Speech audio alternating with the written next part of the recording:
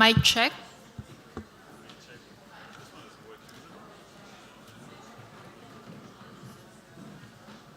The mic. To everybody still outside, we would like to begin shortly, so if you could take your seats, we would be grateful. I have no idea if they heard that. I think these two are not. You just have to turn them on. Are they on? Oh, they are working. Perfect. Thank you. Maybe we can use the mics because I don't like using them. You can use that and then maybe we can put one mic.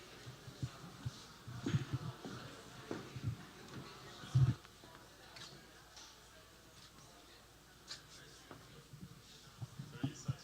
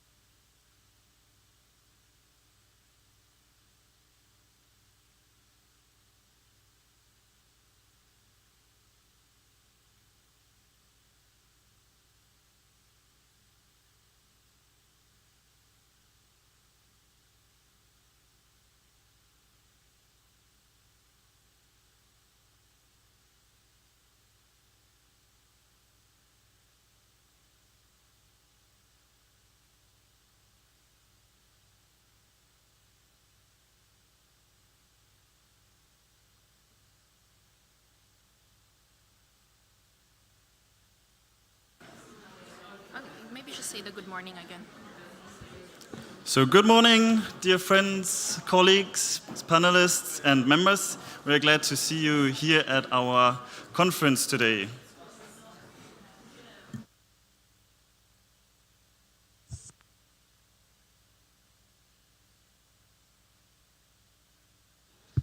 Okay. Yes, once again, good morning, everyone. So my name is Ivana Real Mora, Project Coordinator at the European Association of Regional Development Agencies. And I am Jerome Friedrichs, also working for the European Association of Development Agencies, or AGORADA in short.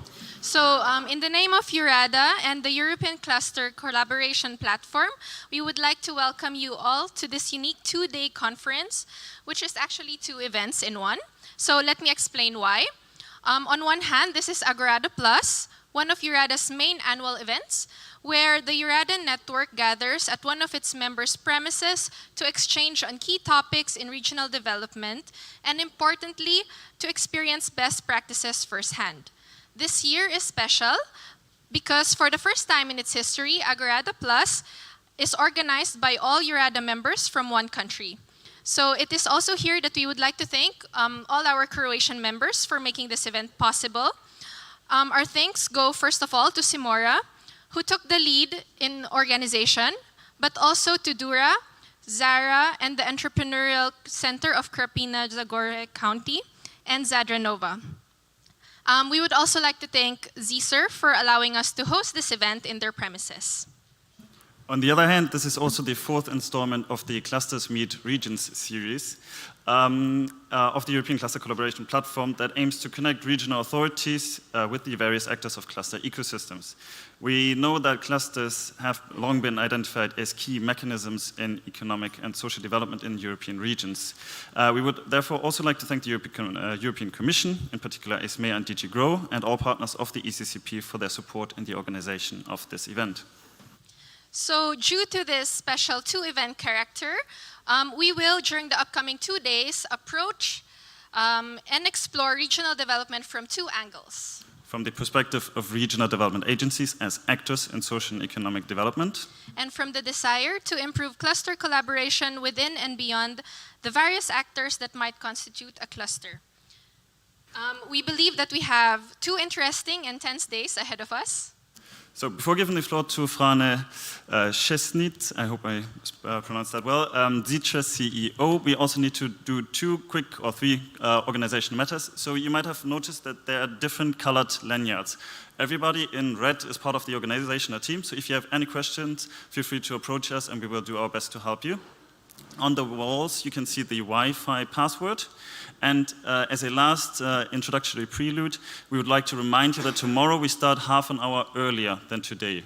So we start at 9:30 sharp and reception desk opens at 9. So we would like to invite Frane, Bogdan, and Mislav to please head over to the stage. So we are happy to pass the floor to you guys. Hi, good morning. So it's very nice, and we are very proud to have this AGORADA this year here in ZICHA. I would like to thank everybody in the organizing committee. And so we are here in the place of innovation, of startups, and connecting innovative business with community and with all stakeholders, not only in Croatia, but on the Europe level and also globally. At the moment, we host about 100 startups here. We provide them a lot of support programs like accelerating program, incubation, and huge mentoring pool. Also, we connect them with the community, with the business sector. So we provide them a lot of networking events here, also in this venue here. So we started maybe 5 years ago, and we have very great results so far. We were also a member of EURADA. So I wish you all pleasant stay here and fruitful work today. Now we will start with our panelists, our guests. So I would like to introduce you Mr. Bogdan, can you clear you? Mislav Kovac, he is head of sector for for European territorial cooperation and macro-regional strategies from Croatian Ministry of Regional Development and EU funds. He will join us today instead of Ministry, Natasha Tremišak. She excused herself due to some other activities she has. Also, today's goal is to foster innovation and cooperation among the support institutions like incubators, development agencies, and so, but also the biggest focus is on clusters. So what is the future of the clusters? We will learn today and hope we will have some great conclusions from this conference. Now I will give the floor to Bogdan, and he will explain the goals that we will consider today. Thank you very much, Frane. I will continue a little bit in the same note as my colleagues from AGORADA started. So first of all, good morning to everybody. I'm very happy to be here in Zagreb with you, and I hope we will enjoy a lot the whole event. I will start with some general recommendation before going to my story. One would be for all our members and non-members and guests that are here, please take advantage of the fact that you're in Zagreb, because you will listen and meet quite a lot of local people, and I think we will see today and tomorrow the fact that they have a lot of things to offer. And it's a great opportunity to connect with them. Secondly, for the people in Croatia, I think it's also a fantastic opportunity to connect with a lot of possible foreign partners and with a lot of clusters that you'll see during the program that have excellent programs. So for me, one of the big goals for this event is also just to connect. Now to get back to the story. My name is Bogdan Chelariu and I'm the president of AGORADA. Apart from this, I'm from Northeast Romania and I'm the head of Brussels office of my regional development agency. And I would like, first of all, to underline some reasons of why we are here. And I will start maybe with why clusters have things to do with AGORADA and with regional development, but maybe before that I will briefly tell you who we are for the ones that are not members. So, long story short, we are a member organization. We have around 70 members from 22 countries, covering a territory populated by more or less around 140 million people. Something important for us is that this year we turn 30. I will come back to this age when I will talk a little bit about clusters and their age. And what we do is that we keep a constant dialogue with the Commission. We organize a lot of high-level events. We have working groups. We participate and we assist EU-funded projects. Also, our history starts more or less in 1992 when this European Commission regulation entitled us, Regional Development Agency, to become global grant managers. So that was the beginning of our story. And you'll see a little bit how this story blends with the cluster policy. Why we are here and we organize this event regarding clusters? Well, as one of our biggest supporters from the European Commission, I'm speaking about Michel Andabasso, says, he made like a very interesting story about the changing business plans of regional development agencies. And the long story short, just to tell you what we did in the past 30 years, is that when regional development agencies were funded, the big thing was actually to build infrastructure and to have more or less what we say industrial estates. So RDAs were really involved 30 years ago in building harbors, building industrial facilities, and so on. The next big thing were actually investments.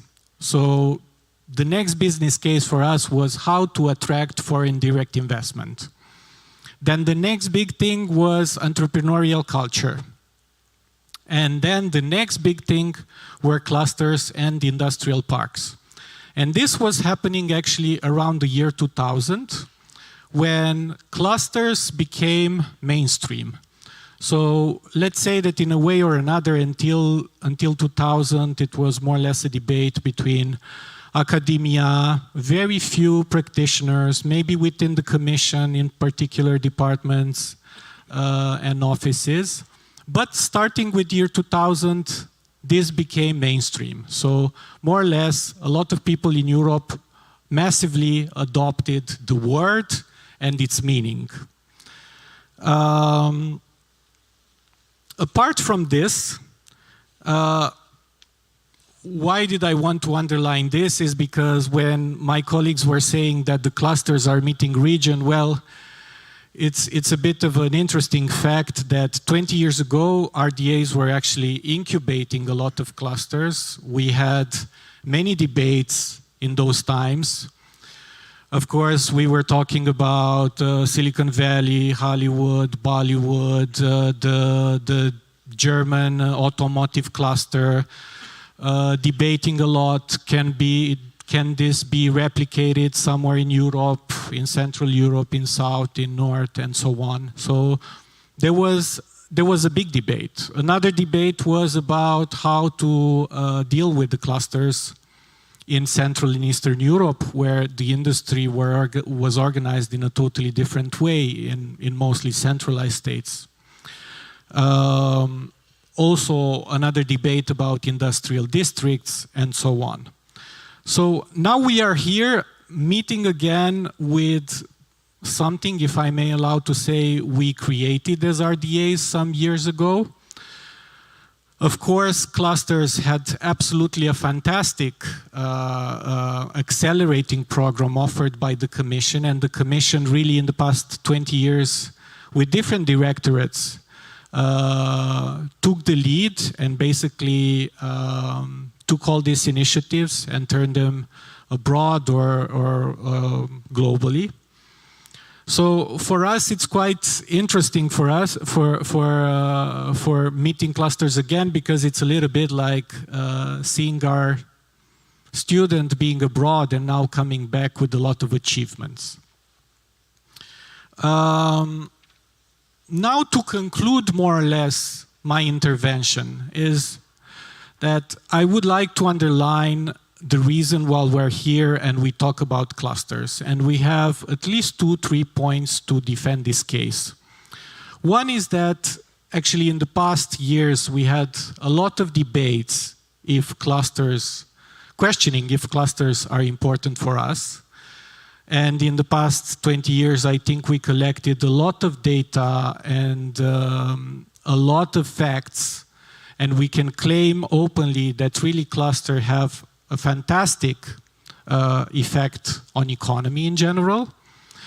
There's a lot of proof saying that if you have a geographical agglomeration of interconnected economic entities, the chances that you will be successful there are very, very high. So basically, here in Croatia, if you want to start a business in agrotourism, of course, the density of the companies is high, and you have a lot of support structures. You have a lot of people that were trained, a pool of resources already existing. So the chances to succeed with this are very, very high. Secondly, in a more macro way, we see that Europe is facing now a lot of competition, mostly from US, but also from Southeast Asia, from China. We have different way to organize economies, like very often my colleagues and the entrepreneurs from our region are always asking how to compete with South Korean conglomerate that is huge, or with the Chinese company, or with some sort of interventionist governments that are very strong and don't require this kind of meetings, democracy, focus groups on what to follow and so on. So let's say that today I see also a side effect of clusters and cluster policy, that the economy in Europe that is very rich in SMEs has the capacity to organize and to be more agile and to be more competitive in the world. So apart for this, something else very important as we are in Central and Eastern Europe is that if you make policies for clusters, they are not geographically blind. And that's also something quite important for people and for us in regional development agencies. Like we see now there's a lot of money and a lot of resources in Europe, though we barely understand what are the effects of this money.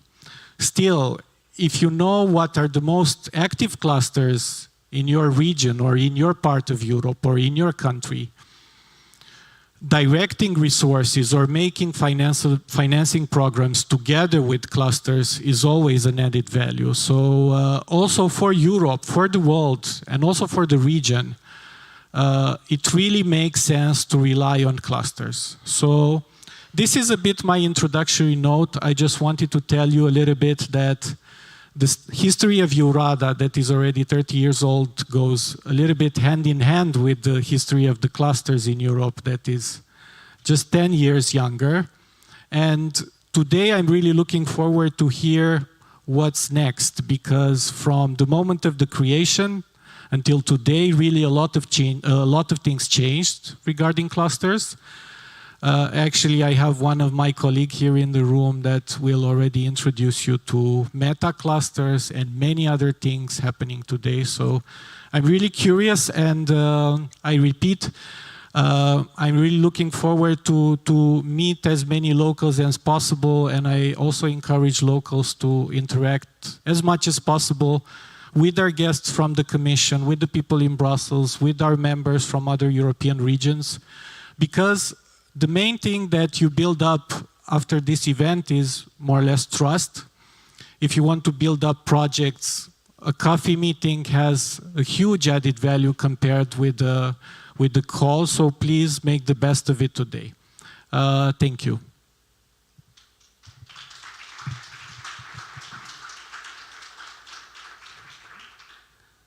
Thank you, Bogdan. I see you have also a huge expectation from today's conference as me, but I believe from everybody else in the audience.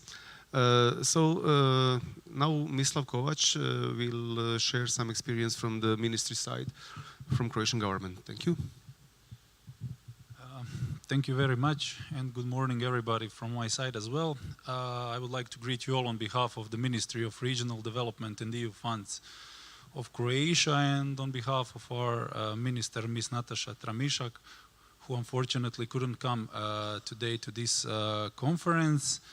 As Mr. Šesnić already said, my name is Mislav Kovac. I am currently head of sector for European Territorial Cooperation Programs and macro-regional strategies. So all of these topics of the conference are very relevant, not only from my, let's say, everyday work, but also from the ministry everyday work. We are, of course, dealing with most of them either, let's say, fully or partially during the everyday's work. So we are very happy to hear the results and the outcome of today's and tomorrow's debate, and of course of the results of the conference itself. What we have done, let's say, in the past, and what is, I think, more relevant for you, what is in front of us. Of course, the ministry and the whole system, I would say, it transformed itself, because, you know, starting from this programming period, 14-20, at the beginning, at least in the programming phase, Croatia was non-EU member state. So we entered this programming period as a newly EU member state, and We, of course, gained a lot of experience through the implementation of the program and through the implementation of the cohesion policy, but on the completely different level than in the previous times. Now, the preparation for this programming period has, let's say, officially ended. All of our programs are approved, the partnership agreement, etc. And now we can, of course, implement the measures and the policies that we envisaged in the programming phase. The novelties are, of course, the system itself. As I already told you, we have now the National Development Strategy, which is, let's say, crucial document, and the document that gives the guidance to all the policies and all the thematic fields, different thematic fields and the areas which will be, of course, covered by the programs and covered by the different financing instruments. Also, we have a complete new system of the strategic planning in which not only the national level is included, which, let's say, was the case in the previous time, but also the regional and the local level is much more included, and all the, let's say, vertical cooperation between the institutions is much more advanced. And of course, at the end comes the programs, comes something very concrete itself.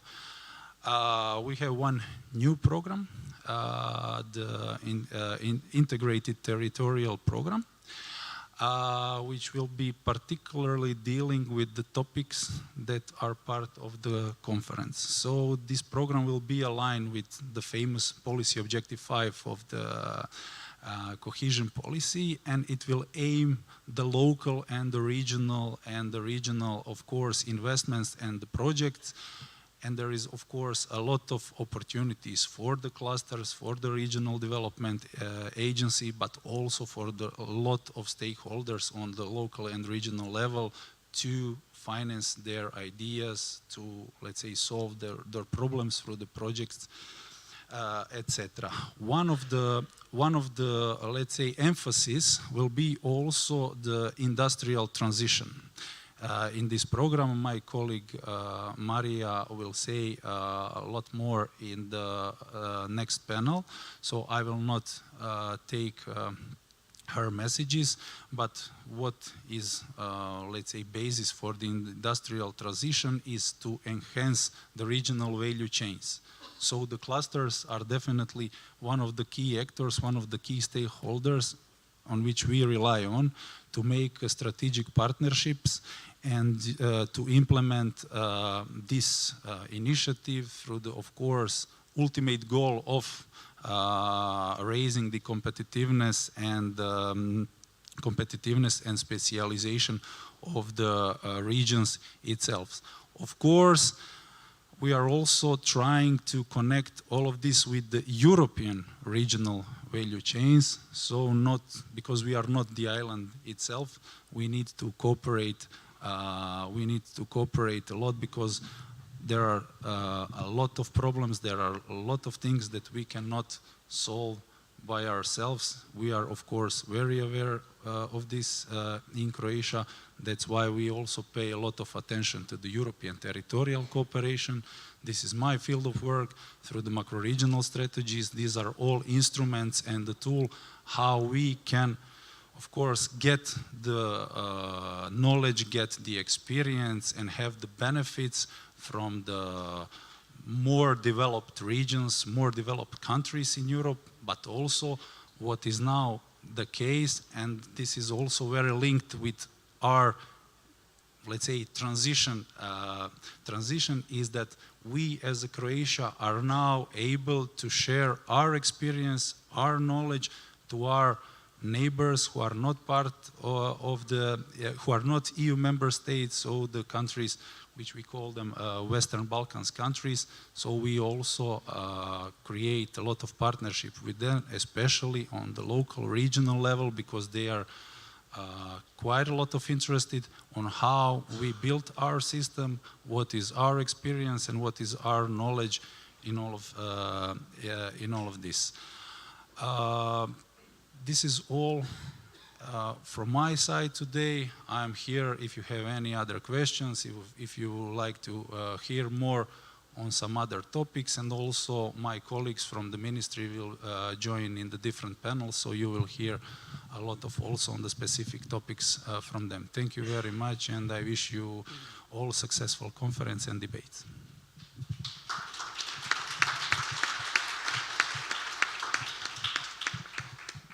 Thank you, Mr. Kovac. Now we will hear from Ula Engelman, Head of Unit for Industrial Forum, Alliances and Clusters from European Commission, DG GROW. Do we have her online? Yeah, good morning. Good morning. Can you hear me? Yes. Okay, so good morning from Brussels, and I'm very sorry that I cannot be with you today, but I managed to join you virtually, so my greetings to you, to this Clusters Meets Regions event, which for us, in cooperation with AGORADA, the Croatian Regional Development Agencies, and of course the European Commission, we really see this as a joint venture and bringing our networks closer together and exchanging between our communities. And so this event today, and I hope you can also see my slides, and then we should have the slides where you can see a series of workshops which are called Clusters Meets Regions, which we are organizing in total 15 of these transnational workshops, which are hosted by different regions in Europe. So this year we held already successful events in Malaga, Vilnius and Katowice. And we have also a very full agenda for next year. So current applications for the deadline for applications from clusters and local authorities is the 2nd of December. And these workshops really intend to support clusters and their related partners in the given region to better respond to the economic challenges they face. And of course, this is a period where we have a lot of challenges to cope with. We had the pandemic, the geopolitical tensions, the war in Ukraine, the energy crisis, inflation, the breakdown of our supply chains. But the EU has responded strongly to these harsh realities. And therefore, we want to give you some examples in the next slide to show that what we have at our disposal. The Recovery and Resilience Facility is the EU's flagship instrument for recovery from the coronavirus pandemic. And it provides grants amounting to 338 billion at current prices, and Croatia is to receive 8 billion from this facility. The Repower EU and the Winter Preparedness Package action help to ensure security of supply as well as lowering energy prices. The European Green Deal and the Fit for 55 package will deliver increased energy and material efficiency and facilitate the production and use of renewable energy in Europe, and the industrial transition to the green and digital by at the same time remaining resilient are of course also part of this. We are also working on the single market emergency instrument that includes a toolbox of crisis response measures to make our economy more resilient to future shocks. Our president has also announced in her speech of the Union, to the State of the Union, the SME relief package. And this SME relief package will make it easier for SMEs to do business in Europe. It will address late payments, access to finance, reduce administrative burdens, and offers SMEs support on energy, resilience, and accessing raw materials. And of course, European clusters are part of our response. Clusters are excellent vehicles for companies to collaborate with their wider local ecosystem. They boost their members' performance in terms of growth, competitiveness, and innovation. They can strengthen resilience and, as I said before, assist in the green and digital transitions.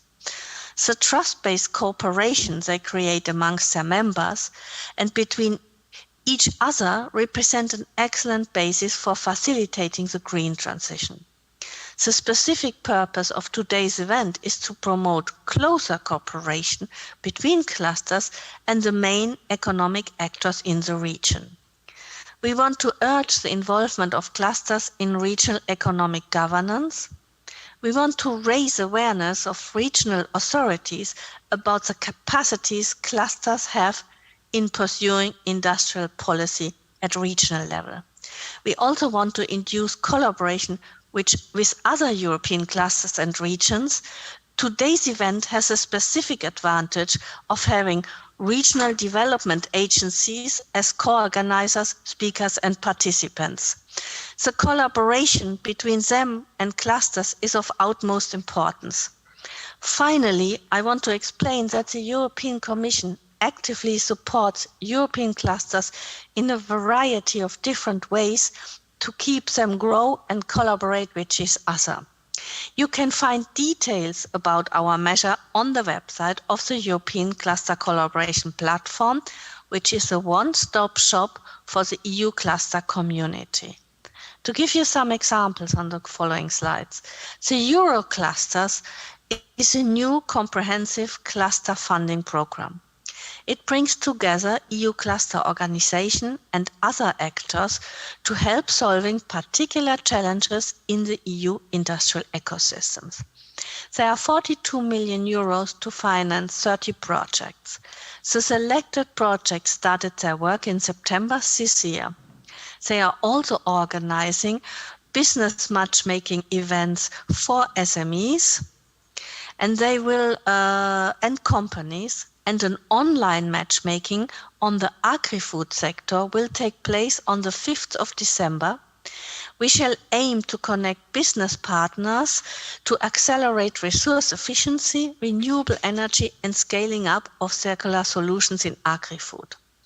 A matchmaking event will also take place of the next Clusters Meets Region event in Barcelona on the 15th of December.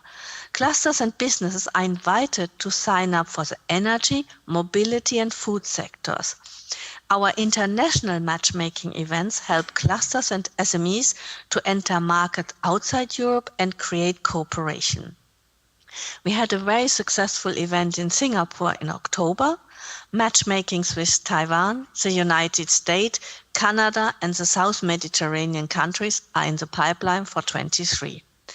The EU Cluster Talks is another important action that informs the community about pressing industrial policy issues. They take place every 2 weeks.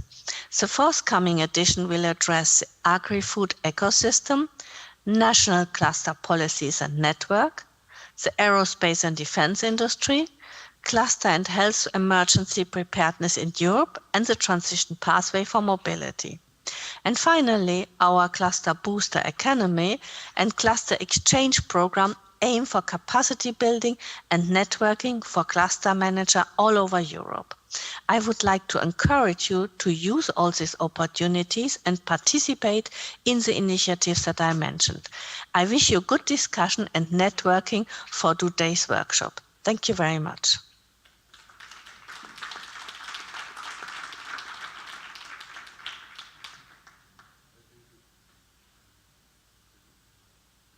Thank you, Ula.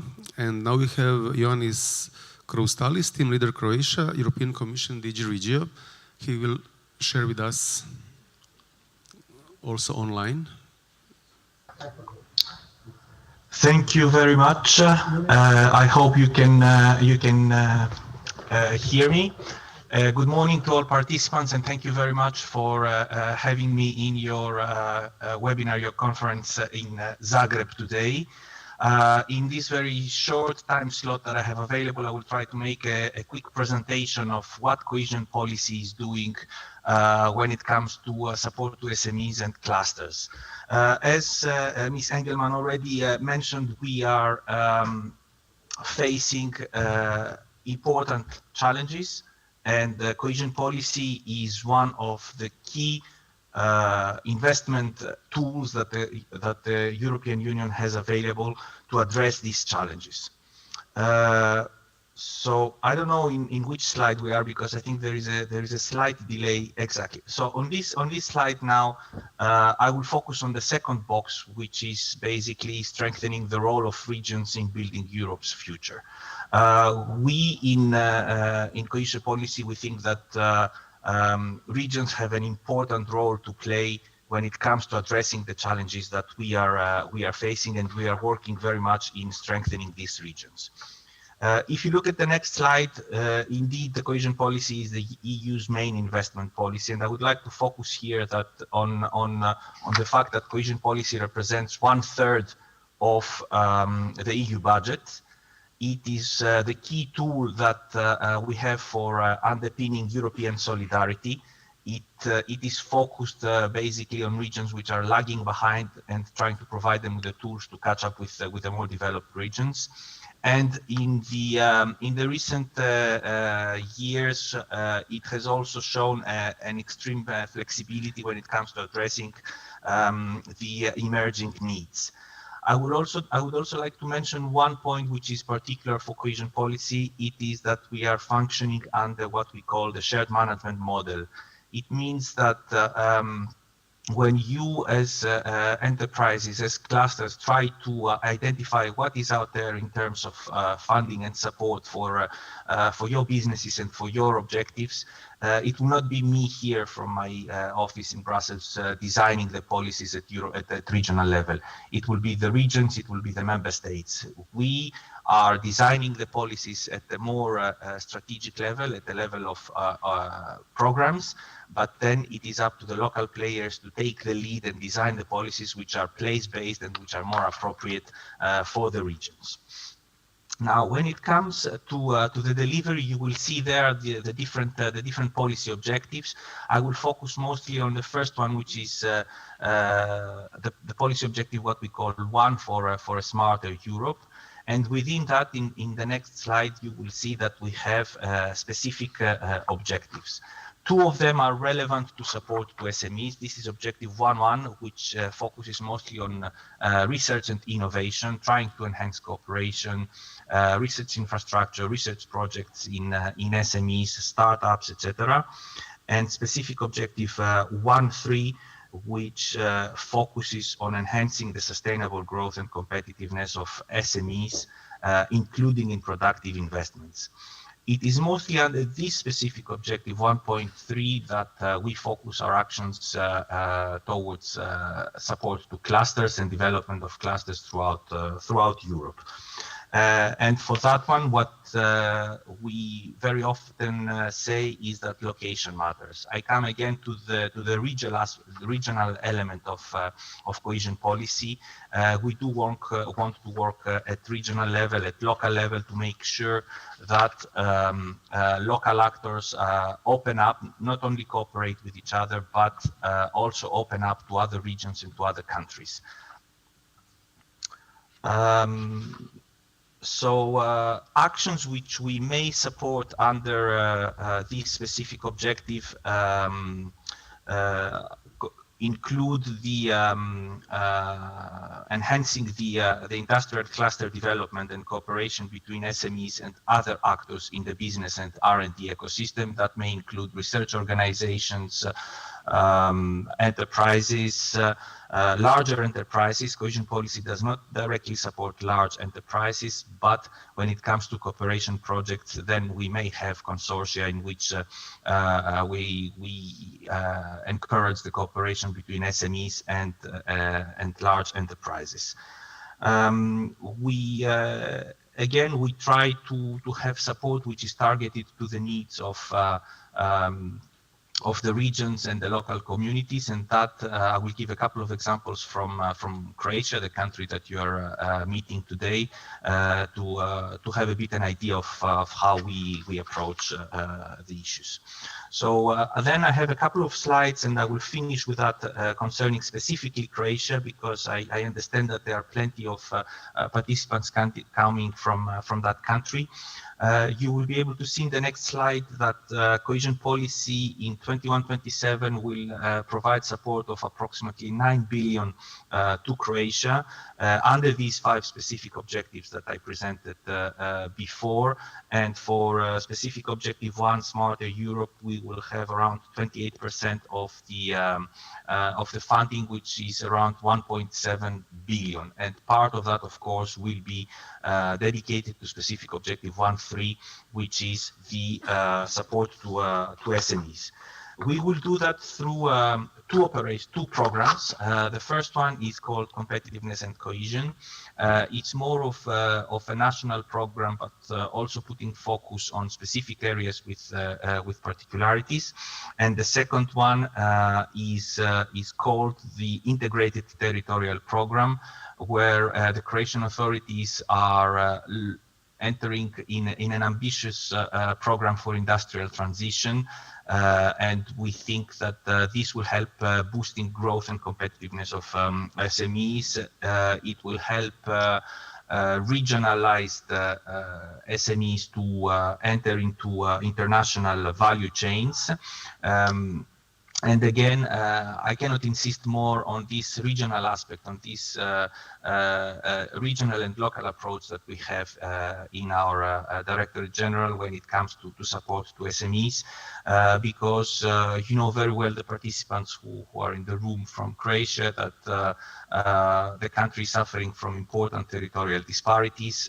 We have the capital city, which is well developed, with most of the economic activity focused on it, but we do not want to stay only there. We, together with the Croatian authorities, want to make sure that the regional companies also have equal opportunities and have and are provided with the tools to internationalize their business, to digitalize their business, to join other regional and international SMEs and players in the business ecosystem, and make sure that they become dynamic and develop the way we want to.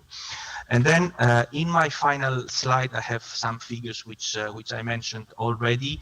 As I said, under policy objective 1 in Croatia, we will have a funding of approximately 1.7 billion divided into 2 programs. And I will finish with some key figures. Our objective is to reach support to 13,500 businesses in Croatia only.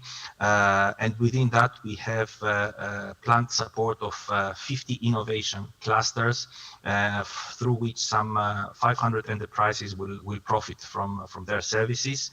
We aim at the creation of more than 3,800 jobs, and also we hope that these investments under cohesion policy will also leverage private investments and bring even further development of SMEs of approximately 900 million euros leveraged by the private sector. So all in all, this is more or less what we have planned for 21-27. Support to clusters is not new to cohesion policy, is not new to our programs. We have it already under 14-27. We consider that clusters have a key role to play in the business environment. They have a key role to play in enhancing cooperation among SMEs, among enterprises and other institutions. So we hope that these initiatives and these actions, which are also put in place by our colleagues in DG GROW, will fit together with all the elements and all the funding tools that Ms. Engelmann mentioned already. And like this, we will have a coordinated approach to this. I will stop here and wish you a fruitful conference today and tomorrow, and all the best on my side. Thank you.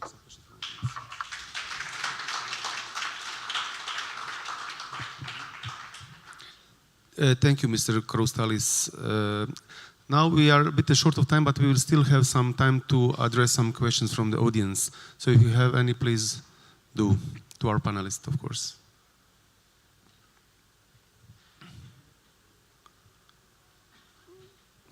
Okay, if you don't, then we can conclude. I hope also today, from my point of view, that we will learn something about transnational clustering, which is also very important. So can we share all together our local knowledge and to spread it more transnational.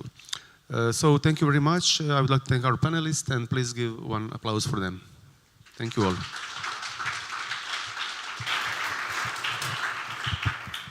So thank you to our members of the panel. If you could please sit so that we may welcome the next panel. So again, thank you for the information and initiatives you have shared as we are looking forward to more discussions, networking, and exchange of best practices and ideas between clusters and regions. I'd like to invite on stage the members of our next panel, please.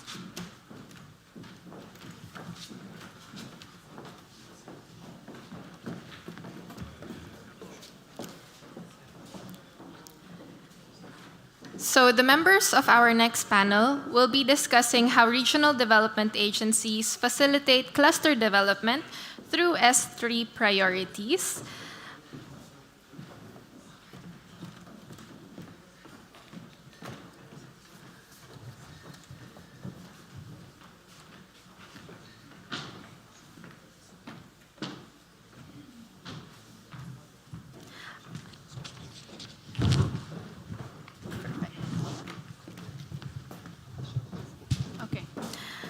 So I would like to turn the floor over to Solange Mifsud, Economic and Policy Analyst at the Joint Research Center of the European Commission. So please, Solange, the floor is yours.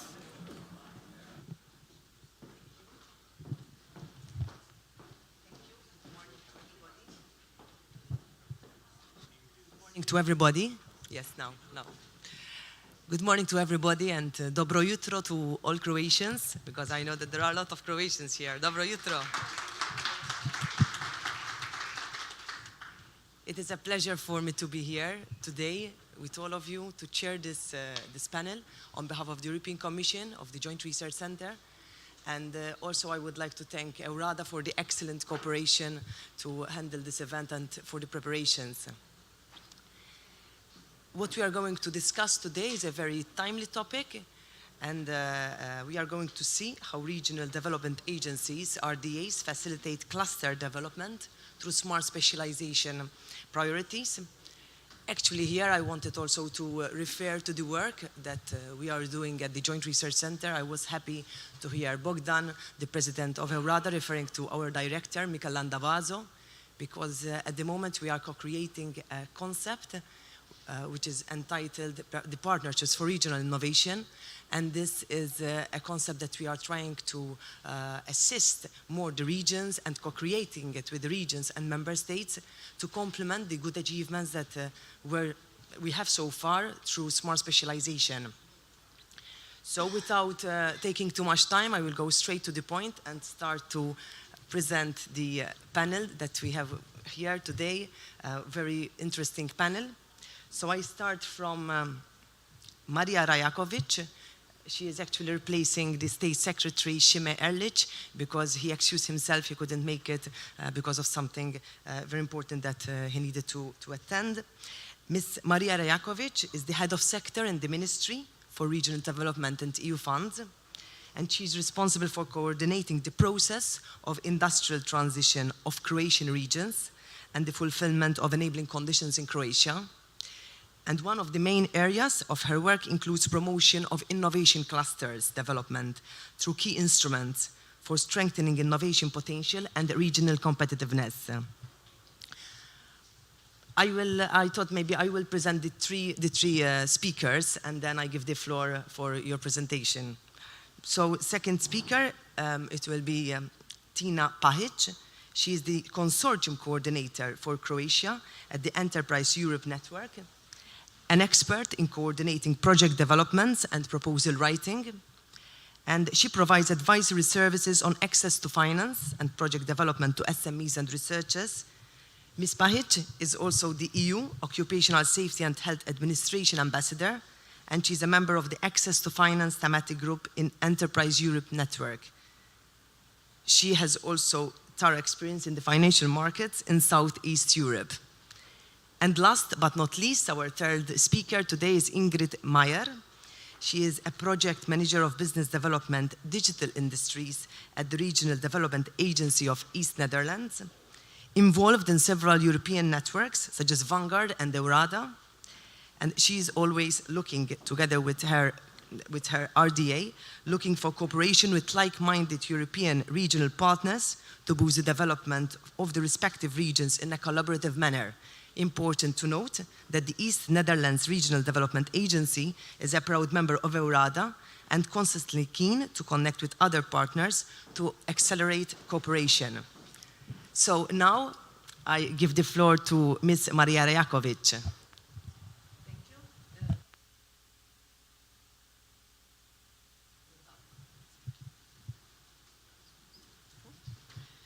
Do you hear me? It's okay.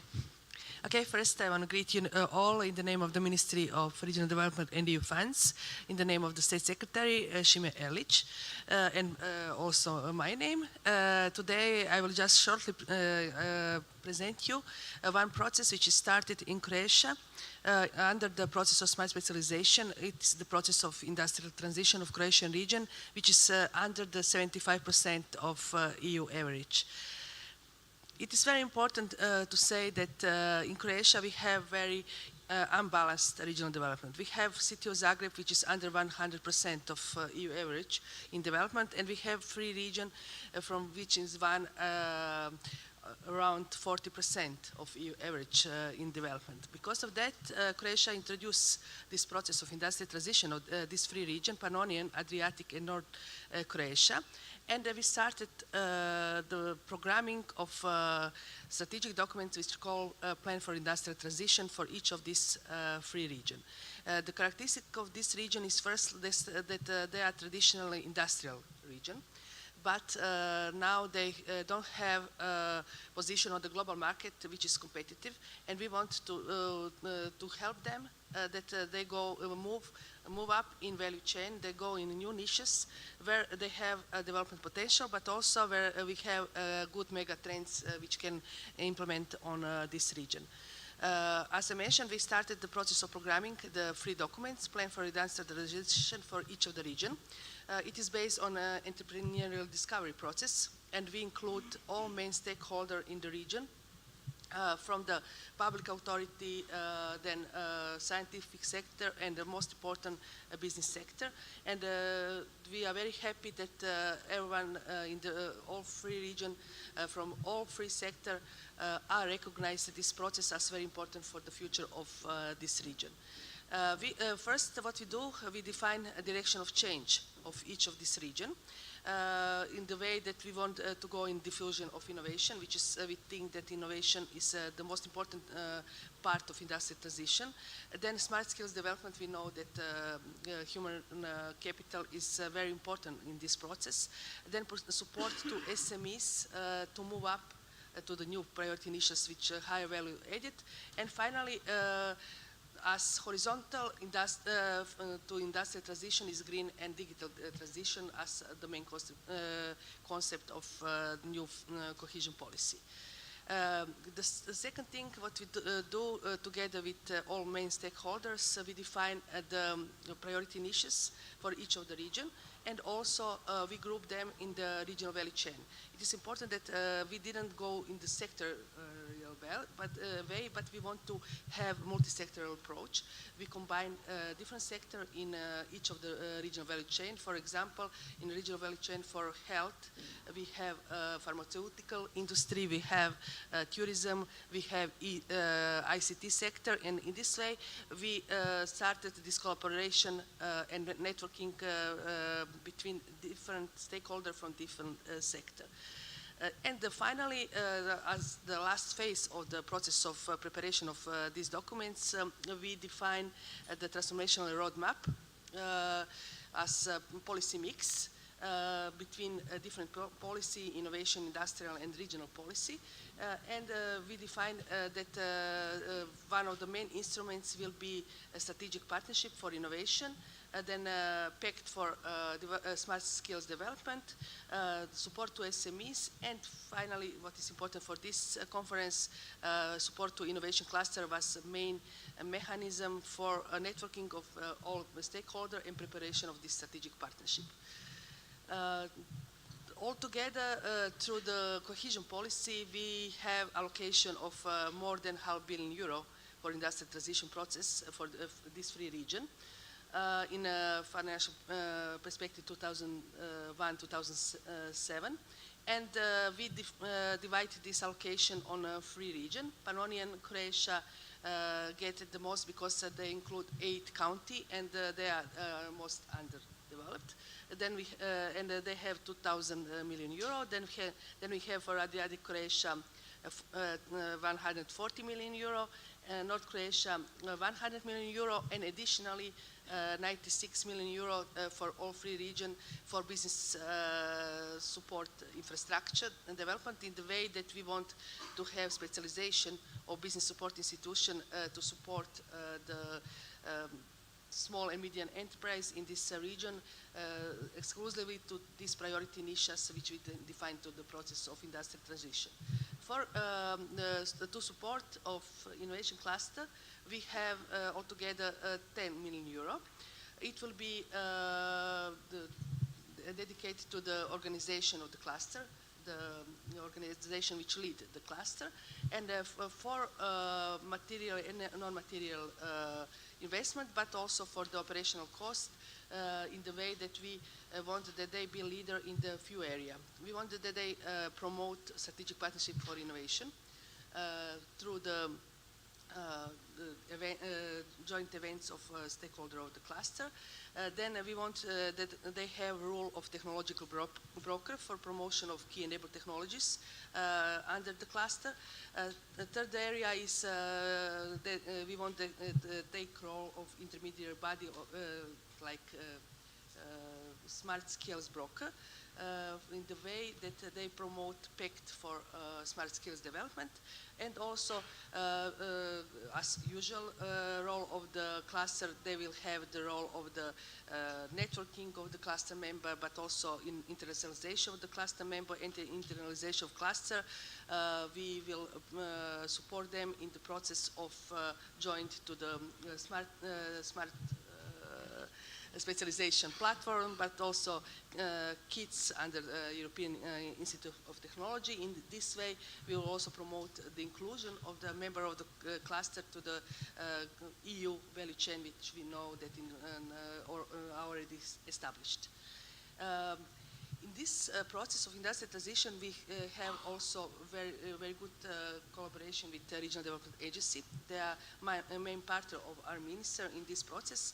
They are part of the working team in each of these 3 regions.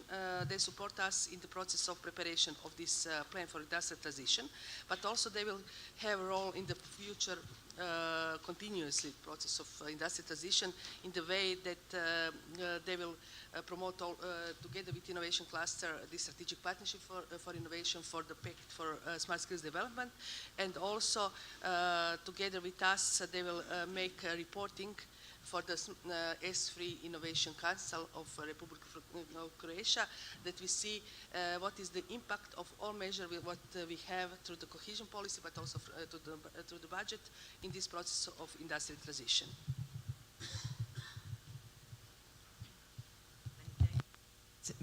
Ms. Rajakovic, very interesting presentation. And now I give the floor to Ms. Tina Pahic.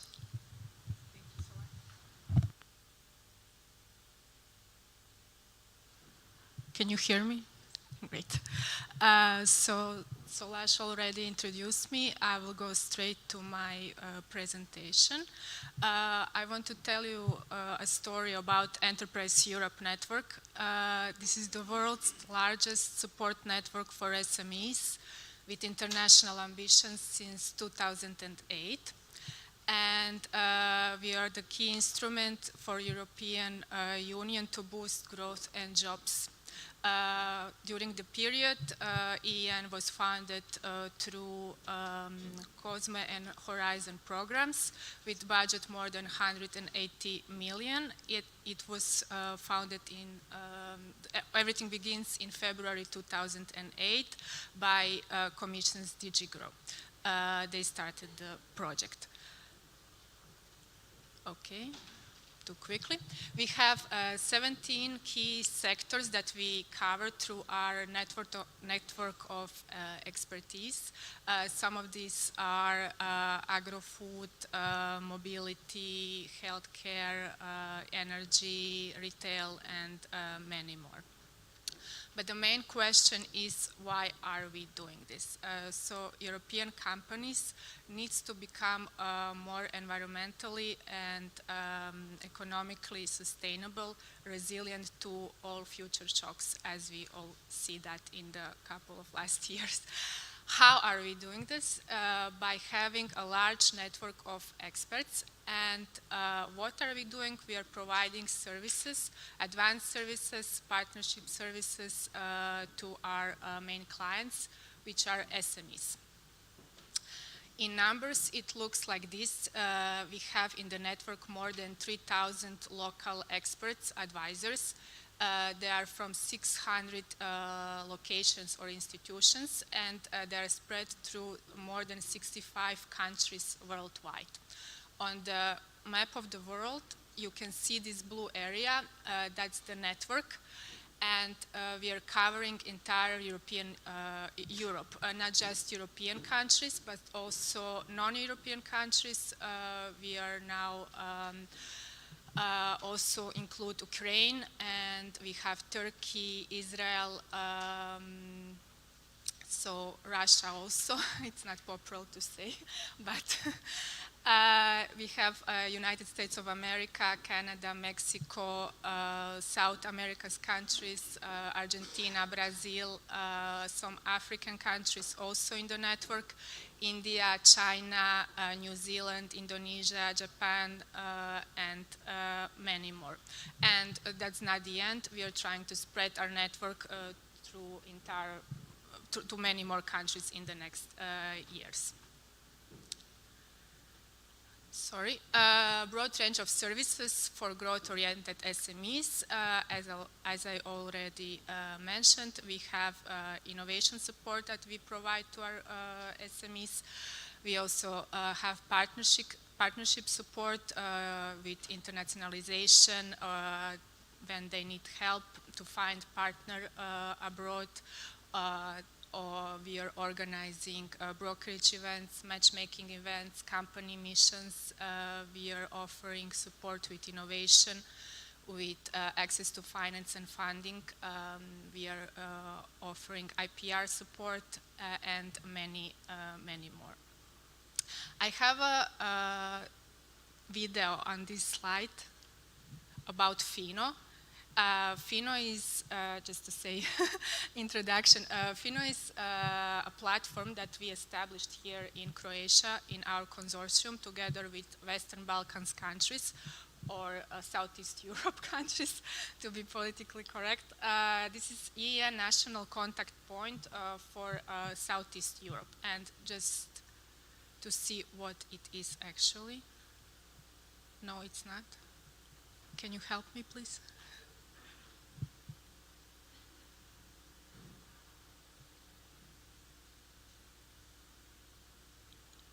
We are FINO, Access to Finance and Innovation Platform.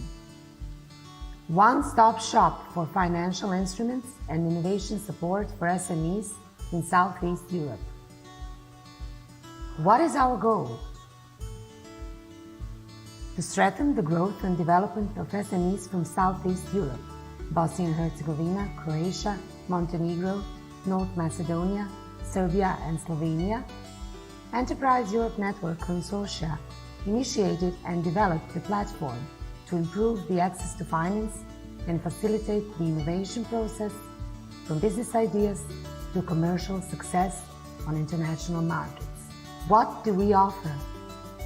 FINO is the solution to make the right choice between various types of SME financial and innovation support by different EU programs and institutions.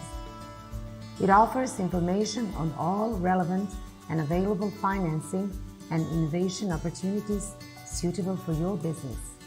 Which EU funding and financing programs can you apply for? How can you find SMEs and financial institutions involved in particular EU programs? What is the best way to connect with international innovation stakeholders and further develop your business? Try Fino. Solve your financial and business issues. Fino is the answer to all your questions. Not all, but maybe some of them. Why is this platform specific? Because you can schedule a call with our advisor one-on-one, and they can provide you with all necessary information. So I think it's something different from every other platform. And there is one quote from Steve Jobs that I love very much, and it represents what are we doing in EEN. If you define the problem correctly, you almost have the solution, and we are trying to do that for our clients, for SMEs. Okay, one more. You can find us on social media under the hashtag EEN can help, and on our local national EEN webpage. So, thank you.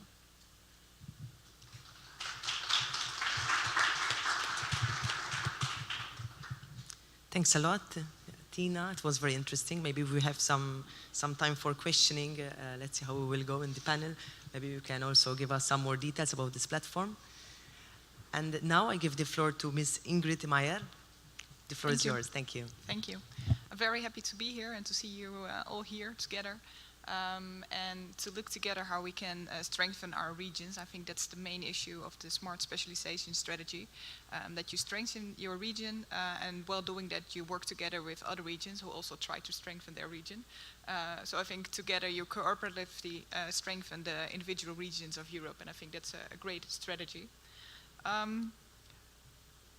But I just wanted to start with a short introduction of our Regional Development Agency, since I'm working for the Regional Development Agency of the East Netherlands, a small part of the Netherlands, but still very smart and very strong in some industrial and some agro-food sectors, for instance.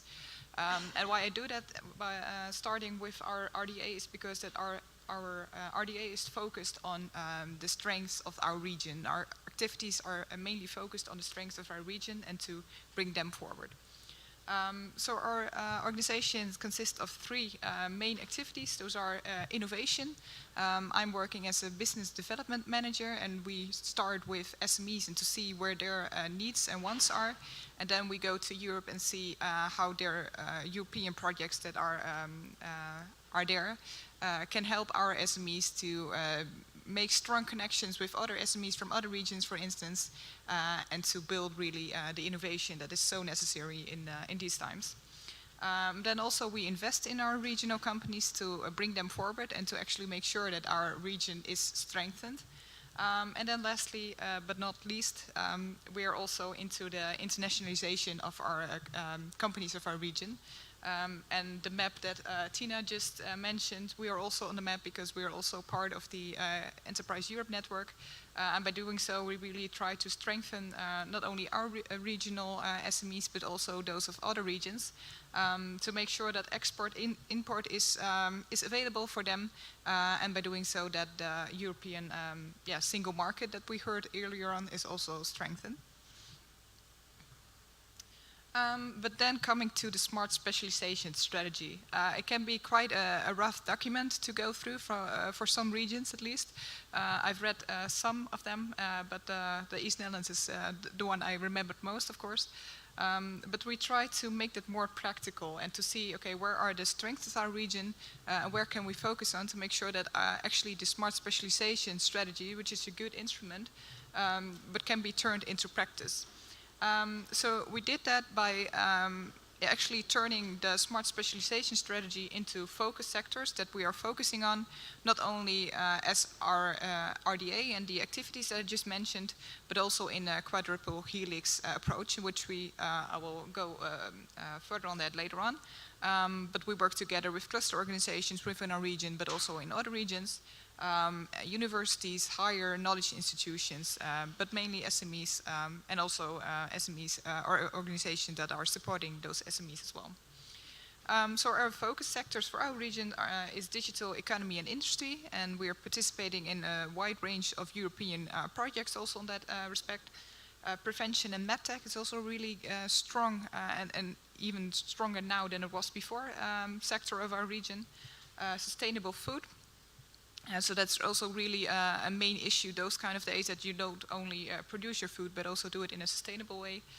Clean and circular with all kinds of innovations on renewable energy, for instance. We have this great initiatives on smart energy hubs in which local energy is not only initiated, also stored, but also used locally. And yeah, smart energy, as I mentioned already, and clean and circular and smart energy is often correlated with one another. So coming then to our approach to collaboration when it comes to smart specialization strategy. It's not only that our sectors are based on the smart specialization strategy of our region, but that is also the base for our cooperation with other regions. And that's within our region, interregional, and as well as with European partners, as we are together here with all. So within our region, as I mentioned, we work in a quadruple helix approach. That means that we as RDA cannot do it on our own, and we don't want to do it on our own, but we work together with universities who have their own specialties. We work together with knowledge institutions from higher knowledge institutions, as well as the civil side, I would say, like the representative of the civil organizations, and so on and so on. But all those kind of collaborations are within the sectors that I just mentioned. Then we also have national partners. Within the Netherlands, there's a network of regional development agencies of the Netherlands who are working together so that we can have a stronger force, I would say, or a stronger cooperation within Europe, for instance, because we are only a small part of the Netherlands, and also smart relatively when it comes to RDA impact that we can have. But by working together with this network, we try to make a stronger impact on SMEs in our country.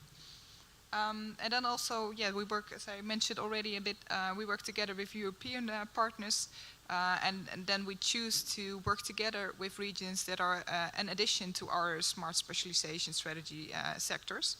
And we do that in several networks, such as AGORADA, as I already mentioned a bit to Solange in the introduction, that we are very happy to be part of AGORADA and to actually start working together based on our regional strength, actually.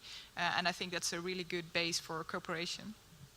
Other than that, we're also part of Vanguard, and it's interesting to mention because this network is basically based on smart specialization. And brings together regions that are smart and specialized in their all kinds of sectors. And also, we're also member of all kinds of thematic networks, such as AI, such as in the food area, all kinds of networks. And by doing so, we really try to not only initiate cooperation, but also bring that forward, and to also, not that it only is cooperation as RDA from our region with another region, but basically also from SMEs from our region together with SMEs from other regions. And of course, also other organizations such as knowledge institutions, cluster networks, and so on and so on. So just to give a short example of all of those kind of activities that I just described more theoretically, but we are also part of the European Digital Innovation Hub. Our European Digital Innovation Hub of the East Netherlands is on robotics and AI. And by doing so, it will be starting around in February next year. But we also are looking for European partners to see how we can strengthen each other's activities in that respect. Also, we're part of the AI Regio network, I would say. It started as a project, but we really see it as a network that brings together regions that are basing their activities around AI to see how we can bring that forward. We're also very often a partner in Interact projects, which is mainly between Germany and the Netherlands, but also in North Sea area, for instance. And we also do that again on the 5 sectors that I mentioned. Another example that's really interesting, but I will tell later more about it in pitching session this afternoon, is on the AI Hub East Netherlands, which really, because we see really AI is one of the promising technologies, and also Europe and the European Commission is focusing on this technology to bring that forward. But we really see a gap between what SMEs see as benefits and what the European Commission see as what the SMEs should do. So with the AI Hub, we really try to bridge that gap between the policy level and really the level of our SMEs. Just a short introduction. Thank you very much.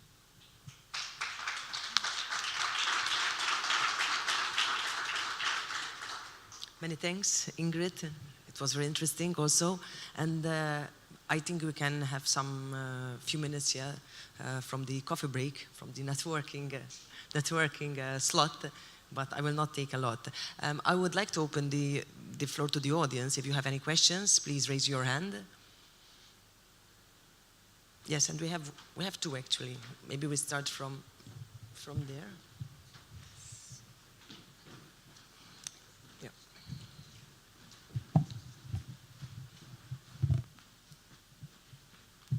Hello, hi. I'm Anja Barasic. I'm the coordinator of AI for Health Croatia, EDI. So I would have a question for Ms. Rajakovic, please. It was quite interesting to hear you and one of the previous speakers mention integrated territorial program and the funds that are allocated and how Croatia actually is quite diverse in the regional development and prospects, really. Is there a part there that might be allocated towards getting unifying data, like public sector data from entire country of Croatia, in a sense that when you speak to startups, there a lot of R&D is now developed as big data AI approaches, and it's really difficult to help the, for example, rural areas to develop because it's much harder to obtain their data and include them in the kind of national plans. So in a way, the rich are getting richer. You can solve problems of Zagreb and not of those areas because you're not aware of them in the first place. So could that be maybe rectified through that program or not? Thank you. We are thinking on that. We know that it is very hard to find data on the level of the local level. If we talking about, especially about R&D, we will have one joint project with Hamak Bikro. It will be the project for improvement of the regional ecosystem in this free region for industrial transition, and one part will be also dedicated to the monitoring. And we will try to define some activity which will help to define this data which we want to have from the local and the regional level when we measure the impact of the industrial transition. And in this way, of course, this data will be available for all in Croatia. Thank you. I'm not sure if you want to add something? Okay. We had another question here.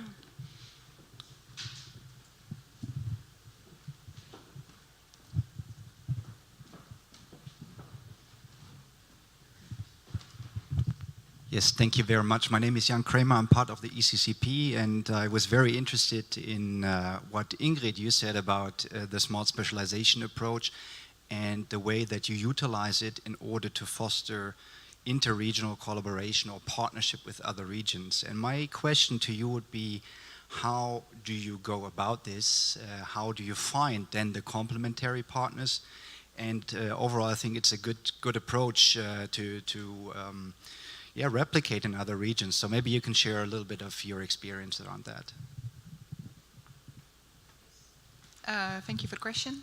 I think it's a two-sided answer to the question. I think, first of all, you have to be active in the networks that are actually allowing those kind of sectors and regions that you want to collaborate with. So for starters, it should be AGORADA, I think, to start here and to see how can you connect with regions that are an addition to the region that you're from. And I think secondly, it's a mindset. Once you see where your region is strong at, that is also something that you can market. And that's also something which I do, for instance, when I introduce my region. Okay, we have 5 sectors that we're good at, right? And then you have a starting point for cooperation. It's still very broad, but that can be a sector that you want to have an European innovation project on, for instance. So I think, first of all, to be active in the networks that allow your smart specialization of your region to be further developed. And second of all, to actually be aware of the strengths of your region and to also spread that out to other regions. Many thanks, Ingrid. And is there any other question from the audience, please? Yeah. We start from the back side and then we will give the mic to you, Bogdan. Hi, my name is Goran Basarac. I'm the president of Croatian Defense Industry Cluster and also a member of the board of Šestan Buš, one of the renowned company in Croatia. And I don't have actually the question. I just want to feel the need to appreciate the effort that the team of the Ministry of Regional Development and EU funds made in this programming perspective, especially to Ms. Rajakovic. She has managed to include clusters in the National Development Strategy and her team and basically turn this into the relevant operational program, integrated territorial operational program. And from our side, we just wanted to feel and express our basically appreciation for all the efforts that they have done. And we basically, as our cluster, congratulate you on that. And we are looking forward for another initiatives that your ministry will be doing with clusters. Thank you very much. Thank you very much for your comment. And I think we can give the mic to Bogdan, the president of AGORADA.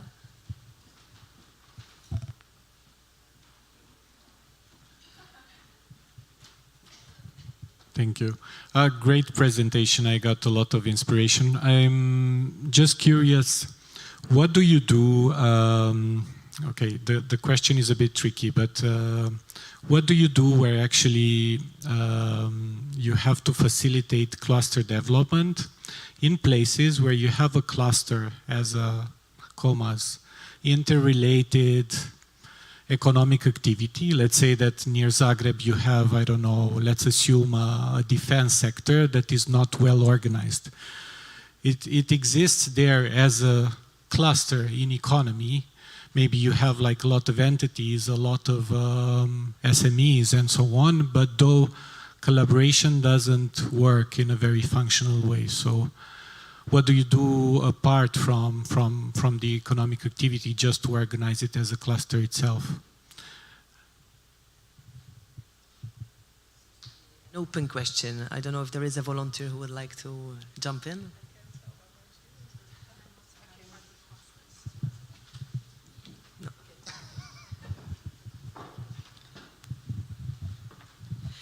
It is different way how you can promote the cluster development and cluster growth. First, if you want to have bottom-up approach, that you have opening of the cluster from the bottom side, then you must have the instruments to support them in their growth.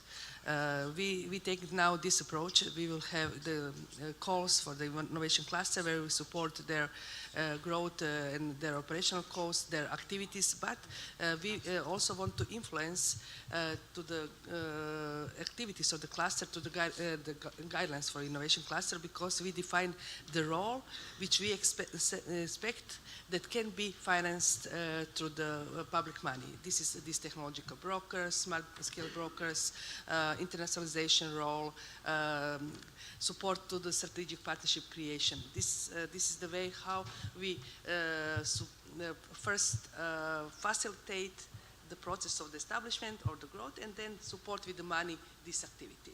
The second way is that you have the top-down approach. We tried also that in the past in Croatia.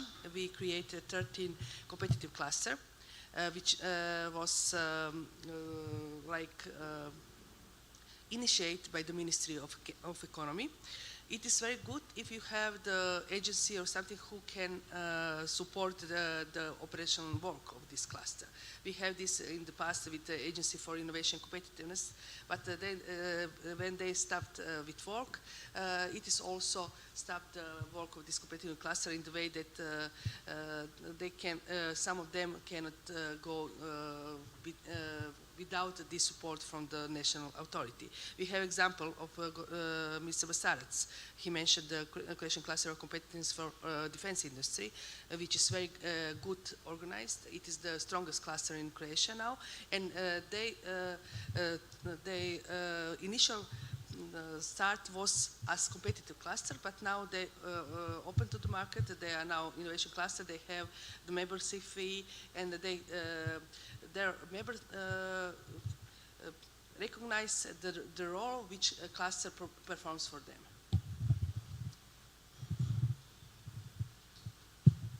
Many thanks, Maria. And if there is no other question from the audience, I just wanted to ask, I know we're running late in time, but just one statement, like 5 words, 10 words maximum from each speaker before concluding this panel. And I will start from Maria. Okay. Because of that, that the clusters are the main subject of this conference, my opinion is that clustering is very important mechanism for raising competitiveness of regional or national level. Because in this way we have networking of different sectors in one organization.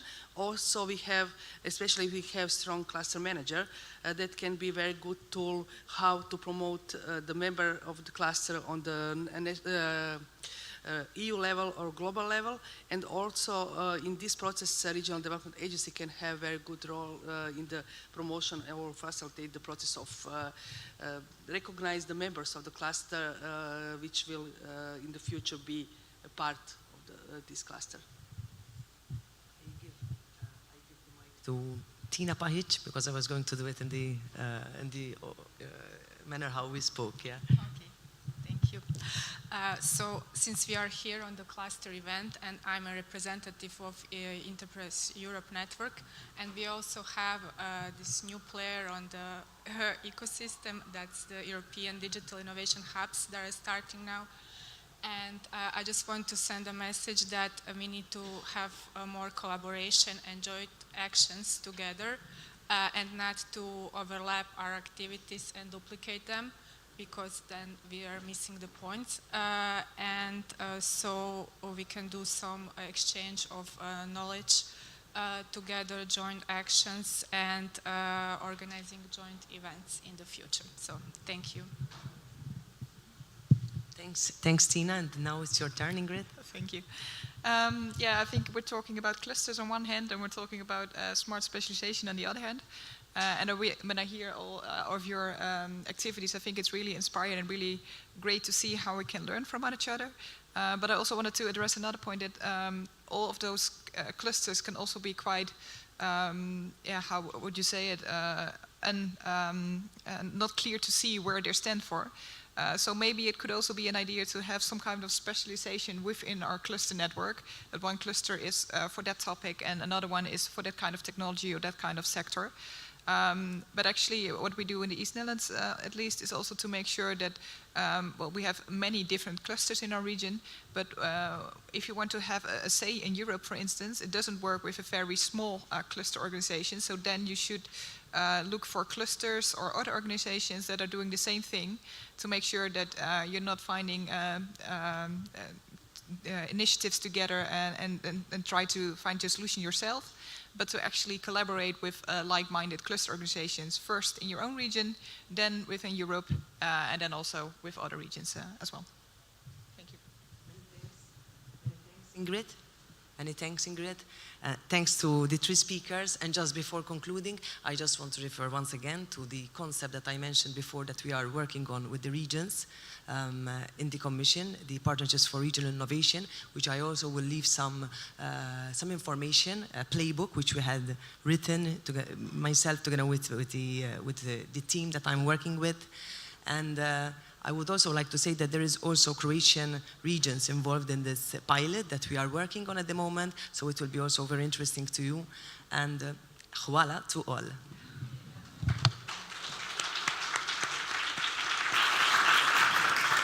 So thank you very much for our panelists and the moderators and the questions from the audience. I believe we have received a lot of food for thought already, which might be better digested over a cup of coffee. So we invite you to grab a coffee outside. And since we run a bit late, we will reconvene here at 12 sharp. So enjoy your coffee break.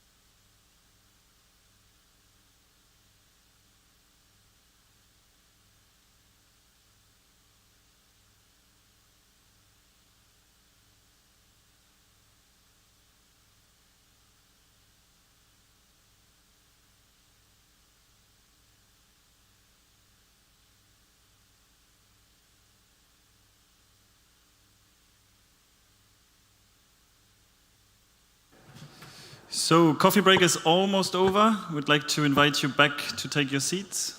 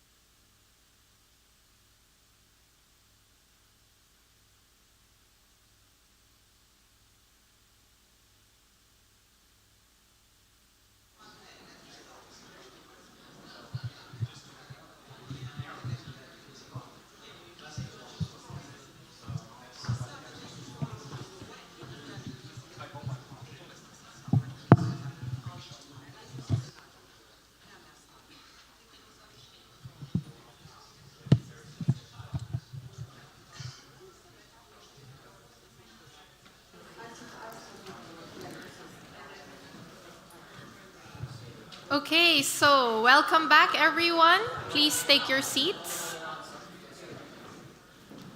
And we invite the speakers of the next panel to please head on stage, and we will begin shortly.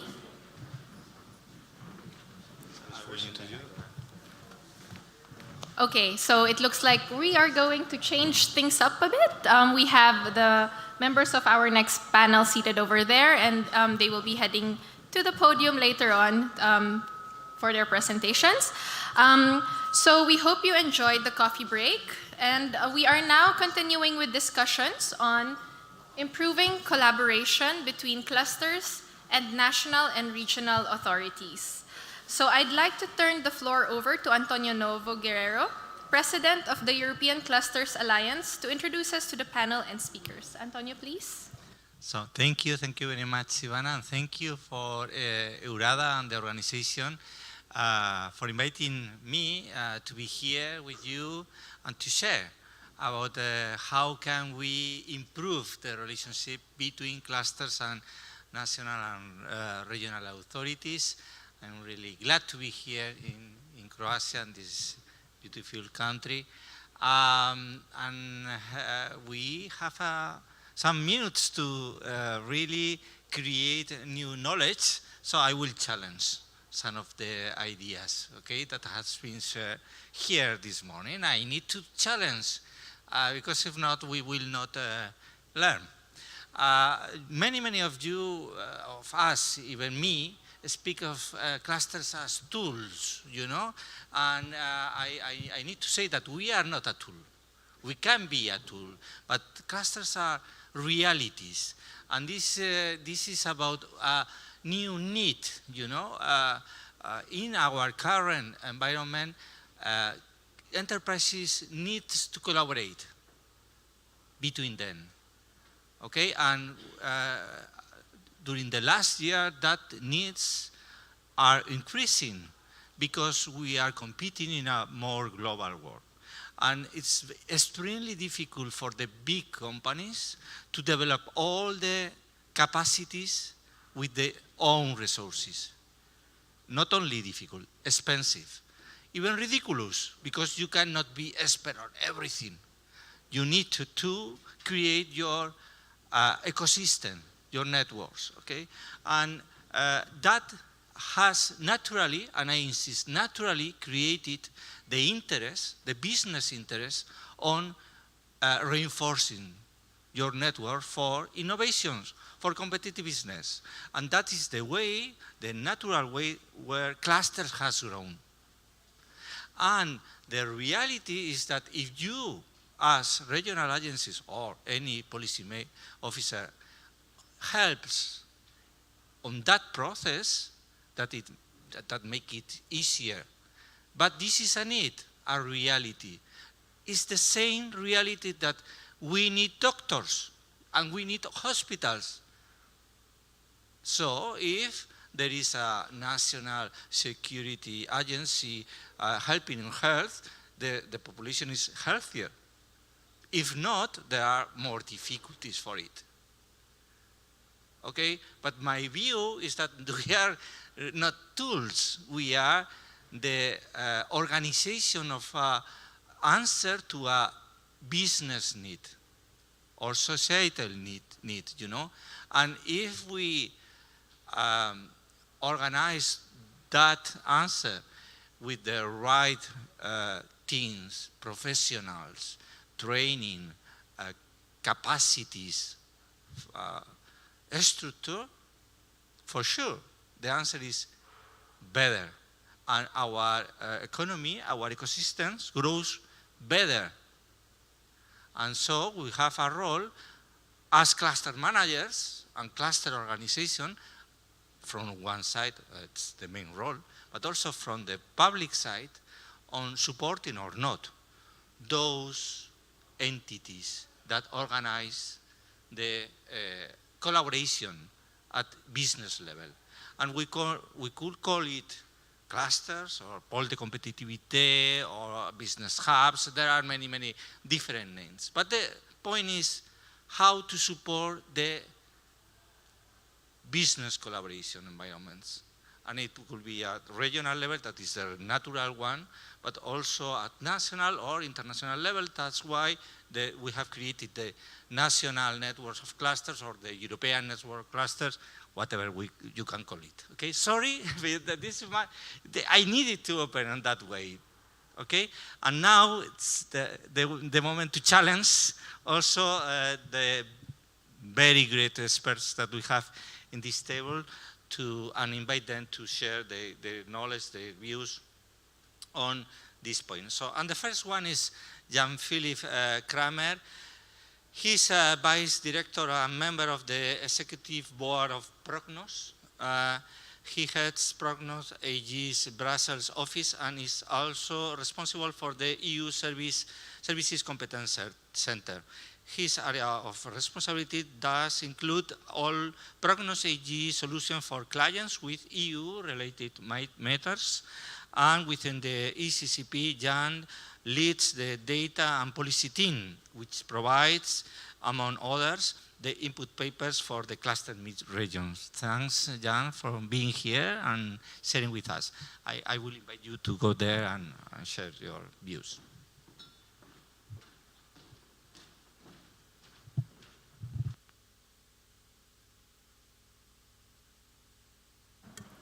Good afternoon, I can say now, because it's past 12. I think that's the rule. Thank you very much, Antonio, for the kind introduction. It's a real pleasure for me to be here and present to you the input paper that we have prepared for this event.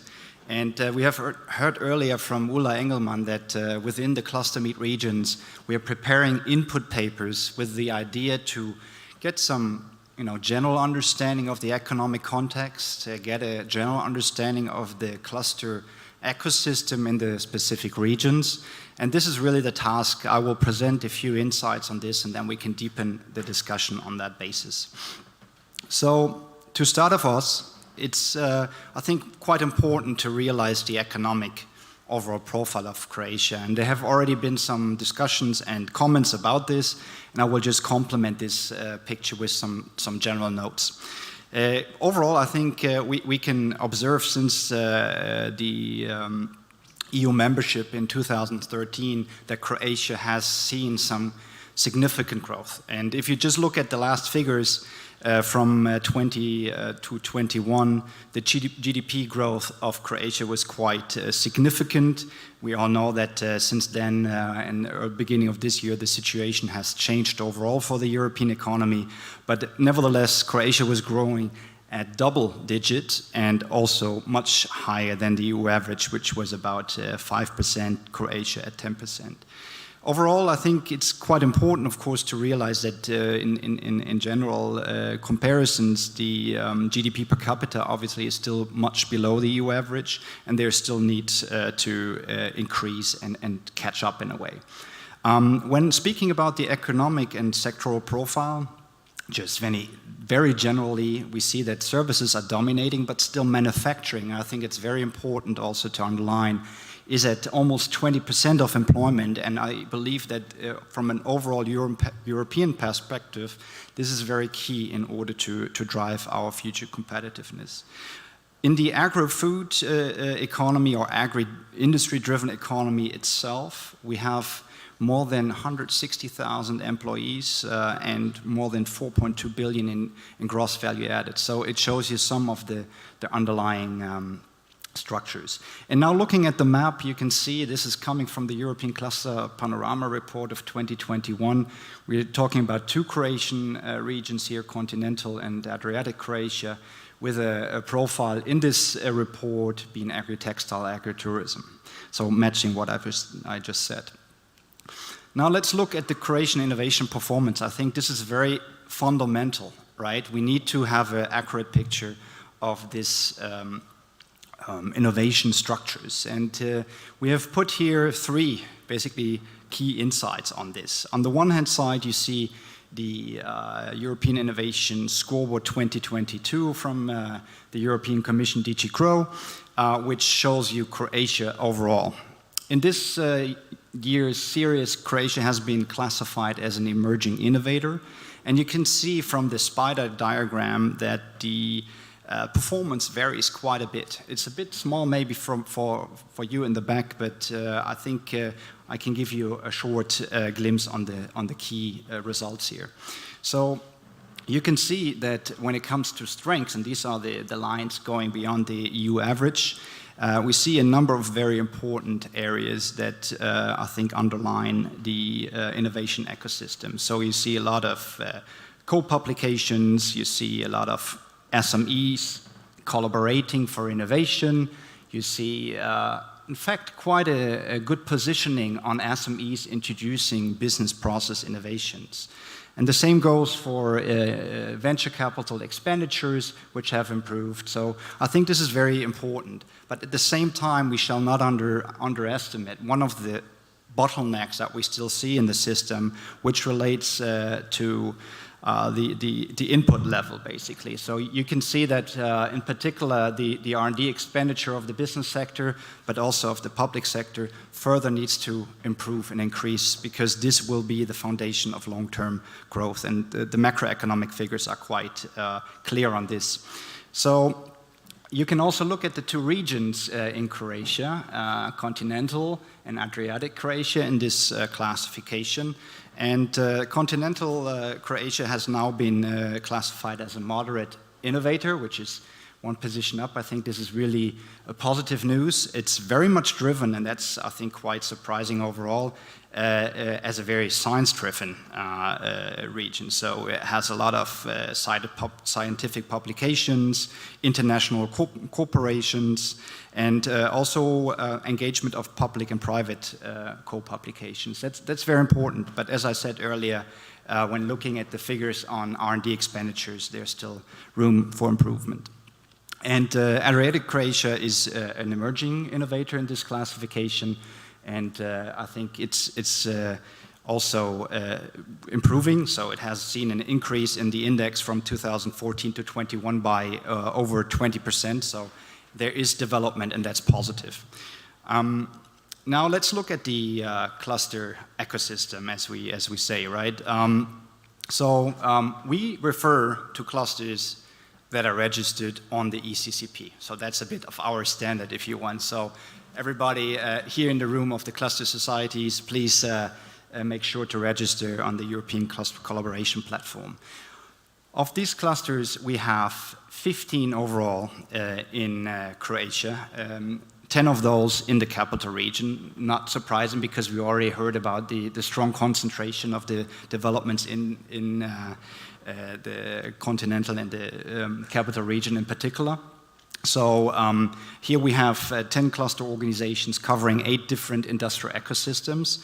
And you may not be able to see on the map, I even have to scroll in. You see energy-intensive industries, you see renewable energies, you see digital, health industries, and of course also aerospace and defense, and we will hear more about that. As you can see, the other clusters are scattered around the country with a much lower number of cluster organizations which are operating on the ECCP. There are other clusters too. I don't want to let this fall under the table, specifically in the tourism sector, but this is maybe for further discussion. When classifying this, and I think this is important also as a takeaway for later, we see that the membership structure, as compared to the EU average, has one or maybe two stark differences. We see that SMEs are not as highly represented as on the EU average, so 59% to 71% on the EU average, whereas the research sector tends to be a bit stronger in these cluster organizations' membership structure. It's not necessarily a bad thing, but we need to ensure that industry and especially SMEs are incorporated. Now, we have heard a lot already about the importance of clusters, right? There's some proof for that. There's scientific proof that shows us how important clusters can be for regional economic development, and that's why we put this up here. There are factors that are purely economic indicators where we can see they correlate positively with the presence of cluster organizations, but there are also many drivers of future competitiveness which are related to the presence of clusters. So you can see higher GDP per capita, classical economic indicator, higher employment rate, higher productivity, labor productivity levels, all associated with the presence of clusters, but also future competitiveness, right? Higher business R&D expenditure, more patents, human resources in science and technology. This is what clusters, as a tool, Antonio, maybe, can enable, and I think we need to work towards that. So coming back, as you know, the Commission has a portfolio of programs which help clusters. And I will not go into all of those. They go on innovation, internationalization, connecting to smart specialization. That's the 2014-20 period. And now we have Euroclusters as a new program which has been already presented in the context of Ulla Engelmann's presentation this morning. Now we wanted to look the positioning of Croatia, taking into consideration also its development. And we heard already earlier in the panel that Interreg, in fact, is a good entry point. And I believe this is very true. So we have looked at the involvement of the Croatian organizations within Interreg, also cluster organizations. And we see that overall, Croatia has participated in a good number of these projects and was able to somewhat connect to over 160 partners in this context with projects and various initiatives in SME competitiveness, research and innovation, but also specific things like zero carbon urban mobility or sustainable tourism. So this is, I think, a very important entry point. And now coming to a recent success, which I think very much shows the direction of travel in the system here, is a new Eurocluster Leviatat, in which the Croatian defense industry competitiveness cluster is part of, trying to improve the positioning of the naval defense value chain, helping SMEs to innovate and cooperate within this context. It's just starting, so not much more to say at this stage, maybe later in our discussions. I want to briefly touch upon the issue on smart specialization. We heard already much about this in the prior panel. And we have assessed in another project for the European Commission the performance of regions with regards to their smart specialization strategy. And we assessed the strategy, not the effectiveness, just to be very clear on this. And we have looked at different pillars in this regard. We have looked at how was strategy development done, how well was the prioritization, and in a way, how did they follow through in the implementation. We have classified Croatia overall for the 14-20 period as a moderate S3. That's on a European average, one can say. We see that, and it was mentioned earlier, that the EDP is very important, and this was particularly done here in Croatia when it comes to the policy formulation. So the very beginning, early stages of the entrepreneurial discovery process. When it comes to the priority sectors, they were shown earlier, and there's currently ongoing the development of the new smart specialization strategy. They had defined 5 priority areas: energy, sustainable development, food and bioeconomy, health and life quality, security, and finally transport and mobility. And in all of these domains, we also see a number of clusters operating and being a very important facilitator of the implementation of the strategy. But at the same time, we have seen that the match of the domains, so the selected priorities, was not always fully in line with the capacities. So we need to work on this in order to put life into these priority areas. When it comes to the implementation, that's the final point here on my slide. It was following, and that's very important, quite strict selection criteria in order to enable projects coming from the EU funds to also link to these priorities. And almost 80% of the budget that we have analyzed was actually linked to the priority areas. So I think this is very good news. It's important. Okay, final remarks. I will not repeat my overall statement on the economic profile. I think there has been quite some progress, but we've seen earlier the industrial transition is ongoing, and so it's a challenge for all of our European regions and countries. I think I've shown to you that cluster organizations are really important as a pillar of the economic fabric. At the same time, we do see some difficulties in the past when it comes to the cluster development in Croatia, which I don't want to undermine completely, but I'm happy to discuss further.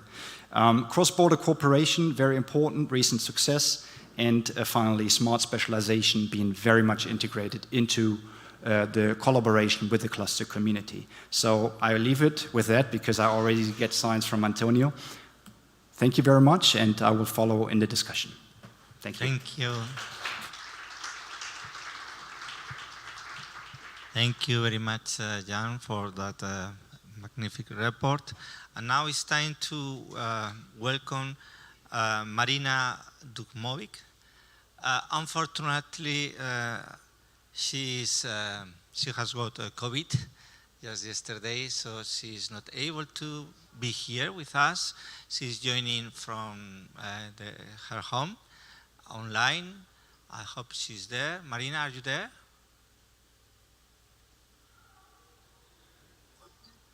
Wonderful. I will introduce her. So she has got COVID just yesterday, so she's not able to be with us. She's joining from her home online. I hope she's there. Marina, are you there? Yes, I'm here. I'm there, here in my home with COVID. I will introduce her. So she has worked colleagues, just instead she's Do you hear me? From her home online. I hope she's there. Marina, are you there? Yes, I'm here. I'm there. Here in my home. Which call it? So she has worked colleagues, just instead she's Do you hear me? from her home online. I hope she's there. Marina, are you there? Yes, I'm here. I'm there. Here in my home. Which call it? So she has worked colleagues, just instead she's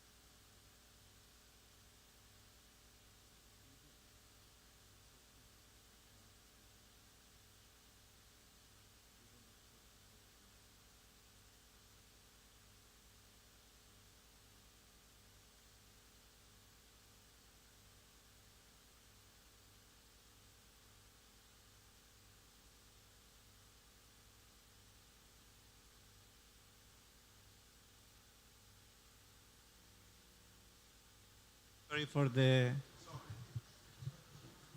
Okay, so we will adapt to the situation, and so now I will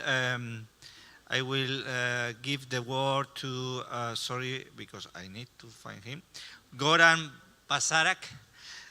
She's president of the Jel se sad čujemo možda? Croatian Defense Industry Competitiveness Cluster. Goran, welcome. And now if you want, I think that you have a presentation, you can go there or do it from the seat, whatever you prefer. No, that's not it. Now. Okay, hopefully this will work. So thanks again for an invitation. Thanks to the organizer, especially to AGORADA, basically Sisačko-moslavačka županija, Sisačko-moslavačka Development Agency, and of course Zagreb Innovation Center. My name is Goran Basarac. I'm the president of Croatian Defense and Security Industry Cluster. And I'm also working as a board member in one of the biggest and global Croatian companies, Šestan Bush. I'm here basically to present you the opportunities and certain things that we have done so far in the Croatian defense industry cluster. Maria has said that we are the strongest cluster, but I would not agree on that. We still don't have the mapping of our clusters and we don't have certain valid information, but we are operating very good, very functional, so it gladdens me that I have the opportunity to present our work. Regarding the Croatian defense industry cluster, we are basically umbrella Croatian Association for Defense and Security.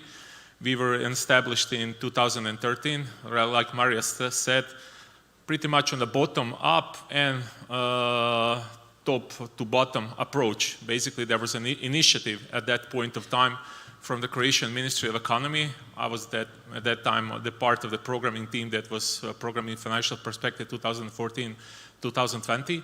And the smart specialization strategy, and we have basically, like you said, put an initiative on the sectors, on the 13 sectors, how we basically wanted to make this entrepreneurial discovery process for our smart specialization strategy and for our programming period through forming of clusters.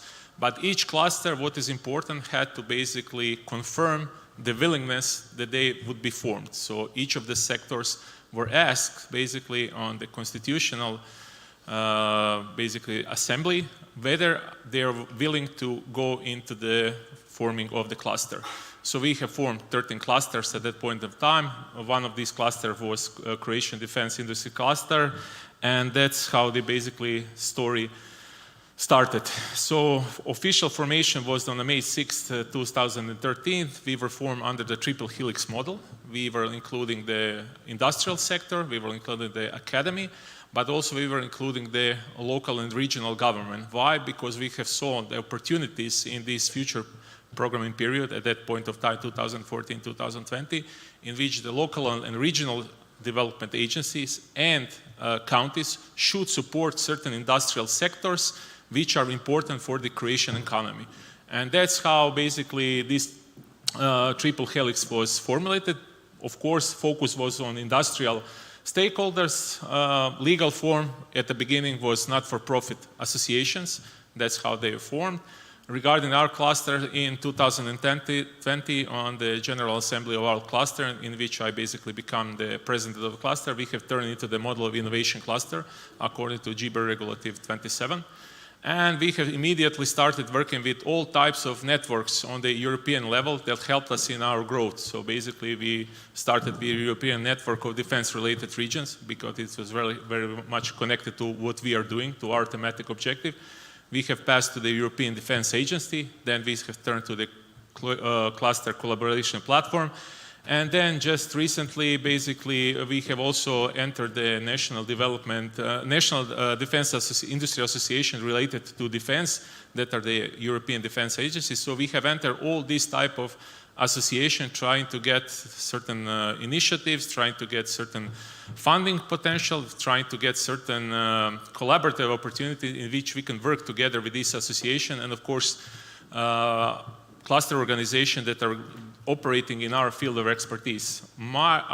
Basically, our primary field of expertise is research, development, innovation, and EU funding expertise. So what basically gathered all this cluster was one potential, and that's how everything basically started. In period 2007 to 2013, defense and security industry was excluded from the European structural investment funds. No way. Whoever was in that sector could not enter European structural investment funds. In 2014, 2020, opportunity emerges. Okay, through smart specialization strategy, we are seeing that as a program at that time, and we are seeing that there's a potential to basically upgrade our defense and security sector through European structural investment funds, through funding of their R&D and I projects. Of course, you cannot fund, I don't know, the military-graded weapons or basically products, but something connected to the dual use, which our producers are basically currently producing, it could be funded. And that's how we started basically persuading the industry, listen, you need to work together, you need to find certain initiatives, certain niches in which basically you can connect yourself and help yourselves through the European structural investment funds.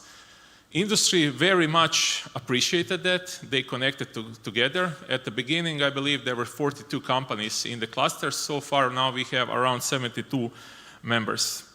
What we are doing as a cluster in support to our sector, we are basically the main communication channel to sector and to our public bodies. It goes vice versa. So whatever information our public bodies, our main public bodies that we are seeing as important for defense cluster, Ministry of Interior and Ministry of Defense, find important to spread around to the industry, they're using cluster as a vehicle to spread this information. Also, vice versa, we are basically producing all the time, constantly, project pipeline for the Ministry of Defense of Republic of Croatia of the certain projects that could be funded through European structural investment funds. And I believe you all know the situation right now in Europe and this aggression to Ukraine. And now defense and security is suddenly put on the big mark in the European Union. And we have started on time. And now basically we are producing project pipeline of certain projects from Croatia that could enter these new basically programs for funding. European Defense Fund, European Peace Facility, European Joint Procurement Initiatives. So we are covering all this for our Ministry of Defense. Also, we are supporting, of course, EU programs, projects and programs. We were working with Maria team, Ministry of Regional Development, in preparing the smart specialization strategy, national development strategy. We were included in programming and giving certain aspects from our side as a defense and security sector to certain programs, to certain initiatives that they were basically preparing. Like I told you, we prepare a project pipeline for defense and security, and we are serving as a collaborative project platform for whole defense and security sector. And the results are very interesting in this, let's say, from nine years of existence.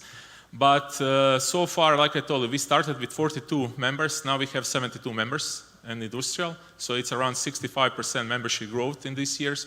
We have 3 global players that are operating in cluster very closely together. Company HS Product, Shestan Bush, and Docking. We are basically, as a cluster, generating, these are the data for 2021, around 590 million euros of aggregated turnover as an industry sector, 290 million euros of export, and basically these are some raw general data and macroeconomic data, how defense and security sector is helping the overall Croatian economy. As you can see, we are participating around 3.16% in overall Croatian export. I believe these numbers are even higher because this was the data taken from one analysis that was made by Deloitte, and they only take the calculation of the products that had to gain export licenses. So, for example, our biggest exporter, Docking company, is not included in this statistic analysis. So we are just right now still finding the way who would basically take care of this sector and make a true statistical analysis. We have produced 75 million euros European Structural Investment Funds project pipeline, which was contracted. These were the informations for the Ministry of Economy. We are part of this COSME Leviatad project. We are producing this Euro cluster for the naval defense sector together with our partners from Italy, Belgium, and France. And we are working, we have just started this project from September 1st. And we have also recently became a host organization for national focal point, that hosts national focal points for European Defense Fund. And we have also in that part just applied for one European Defense project application as a cluster organization. So we are the first basically partner coming for Croatia that are contributing to this European Defense Fund as a true partner, not the associate partner, not the subcontractor, but we are going as a basically full-time partner in this project. So these were the certain things that we are doing, and what we are seeing so far as our main objective is basically, you see all these programs, and when you talk about all these programs to the entrepreneurs, to the business sector, to the SMEs in particular, they're not finding themselves too easy in all this.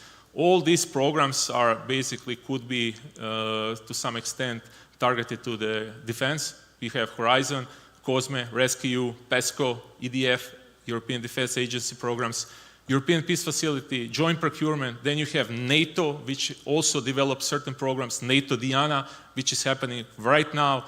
So industry is not finding themselves, and that's how they are using cluster. We are basically providing a constant education, constant support in basically saying them where to address their projects, how to find the financing, and how to enter these pools, producing the project pipelines together with our MOD, and basically to obtain funds for the Croatia in that part. So this is our basically main line in which we are doing all this.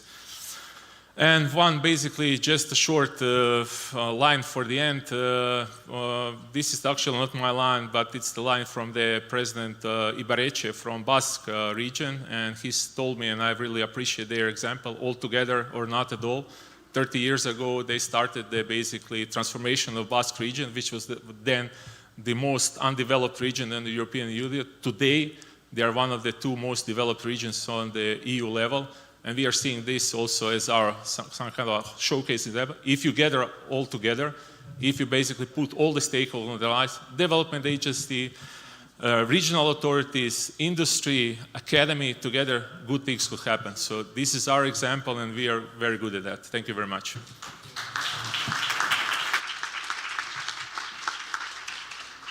Thank you very much, Goran. You are certainly in a very hot area now for Europe. You know, we are working as the European Cluster Alliance, we are member of the EU Industrial Forum, and we have helped in the creation of the template for the transition pathways, you know, the plans for implementing the high priorities. And now we have been just finished the blueprint, the addendum on readiness for war. And we have there also a role to play. So it's for another conversation, but it's very, very, very important. I don't know if we are ready. Yes. So now we are welcoming Marina Dukmovic, Director of Zadar County Development Agency, Zadranova. Okay. Yeah, thank you. Mogu početi. Warm greeting you all again. I'm very sorry I cannot be with you in person. Just a brief comment. The presented input paper confirms that what we also observe at the regional level. Croatian clusters ecosystem is centralized. As mentioned, 10 out of 15 cluster organizations that are registered on ECCP are located in Zagreb. This is a briefly comment on input paper. Zadranova is a regional development agency. It's a legal entity of public law. Was founded in 2013 and took over work operations from Zadar County Development Agency Zadra Ltd. Performed in the 7-year period between 2006 and 2013. This change was conditioned by and performed in accordance with the regulation governing business market competition and operations. The funders of the Zadranova agency are Zadar County, 60% share of ownership, City of Zadar, 40% share of ownership. At the end of 2018, Zadranova agency had successfully completed the accreditation procedure and in accordance with the law on regional development of the Republic of Croatia, became a regional coordinator. Agency activities can be summarized in 3 main activities: project preparation and implementation, strategic planning, and regional development coordination. As a regional development coordinator, we believe that the development of cluster initiatives is crucial for the development of the region. Clusters are the chance for many small and medium-sized companies operating locally and not having the possibility of owning output outside their region. Therefore, clusters are a good solution for both local companies and for regional economies which drive economic growth. By joining clusters, small entrepreneurs become stronger and more competitive on the market. In this way, they can work together to develop innovations. As the policymakers at the regional level are closer to the sources of innovation than those at the national level, it is a good level for the development of cluster initiatives. There is clear evidence of regions across Europe where clusters play a crucial role in regional economic development, but there is always a but. Cluster initiatives are not recognized. The cluster initiative is insufficiently developed in Croatia, and at the regional level, it is not done at all, which is also evident from the input paper. Establishing a coherent and supportive entrepreneurial policy at the regional level is challenging. Regional decision makers should identify bottlenecks in the startup ecosystem and design and carry out initiatives to address them. These moves require a project-oriented, dynamic, and capable organizational structure. Politicians are mostly limited by their mandate and election processes, and their focus is mostly on achieving past results to be presented to the voters. In economic development policy, the term cluster is usually used to describe geographical concentrations of companies and innovation activities. But in post-communist societies, a large number of people have a negative attitude towards associations. Raising awareness is the first step to overcome challenges in the development of cluster initiatives at the regional level. Awareness should be raised to policymakers and then to entrepreneurs and general public. Regional development agencies are valuable policy instruments taking into account their capacities to mobilize stakeholders in the regions.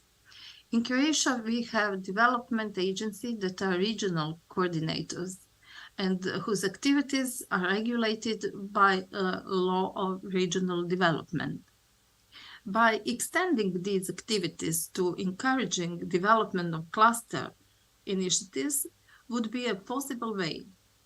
The role of RDAs has been empowered in almost all EU regions by the implementation of the entrepreneurial discovery process for smart specialization and industrial transition. Additional tool that can help the processes of overcoming challenges in industrial transition of Croatian regions within the Integrated Territorial Program 2021-27.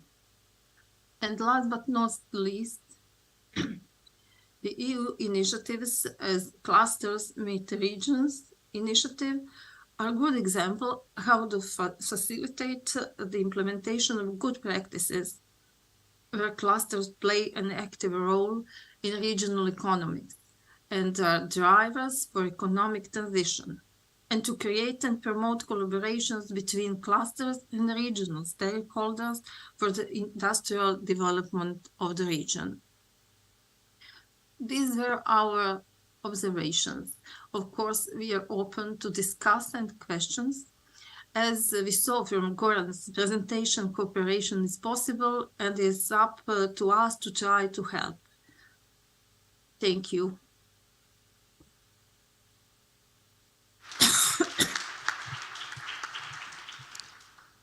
I don't know if she's hearing us, but anyway, thanks to her for making the effort.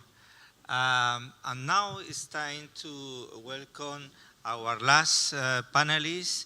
She's Ekaterina Trakenkina from the OECD. She covers the topic on industrial, creative and cultural, creative and cultural industries. Thank you very much, Katerina. And a big thank you to AGORADA for inviting me here. And I think at the OECD, well, I represent the local Economic and Employment Development Committee and this lead committee and AGORADA. I think we can do much more together, and I'll need to speak to Roberta and AGORADA colleagues about that maybe during lunch. Yes, let's try to make this transition from defense, from the Regional Development Agency and the clusters here in Croatia, now to cultural and creative sectors.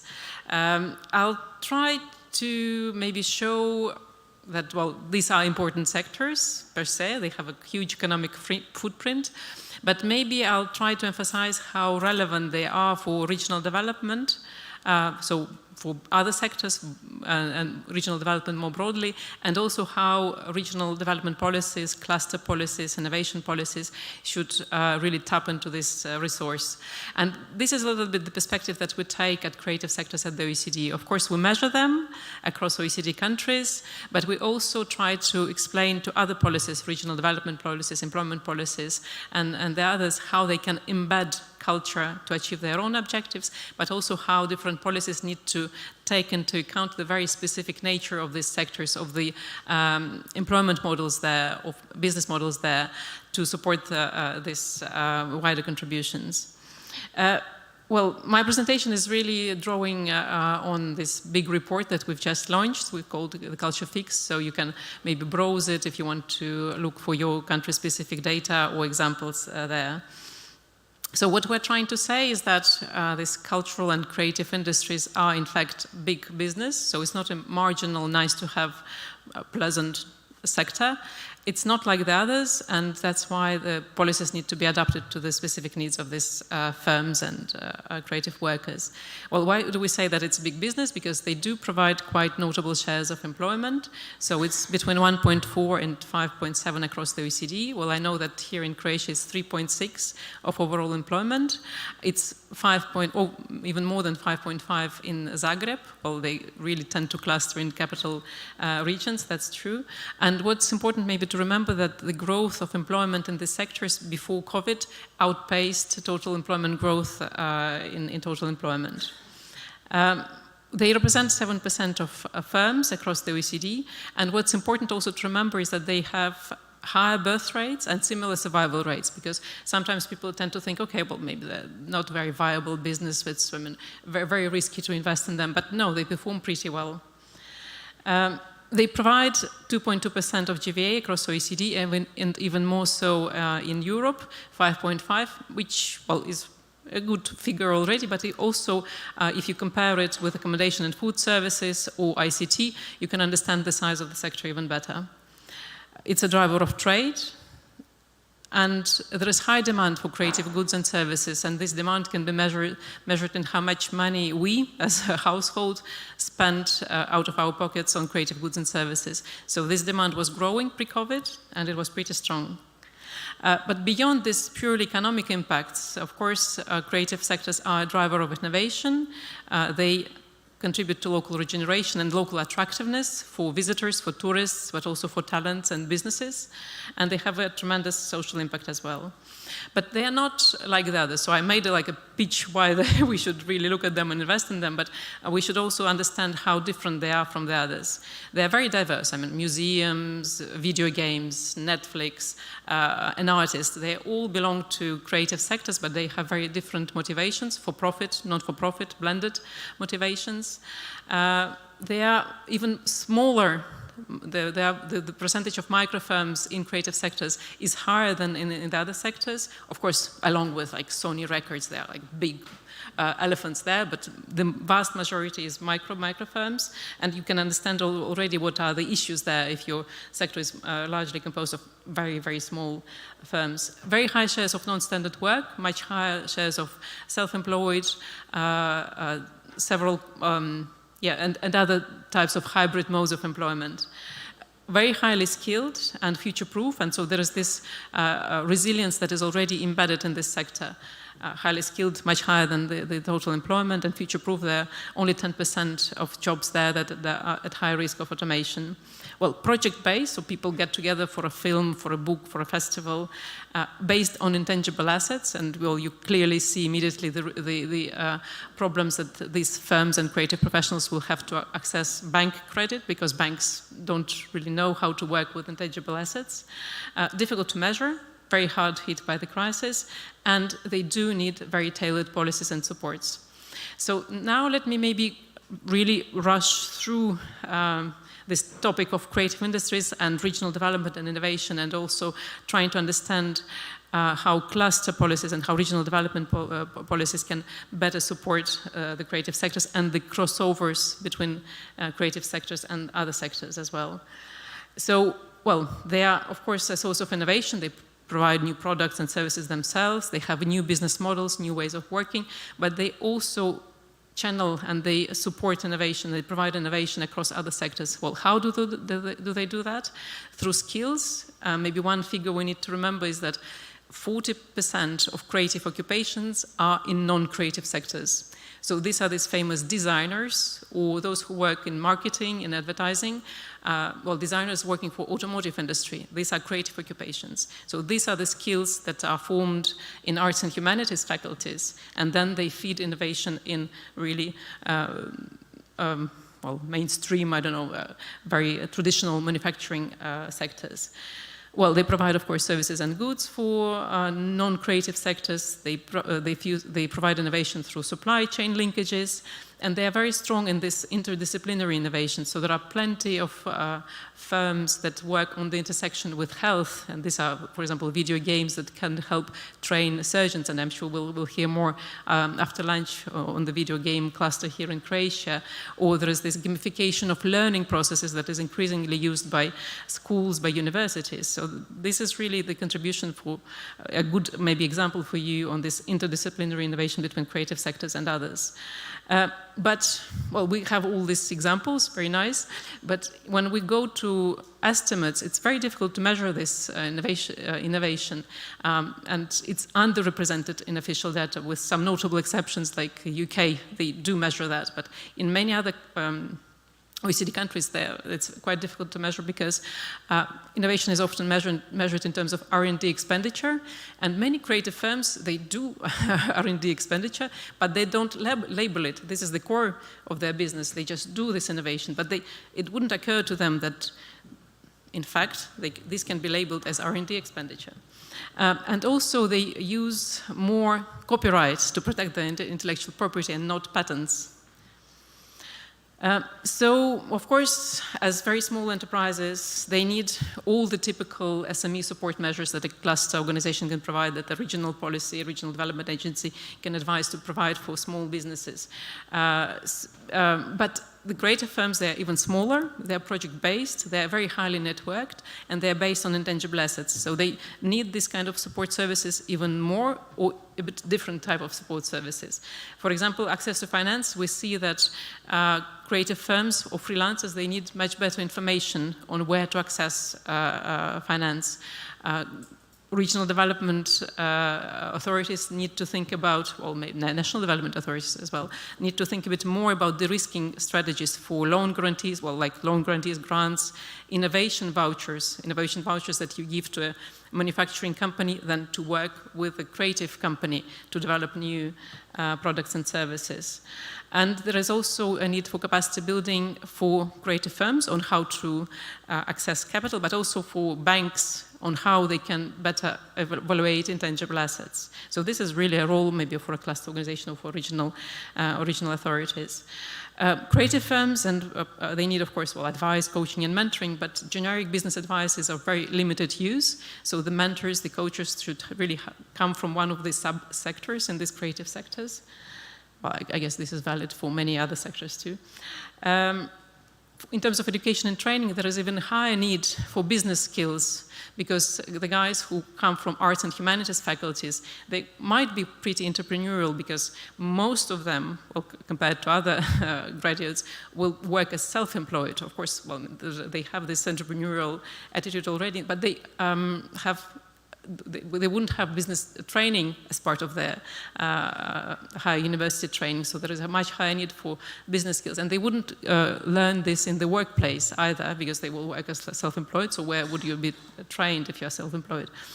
And in terms of, well, support for exporting and internationalization, there is also a need to protect this copyright as well, which is a bit different maybe when compared to when you are working with other firms and sectors. Well, so maybe I can stop here, and I hope I made a little bit of a pitch on the importance of creative sectors and how they can really contribute to innovation and what you need to do to support this innovation crossovers as a regional authority or as a cluster organization. So maybe I stop there. Thank you.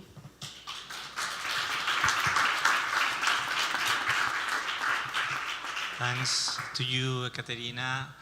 Wonderful presentation. You know, Hollywood is the classical example when we introduce cluster to the world. So it's a very good analysis. I think that we are quite late on, I don't know if we have more time, yes, some more minutes, because before ending, I wanted to return to the title of the session. So how can we strengthen the collaboration between clusters and regional development agencies? That is the last question for you, 1 minute, and I don't know if we could open the mic also for the public, if there are any question or any comment on that point. So 1 minute for every one of you, if you don't mind. And okay, thank you, Antonio. I think we already heard a lot about how to do this, and I think it comes back to co-creation and enabling. The enabling factor is, in the first place, ambition, strategy, but also, of course, having the right financial capacities. And I think what I heard earlier in the presentations is providing good hopes for this. Then, of course, it's about collaboration between the different entities, but the key point I would really emphasize is the cluster ecosystem, the cluster organizations. They have a specific business case, and they need to show this business case to the surrounding, to the ecosystem that they're operating with. And so my key talking point here would be further work on the professionalization, further work on the quality of services, and we need both a mix of public funding for that in order to provide the public goods, basically, that cluster organizations can provide. That comes to networking, comes to maybe marketing and similar things, but also private financing for the specific services that a cluster organization can provide to the members. Well, I'll take, of course, the creative industries perspective, and I would say maybe 2 words. It's space and money. So if you want to really tap into this wonderful resource of creative industries, you need to make space for culture, so for cultural production in terms of workshops, etc. So it means that the planners in your city and the economic development officers and the cultural department need to work together, also with property developers, to make more space for culture. And money, I'm not saying that, well, there should be more public money for culture. Well, of course, we would love that. But it's more about knowing it's how to channel the resources to areas of the most impact. So it's about impact investment, of course. It's understanding your financial landscape, the philanthropy organizations, the private sector investment, the banking investment, and how to channel and orchestrate all these flows into areas of most impact. And I'm, of course, thinking about Emilia-Romagna, with whom we worked in a review. And Emilia-Romagna is very smartly addressing both the spaces and now also this orchestrating the money flows regionally. So maybe I stop there. Okay, I believe that most of the things have already been said, but from my perspective, like you said in the beginning, we need to realize and regional government and regional agencies and clusters, we are the part of the same ecosystems. We are partners in that. And like you said, you cannot understand clusters are some kind of merely tools that get you somewhere. We are basically partners in these whole ecosystems, and right now, from our perspective in cluster, defense industry cluster, of course, we are more or less national cluster. We are not that much related to one region. So, for example, I'm not that much related to Marinas region in Zadar, not too many companies in there. But I believe it's interesting maybe for the Zagreb County and city of Zagreb, that one of the strongest cluster organization is operating under their basically wing, and that should be something that they should realize that we are partners in that, and that we can jointly produce very significant initiatives for the benefits of our membership, but also for the benefits of the whole ecosystems. Thank you. Thank you. And now I don't know if there is somebody that wants to comment or ask questions or challenge. Raise your hand. No? Nobody? Yes, we have one brave one.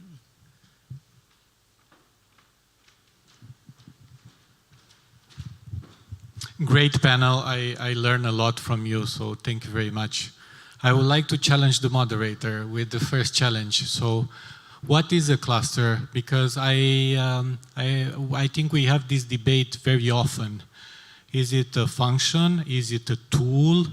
Is it a space? It's a geography? It's a territory? Each of you articulated in a very different way, which is also very interesting as the subject of our event. And I'm also curious, okay, to find out for today, it doesn't require an answer, but I think there's a lot of studies even done by the GRC that are studying emerging institutions. Clusters are a bit like the younger sisters of RDAs. And they are like new types of institutions of the future. Like, could I ask yourself, is it a co-working a cluster? Can it fulfill the functions of geography, and there are many questions like this about emerging spaces and tools and agglomerations of economic activities. So congrats for your panel. I enjoyed very much. Thank you. I will answer. You remember the phrase from Steve Jobs, I think, about the you have near the answer when you define the proper question. No? So it's, for me, a cluster is answering a need from the industry to collaborate with the institutions, with the research centers, with the universities, in order to be more competitive. And for me, the clusters are those structures that organize that collaboration. And so they need to evolve, because the need evolve on the time. The cluster 30 years ago were very, very different. And the needs for collaboration were also different, because now we are looking far more on the horizon, to extended networks. For digitalization is critical for everyone. We need to organize other kind of activities. So the definition evolves. But is the answer, the organized answer with methodology, with professional teams that to solve that needs.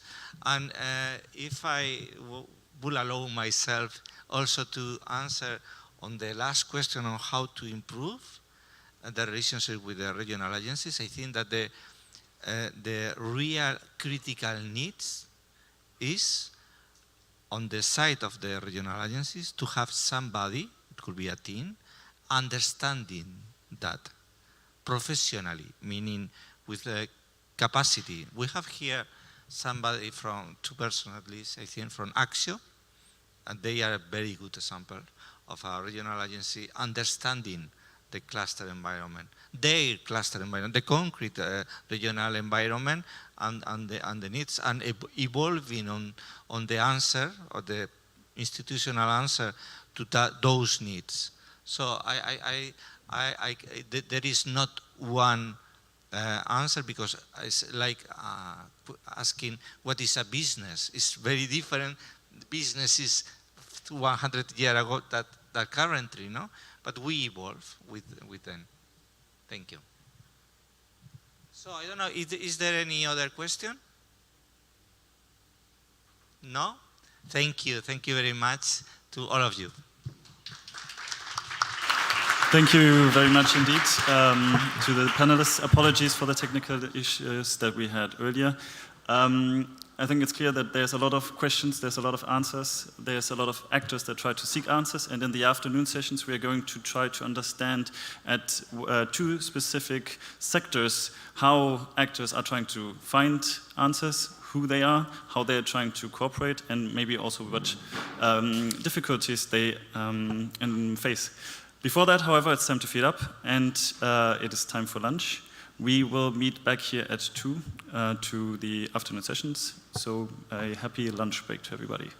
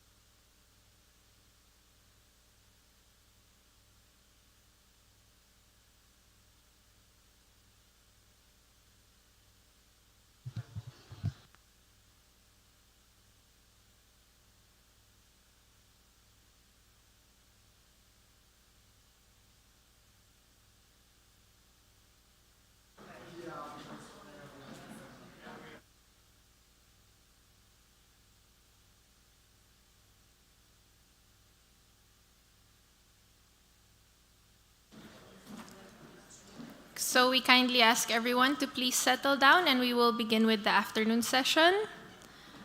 And for those who are still outside, we invite you back inside, please. All right. So welcome back, everyone. I hope that you enjoyed the lunch break. So I would like to turn the floor over now to my colleague, Giacomo Frisanco. He is a Project and Communication Officer at URADA, to explain what is happening next. Thank you very much, Ivana. So yeah, if this morning you were wondering who was the guy with a beer belly, an horrible yellow tie that was running on this floor taking pictures and so on, it's me, and I am the communication officer at URADA. So that's why I was taking all those pictures. And if you got some tags like on LinkedIn and Twitter and you are disappointed by the face, your expression and so on, you know that you can complain with me. Now I have like the honor to moderate this session, probably the toughest one of today because it's after the lunch break. So each of us, like, we are kind of sleepy, we just grab a coffee and so on. But for this reason, we try to organize a very dynamic session called like a pitching session for collaborative opportunities. In this way, we're gonna have like 7 pitches in the next 40-45 minutes. So in this way, every 5 minutes, we will change the main speaker. So in this way, we try to keep you like active. AGORADA Plus is one of the main annual events of URADA. This is organized together with Cluster Meet Regions from the European Commission and together with our 5 Croatian members, as we already mentioned this morning. It's a place where regional development agencies, cluster, digital innovation hubs, externals have the chance to present, to have like a pitch session where they can present their ideas, what they are working on this moment, what is their goal for the future. I don't know, Agenda 2025, something similar. So we will see now 7 interesting pitching from our panelists. And I had the chance already to check all of the slides, and I can tell you that it's different topics, each of them, almost. And so without no further delay, I would like to invite our first speaker, Dimitri Ionescu, to come here on the stage with me. He's like the CEO of Light Mirror, that is like a Lithuanian company that's developed reflective panels to bring sunlight and reduce heating needs in hospitals and care homes.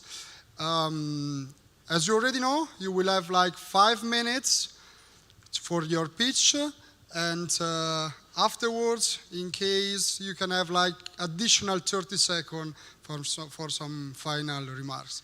So, Dimitri, the floor is yours.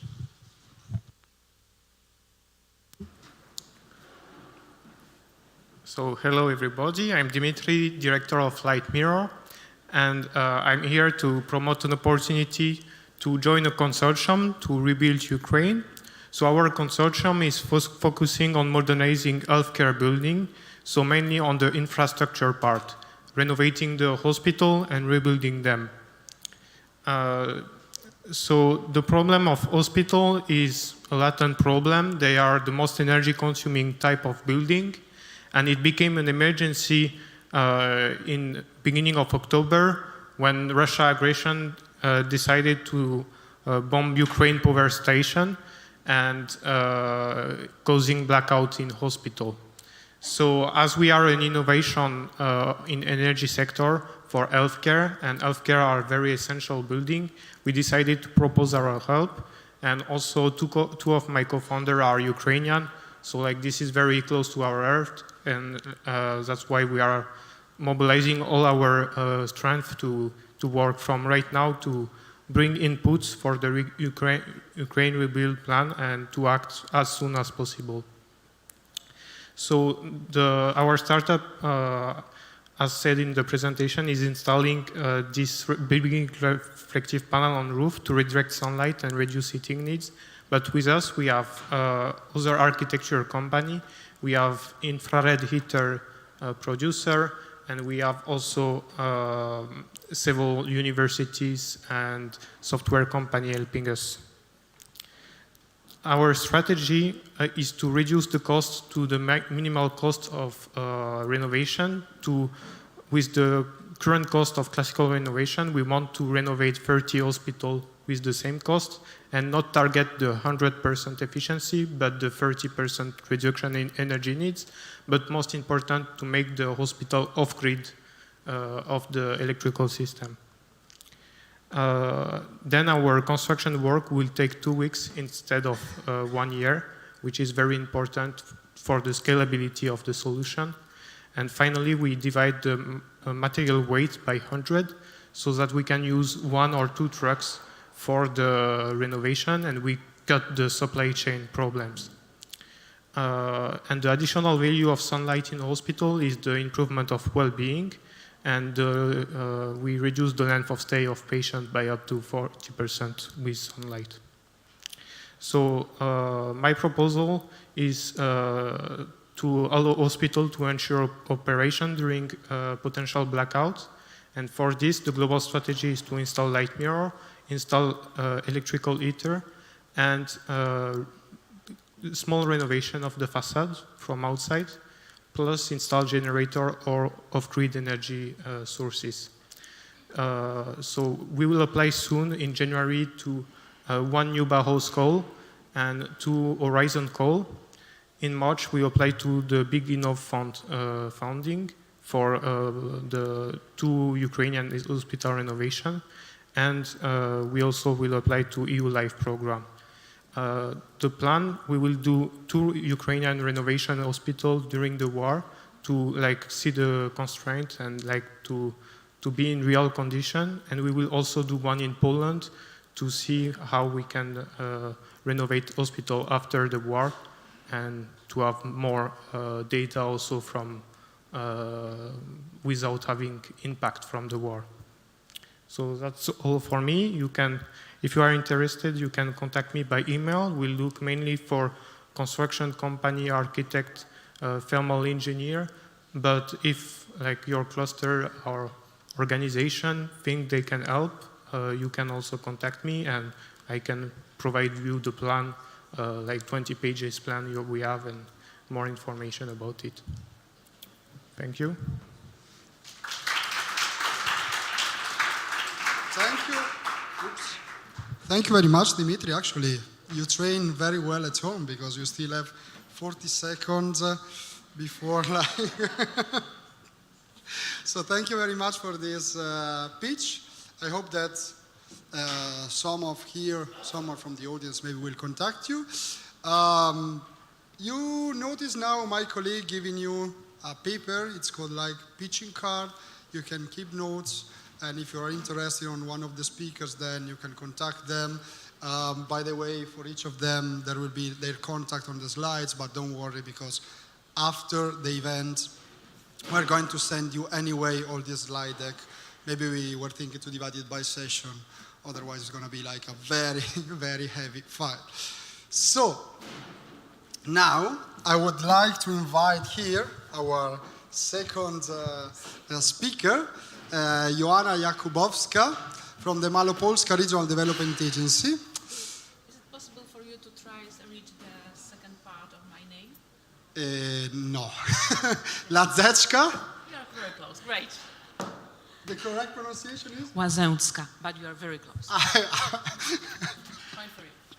So if today we are here in Zagreb for Agorada Plus, because we forgot to tell you that Eurada organized through Agorada. Agorada usually is in June and it's in Brussels, where the members of Eurada are traveling to Brussels to speak with the Commission, interact and so on. While in autumn we have Agorada Plus, and usually we travel to one of our members' city, in this case as I mentioned, 5 development agencies organize it together here in Zagreb, and maybe, we don't know, but it's possible that next year we will have to fly to Krakow for Agorada Plus 2023 in Poland. So, without no further delay, I give you the microphone and the floor. Okay. Thank you very much. It's okay? Good morning. Give it a few seconds. No. And then 5 seconds. It works. Thank you very much for your invitation. I am Joanna Jakubowska-Łazęcka. Once again, thank you for your pronunciation. And I'm coming from Małopolska Regional Development Agency. Małopolska Regional Development Agency is one of the oldest participants and partner of AGORADA, and we are almost the same age as AGORADA is, because next year we are celebrating 30th anniversary of our existence. During this time, according to our strategy, we have different activities. Mainly, we are focused on developing our region, and we try to support especially business. Our activities are dedicated to entrepreneurs in a different phase of their life. So we are with them in the very beginning. We are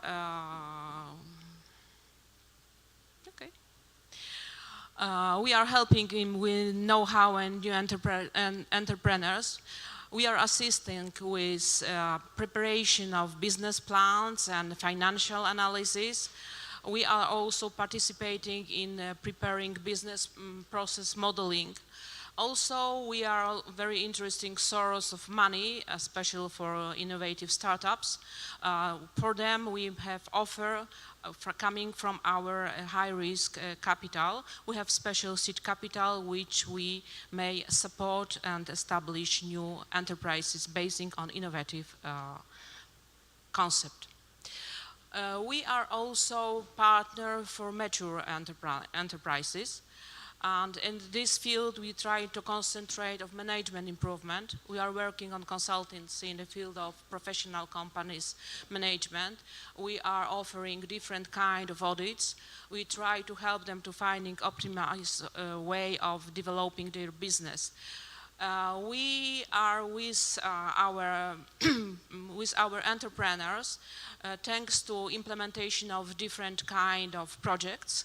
And we're also supporting them in export and new investments. So as you see, our experience is very wide. We are not only supporting business in every stage of their life, but also we are working on international collaboration. We are participating in innovative projects. At this moment, we are working in a Vanguard initiative. We are the only region from Poland which are working in this project. We are also support export, and we support investment in our country, and a special part of our interest is cluster development. We are not only member of some cluster, for example, cluster life science, and cluster of Polish cluster of composite materials, but also we are trying to develop different kind of clusters. We are concentrate on people in a very beginning of their life. We try to help in education. At this moment, we establish new cluster, EduTech cluster, which are dedicated to support innovative initiative in education. So, areas of our interest. As you see, according to our experience, also areas of our interest are very wide. So, we are not only interested in innovative project, but also we would like to try to help our business in green transition. We are working also very hard on energy, alternative energy sources. We are part of body in Małopolska which is working on hydrogen, and also we are trying to combine, to bridge business and science. So, thank you for your attention. Here you have data which let you contact us. me or my colleague Ania Sowajaczyk. We are working at the same RDA in Krakow, and we hope that we will be able to establish with you some good new initiative, and of course, which will be very successful. Thank you very much. Dan?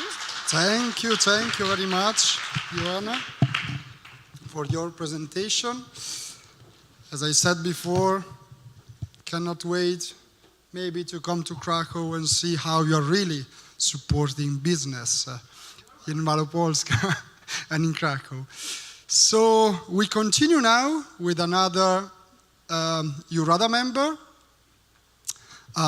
This morning you had the chance to listen the presentation from Ingrid Meyer from Oost Netherlands. She was our expert on smart realization strategies. She was on the second panel, and now she's going to present activities, I would say, connected to your S3, one on artificial intelligence, and another one on the I3 initiative. So the screen and the floor is yours.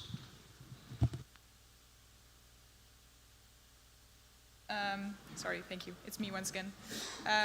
This time offering you a quite concrete possibility to join forces and to collaborate. One of our initiatives, namely, is the AI Hub East Netherlands.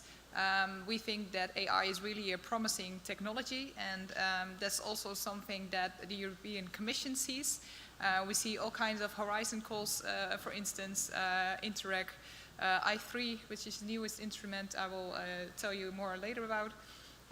But all those kinds of instruments that the European Commission offers are focused around AI and the implementation of AI in the industry, in health, in the different sectors that we are very well known of.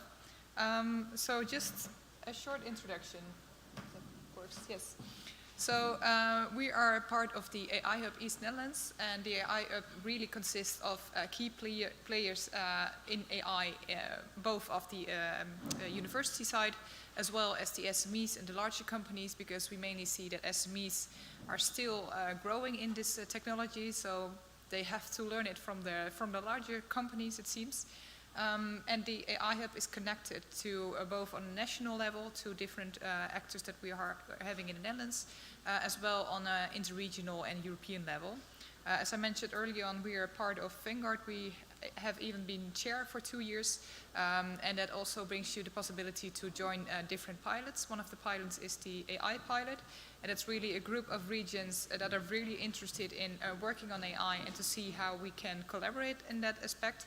And out of this initiative, actually, we initiated the project that I will tell you later about. So really, we are focused on AI in our region. We see this as a strong technology also for our industry, which really needs digitalization.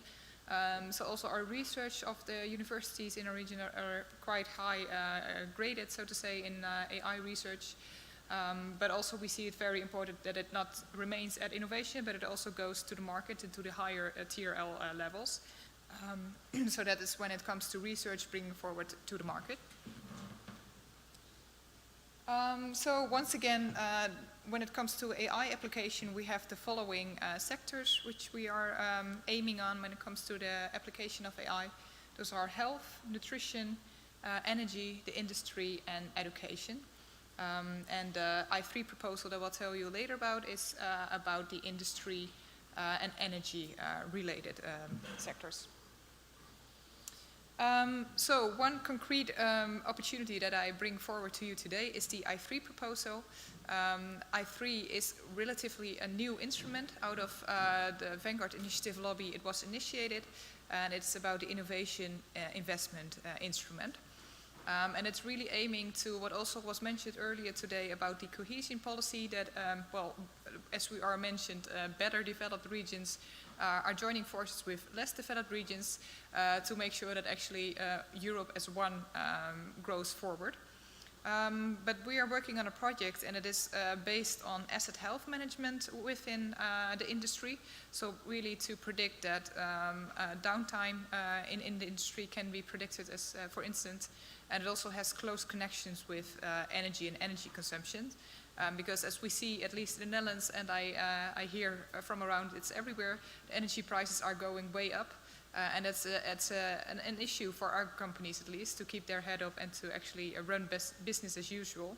So it has close ties, our project, to deal with energy reduction as well, to make sure that efficiency in the whole industry can be implemented. And with use of AI, that's our strategy at least. So this is really a short project description because it's still under construction. And the good thing is that there are still partners that can be added to this consortium. So please get in contact with me when you have the focus of this project is really to help the industry to implement AI not only, but actually to make the industry more efficient. So when you think that your region also has a very a large industry that needs digitalization, that needs more efficiency, and have some cases of SMEs, that's our main target group, then really get in contact with me and see how we can bring this forward. So that was the concrete one. Other than that, there are of course the thousands of Horizon calls that are out. They're mainly university-based, but you see that also SMEs and RDAs as partner are also more and more being part of those consortia. Other than that, we're also part of an European Digital Innovation Hub, which I think is where I'm out of time, I think. Yes. One more minute, okay. So this Digital Innovation Hubs, that is very common to you all, I think, and it's also meant to actually boost the digital ecosystem, I would say, in Europe. So also when you are an EDIH, as we call it, or a known one in your region and are still looking for collaboration partners, please send me a message or get to me right after the meeting so we can see if we can connect in that extent as well. And other than that, by connecting with us, you are connected to the whole AI ecosystem, not only of the East Netherlands, but also with our linking pins in the national aspect. So that will be it, but please get in contact to see how we can collaborate. Thank you.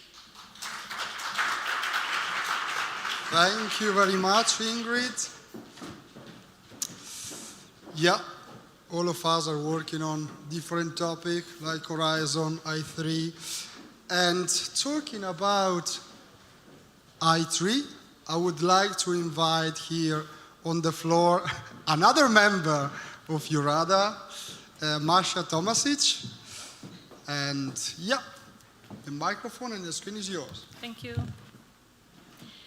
Greetings to everyone. I will present you possibilities to collaborate with public institution REDEA. So we are from, thank you. We are from Međimurje County. This is the smallest and the most north county in Croatia.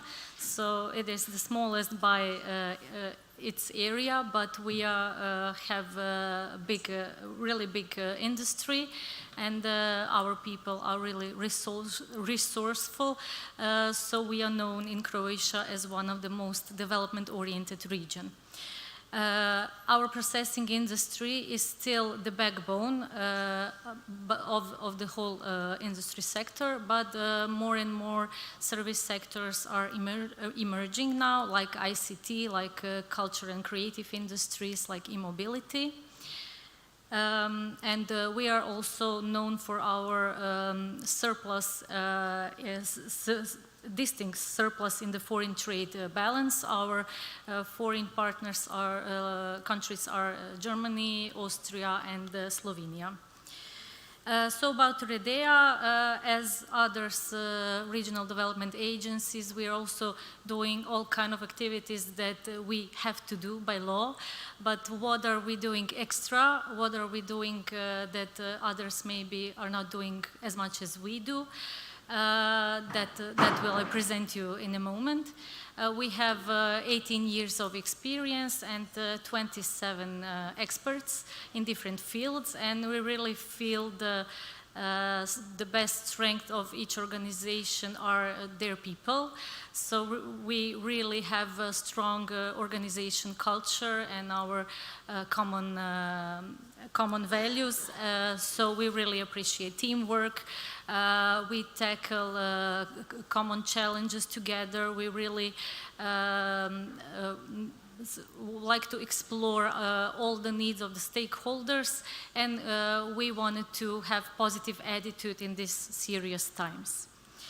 Our main strategic project is Center of Knowledge of Međimurje County, so it is really creative ecosystems of and is example of quadruple helix model, because on the former military barracks we change it and we really put their regional development agency, energy agency, we have educational institutions there and scientific institutions. They are doing prototyping, IoT, also in AAA fields, so they are also a desirable partner. Two main topics that I want to point out today for you are investment promotion, and the second one is also collaborative opportunities under I3 instrument and partnership for regional innovation. So why am I talking about investment promotion? It was mentioned during opening session that we talked about that during 2000, or so practically 10, 20 years ago. But I want to point out that it is the most important that we have also aftercare services for our existing investors. And we are working also with domestic investors, so our small SMEs, family firms that are growing, and we are helping them how to become better, how they can connect, how they can get in touch with the other similar SMEs abroad, how can they access finance and similar. We have really a story that began 15 years ago, and how we became from zero to hero investment-friendly region, and we were ranked at this FDI's ranking European cities and regions of the future. So this was our 4th ranking because of our good FDI strategy. So we are a very small region. Croatia is a small country, so we do not have a lot of land. And we really have to know what kind of investors do we want to attract, what kind of domestic companies or already foreign investors that are operating in the region is there. So we have to attract investors that will really fit in our mindset, in our existing industry and existing culture. Now we are doing currently new action plan for investment promotion, and really the big topic now is ESG regulations and how we can help our existing and new investors to be in line with the Green Deal, and how can we help them with that. And the other topic that I want to point out is partnership for regional innovation. We teamed up with 4 other regions from North Croatia this year, and we applied for this pilot action. We are basically learning together, seeing good examples from across Europe. We're co-creating, adapting different kind of tools, and we really want to see how can we bridge this gap between strategies, S3 strategy, and what is really going on in region on the field. So we are interested in new projects regarding this initiative, and especially already mentioned just before I3 instrument, strand 2A and 2B are for us, we think, and strand 2B will be open call during December. So if any one of you wants to talk about it, please you can come during the break, or tomorrow we're here. So as a conclusion, why are we here? Looking for partners, apply for projects. I didn't mention sectors. We really work in not only in industry, we work also in health, education, social, and topics for our projects are also regarding renewables, short supply chains in food industry, key enabling technologies, so we're very, very broad sectors. So we think success is not a coincidence. We know what we want and we are looking for partners, so let's talk and take action. Thank you. Thank you very much, Masha. Actually, EURADA has a working group on I3 initiative. And as Masha already mentioned, in December, beginning of the next year, there will be a new call. This working group is open not only to the members of EURADA, but also to other regional development agencies, cluster, digital innovation hubs, and so on. So if you're interested on this extremely interesting initiative, I really encourage you to contact the EURADA Secretariat, and then we can put you in contact with our regional experts, and so maybe you can create a consortium and apply together, and so on. So now the floor to another regional development agency. I have here Claudia Czesnik. I promise you that she's not mentioning the I3, so we are done with this topic. Now, more digitalization, new calls, and so on. So the screen and the floor is yours. Thank you so much. Hello, everyone. As Giacomo mentioned, I'm Claudia Czesnik from Regional Development Agency Rod Ajdovština from Slovenia. And we've just recently joined EURADA family this June, so I'll take the moment also to have an overview of our institution as well as the work we do. So, Regional Development Agency Rod Ajdovština is located in the southwestern part of Slovenia, in the Upper Vipava Valley, along the border with Italy. And it was founded in 1999 with the aim to support and promote the integrated local and regional development of the Upper Vipava Valley, with the cooperation with stakeholders to later broaden to the whole Goriška region. So as an equal partner, RDA Rod participates in regional projects with other 3 development institutions in our region, which are Development Agency of Idrija and Cirkno, Soča Valley Development Center, and the Regional Development Agency of Northern Primorska, Nova Gorica.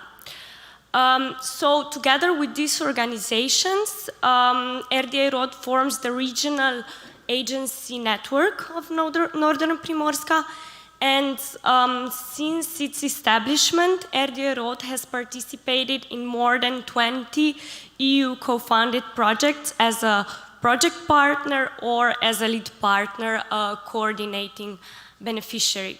So basically, our agency offers supportive business environment for the inclusion of SMEs, and we try to promote them as well. So RDA Rod fosters entrepreneurship activities in a way that among youth we run entrepreneurship clubs for 12 to 14 years old pupils in our region. And additionally, we cooperate in joint tenders through preparation of project proposals, and we then implement them accordingly. RDA Rod is aiming to achieve a green transition also via different activities of digitalization. We've also a member partner of one of 2 Slovene European digital innovation hubs that started just recently, and a supportive member of Covenant of Mayors. And of course, innovation. We are taking the part in a greenhouse gas program by European Innovation Council. And we try to promote also activities of internationalization, investment opportunities in the region.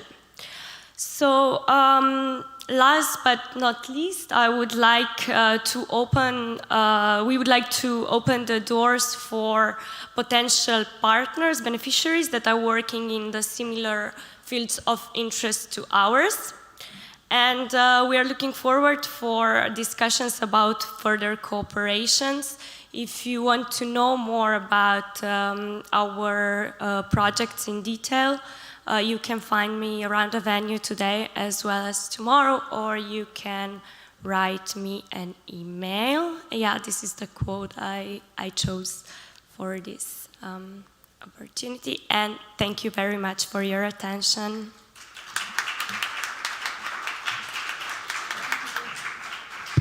Thank you very much, Claudia. And now we are not over yet. We have another EURADA member, one of the core members, at least of this event, because Zadra Nova is one of the Croatian members that is a co-organizer of this event. So we need to thank all of you for this support. And now it's time to listen the pitch from Maria Dusevic. Again, digitalization, open calls, interact. And then if you are like me, that you are wondering why we have like a roll-up of Europe Direct Zadar in this role, now we will discover why. So the microphone, the clicker, the screen is yours. Thank you. Good afternoon to everyone. Thank you, Giacomo. I'm Maria Dušević. I'm a senior advisor at Zadar County Development Agency Zadra Nova, but I'm also a member of team of, I'm also manager of Europe Direct Center Zadar, but a few words about Europe Direct Centers a little bit later. So, okay.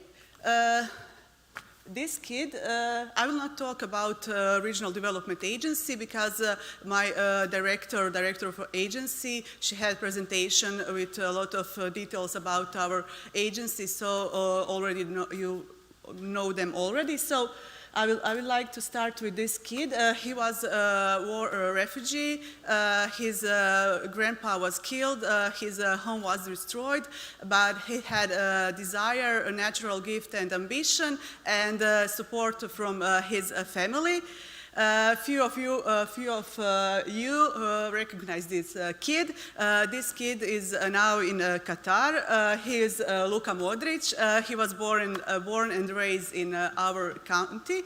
I'm mentioning Luka Modric because we in Zadar County Development Agency, we have desire, we have ambition. Our county is having a natural potential, so we combine this thing, and I believe we can make a successful story like Luka. We are old regional development agency. We have a lot. We have prepared and implemented more than 100 EU projects. These just a few of them. The total worth of them was 200 millions of euros. So if we can start and talk about our past project for hours. It was really a variety of themes from tourism, education, coastal, maritime, and very different topics. One of our projects is Europe Direct Zadar. Europe Direct Zadar, it's part of Europe Direct centers in all member states. We are coordinated by European Commission, and our job is to bring EU closer to citizens. We always say EU is not just Brussels, all of us, we are EU, and that's opportunity for collaboration. We, as European Direct Center, we are open to collaboration in bringing EU closer to citizens.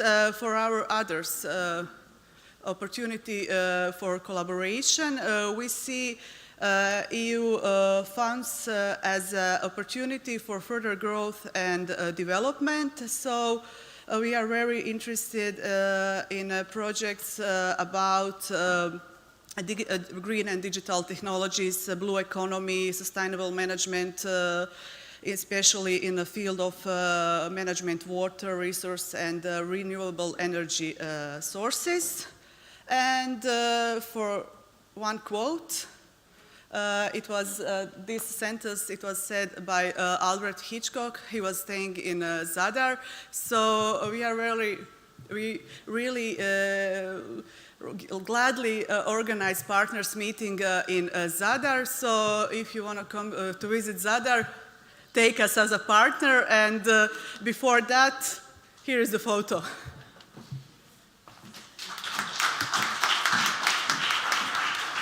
Thank you very much, Maria. Actually, I have immediately a question for you, no?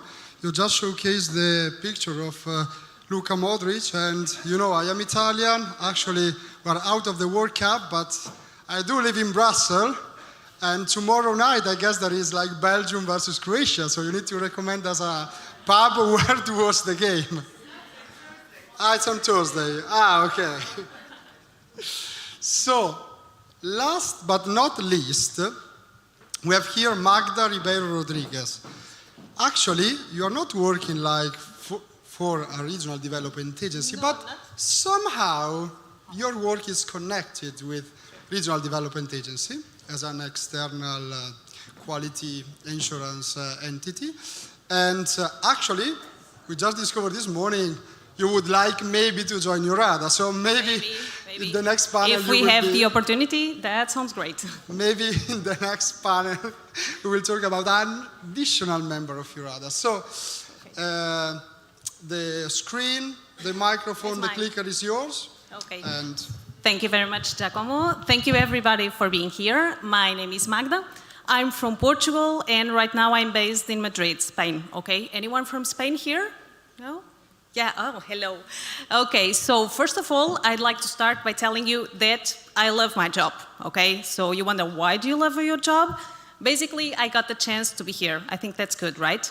But besides of that, I also work with agencies like you from all over the world, from Spain, from Chile, Colombia, Paraguay, and they all have the same problem, which is they have to deliver hundreds and hundreds of evaluations in a short period of time. And they just think that's impossible. And that's when we come into work, okay? Because we deliver to manage, okay? So basically, we deliver those presentations, and that's great. So that's why I love my job. I love when we exceed the expectations, and that's exactly what we do at EQUA. So you might be thinking, what's EQUA? Okay, I'm gonna tell you what we're not. We're not a cluster, we're not a regional development agency, and we do not offer consultancy services. So why are we here today, right? So we're here to make your lives easier. So we are an international evaluation agency. And to subcontract our services, it's going to be a relief for you agencies during peak periods. We are specialized in conducting a massive number of evaluations of projects in a short period of time, okay? Let me show you some numbers from this year, 2022. For instance, for Grupo SPRI, which is the Basque Business Development Agency, so far we've done 280 evaluations. They were performed in 22 days and 63 experts were involved, okay? For IDEA, the agency for Andalusia, we've done so far 220 evaluations in 25 days. 102 experts were involved. For Corfo, the Chilean Production Development Corporation, that's a national agency, not a regional one, we've done this year so far 900 evaluations in 14 days.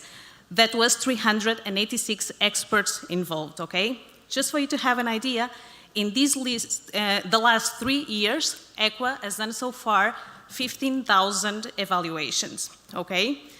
How do we do it? Basically, we have more than 200 employees, we have more than 25 years of experience, we have international presence, we have evaluation tools and know-how, accredited processes and methodology, and we also have extensive experience working with the public sector. But our most important asset is our network of international evaluators. We have more than 5,000 experts. They come from more than 65 countries, and they have knowledge on more than 1,600 UNESCO disciplines, okay? In the next slide, you can see their distribution in a geographical way, and also their research areas. They go from engineering and technology to social sciences and humanities, okay? It's actually this expert that agencies trust our services because we always find the most qualified evaluator for each project. I mean, we do find the right match, not Tinder, okay? Quality of expert evaluators is always accredited. So most of our evaluators, they have PhDs and they have more than 8 years of experience. Also, evaluations are performed in a short period of time, which is going to reduce your backlogs during high peaks of work. Also, we guarantee impartial reports and the absolute absence of conflicts of interest. Transparency is key during the whole process. You can always communicate with us during this process. And all this is going to be really cost effective for you, okay? So in general, this is what we do. And I know I explained a lot in a really short period of time. So I'm gonna tell you some questions that were frequently asked, and I'm trying to help you with this, okay? So normally we're asked if it is possible to choose between national and international evaluators. Yes, it is. So basically you tell us if you prefer to use national evaluators or international ones, and we'll choose them. If all the evaluations are of R&D projects, no, they're not. We also carry out technical evaluations, financial reports, DNSH verifications, TRL verifications, among others, okay? And what kind of evaluations does EQUA carry out? We carry out individual assessments, peer evaluations, committee or panel of experts, or a combination of them all, okay? And we're also asked if this process is standardized, because we do so many evaluators in such a period of time, so are they all the same? No, they're not. All the evaluations are tailor-made according to the needs of each agency and their evaluation criteria. So, do we, EQUA, save you agencies time and paperwork? Yes, we do.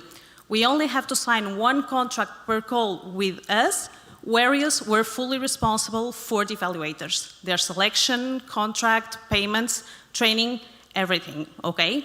So my advice for today, my quote, I made it up, okay? So don't you let technical evaluations step on your way, okay? So if you have any questions, feel free to write me, call me. Anyways, I'll be around today and also tomorrow, okay? Thank you very much for your time. Thank you very much, Magda. You're welcome. Actually, I would like to thank all our speakers because all of them, they respect the time. Incredible, the first time in my life that it's happening.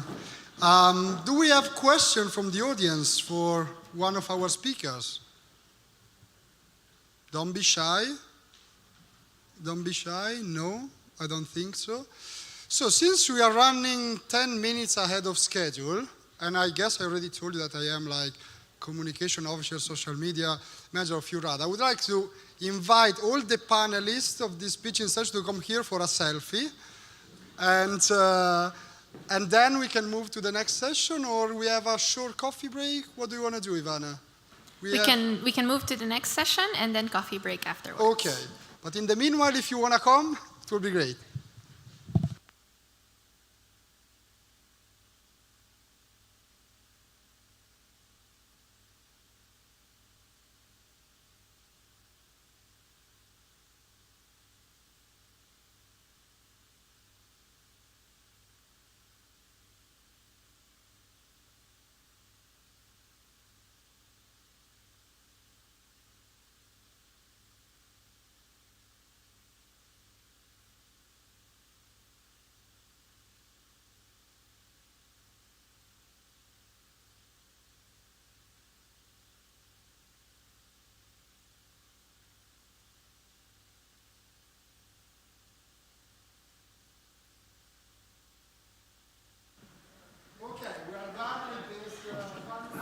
Thank you so much. Before I let you go, Giacomo, if I could ask for your help in taking one chair, please. Thank you. All right.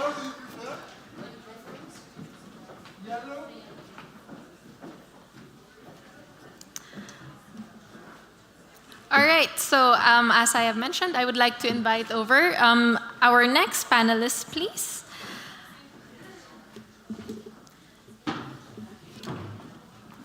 And while they are setting up, I would like to thank again our pitchers. And so, dear participants, I hope that you were able to note in your pitching cards the contact details of those you found relevant to your clusters or agencies or the organizations that you represent.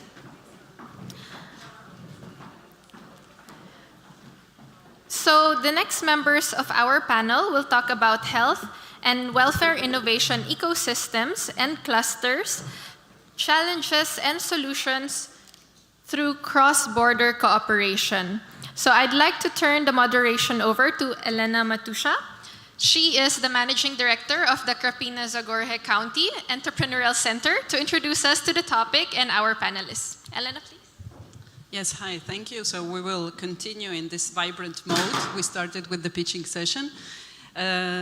I think we have very good panelists, so I will start with a short introduction. So with us is Miss Andrea Čović-Vidović. Hello, welcome. She's an expert in EU affairs, diplomacy, communication, management, and mentorship. She is the head of media at the European Commission in Croatia and had led public relations at the European Parliament in Croatia for 9 years before that. Also, after working on Croatia's EU membership negotiations, she managed EU sector at the Croatian Ministry of Finance and Ministry of Labor and Pension System. Welcome, Andrea. So together with us today is also Assistant Professor Duško Cerovec, PhD. Welcome. He is a specialist in cardiology with primary interest in fields of preventive cardiology, cardiac rehabilitation, and non-invasive cardiac diagnostics. I hope I've read it all correctly. So he is also assistant professor of cardiology at the Josip Juraj Strossmayer University in Osijek and also participates in education of high school for medical nurses, faculty of kinesiology, postgraduate and doctoral courses of a lot of topics. I'm sorry, it's in English and hard to pronounce. Welcome, Duško Cerovec. Also together with us, Alina Capitano. Is passionate about developing the regional healthcare innovation ecosystem and increasing the accessibility and quality of the medical services for the benefit of the population. Her background being in judicial and administrative sciences and has a master's degree in tourism development. She has also 20 years of experience in regional development, project management, and contributed to a lot of projects in her region. Welcome, Alina. Together also with us is Ms. Anja Barešić. She is a research associate at Ruđer Bošković Institute in Zagreb with 15 years of experience in bioinformatics, data science, and machine learning, mostly applied to the field of genomics. She obtained a PhD at University College London, followed by research at Imperial College London. Besides running a group of researchers at the Institute, she is coordinating Croatian, a European Digital Innovation Hub, AI for Health. Welcome. And last but not least, Mr. Sauro Vicini, I hope I pronounced it correctly. He is the cluster manager of the health cluster of the Emilia-Romagna region in Italy since 2018. He is a computer scientist with a master in technology and innovation management held at the business school of the Bologna University. He also worked in the top-ranked research center in healthcare in Italy, the San Raffaele Hospital of Milan, working on topics such as IoT, digital health, cloud computing, robotics, privacy, and data security. So I am definitely positive about the outcome of today's panel sessions with this kind of diverse knowledge and experience from our panelists. So before we start to talk about health, innovation, and cross-border cooperation, I would like us to watch one video with the courtesy of European Commission in Croatia. Okay.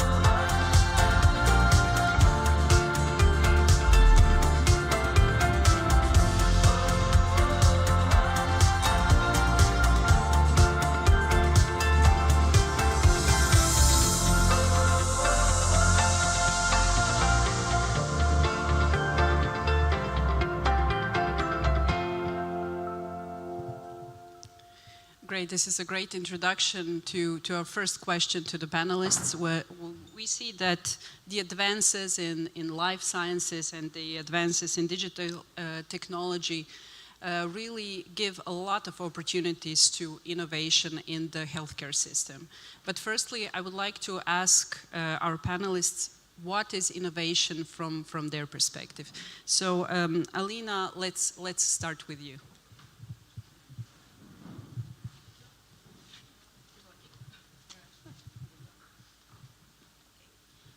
Of view, health innovations is about new and improved health innovation policies, health-dedicated products, health-dedicated services and technologies. Also, it's about how we deliver the services to the people, to the patients, and in order to have an improved healthcare.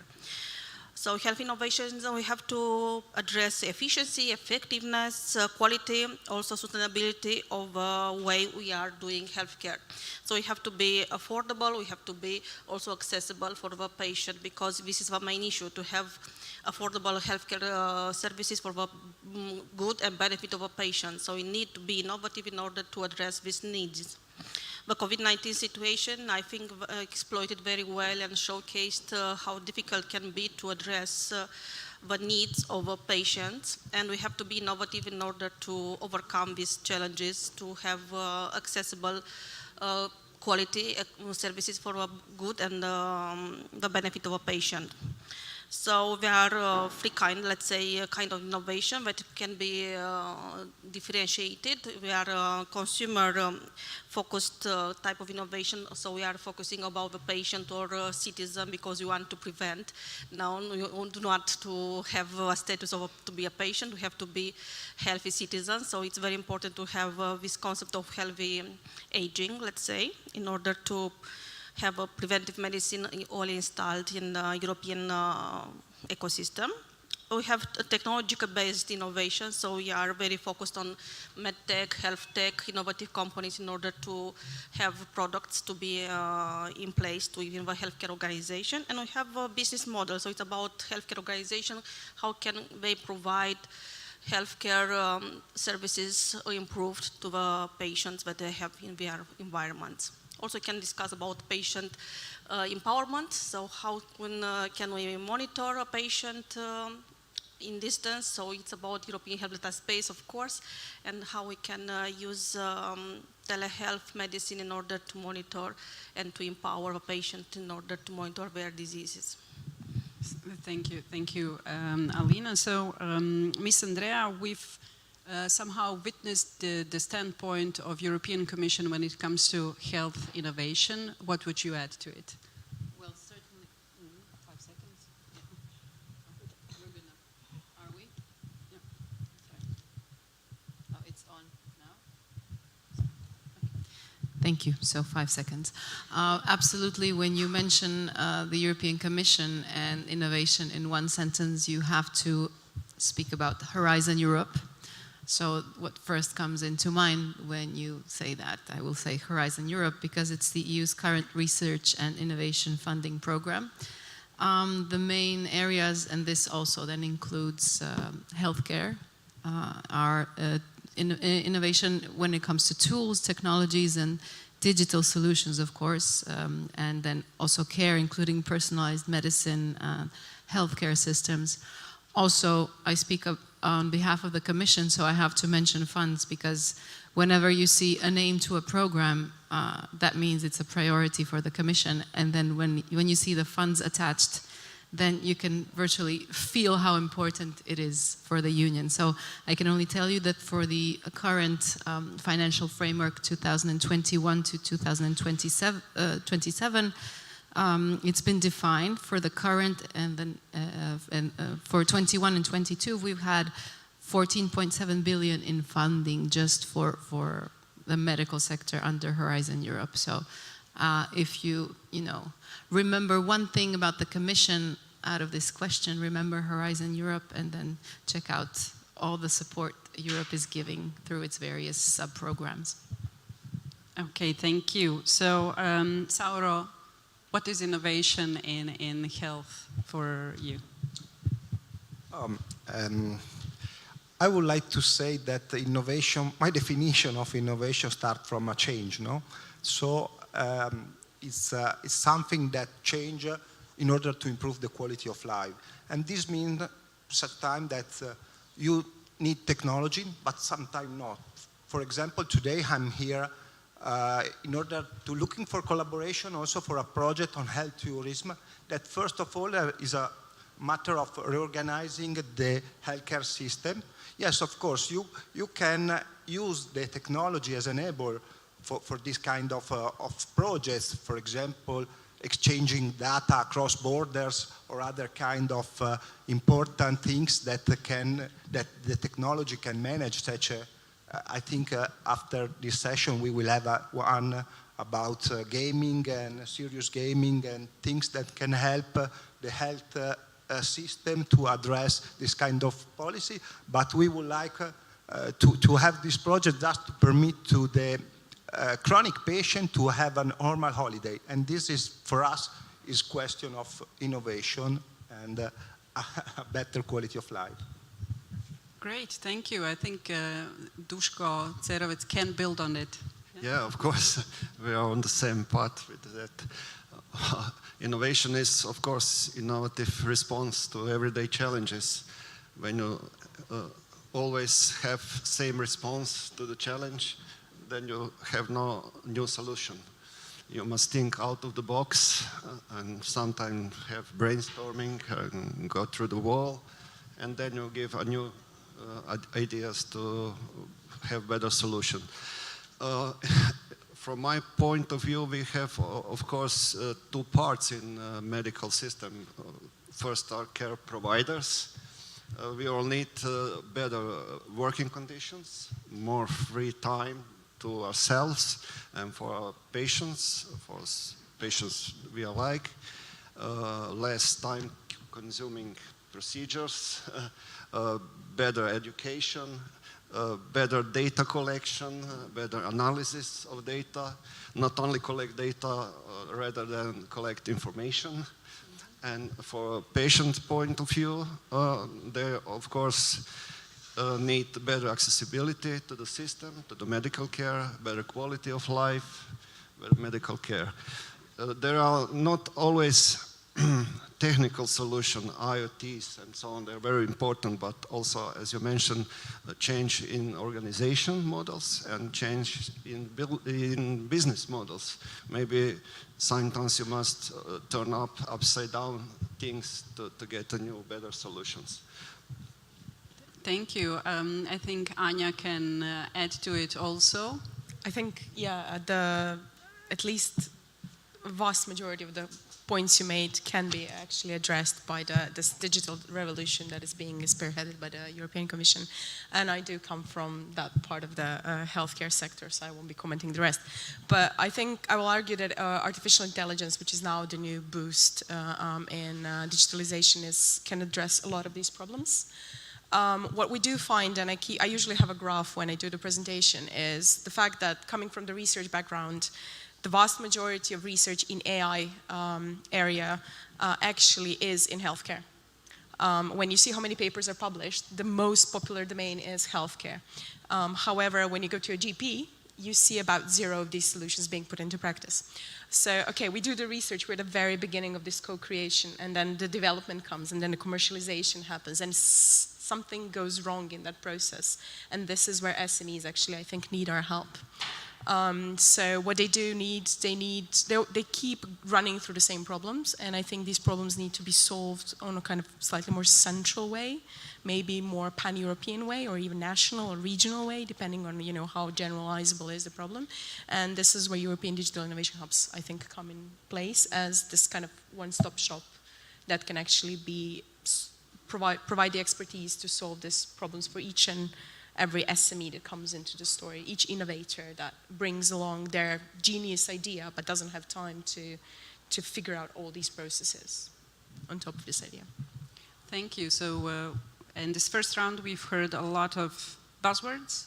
It's tech innovation, innovation in business model, patient improvement, AI, data collection, data management, tools, technologies, personalized medicine, all supported by Horizon Europe.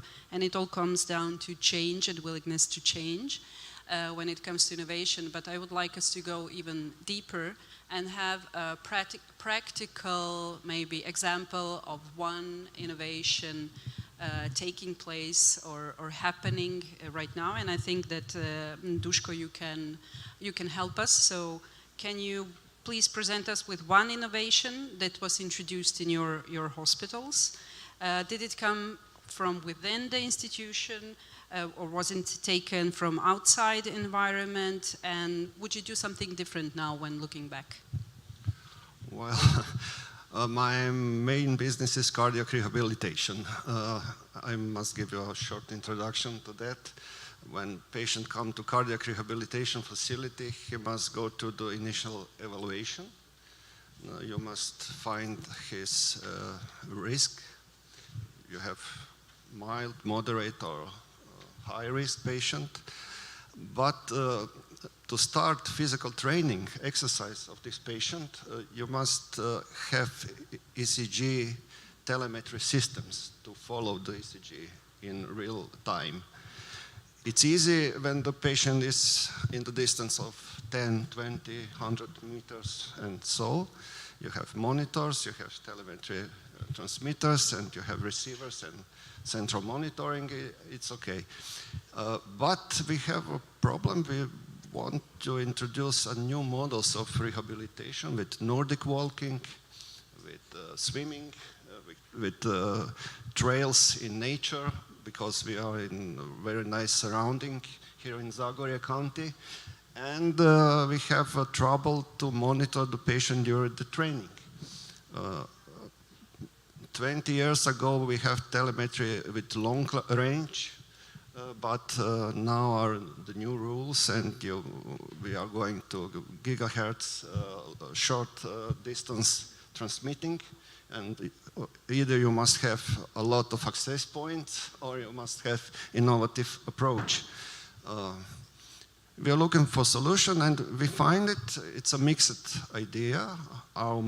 It's a new model and new organization of training of patient, and we find it's a German solution with a portable telemetry system with Android tablet, and it's possible to follow up to 6 patients in real time, and our nurse going on the training on the parts with those patients, and they are walking, and in real time you see the ECG of the patient.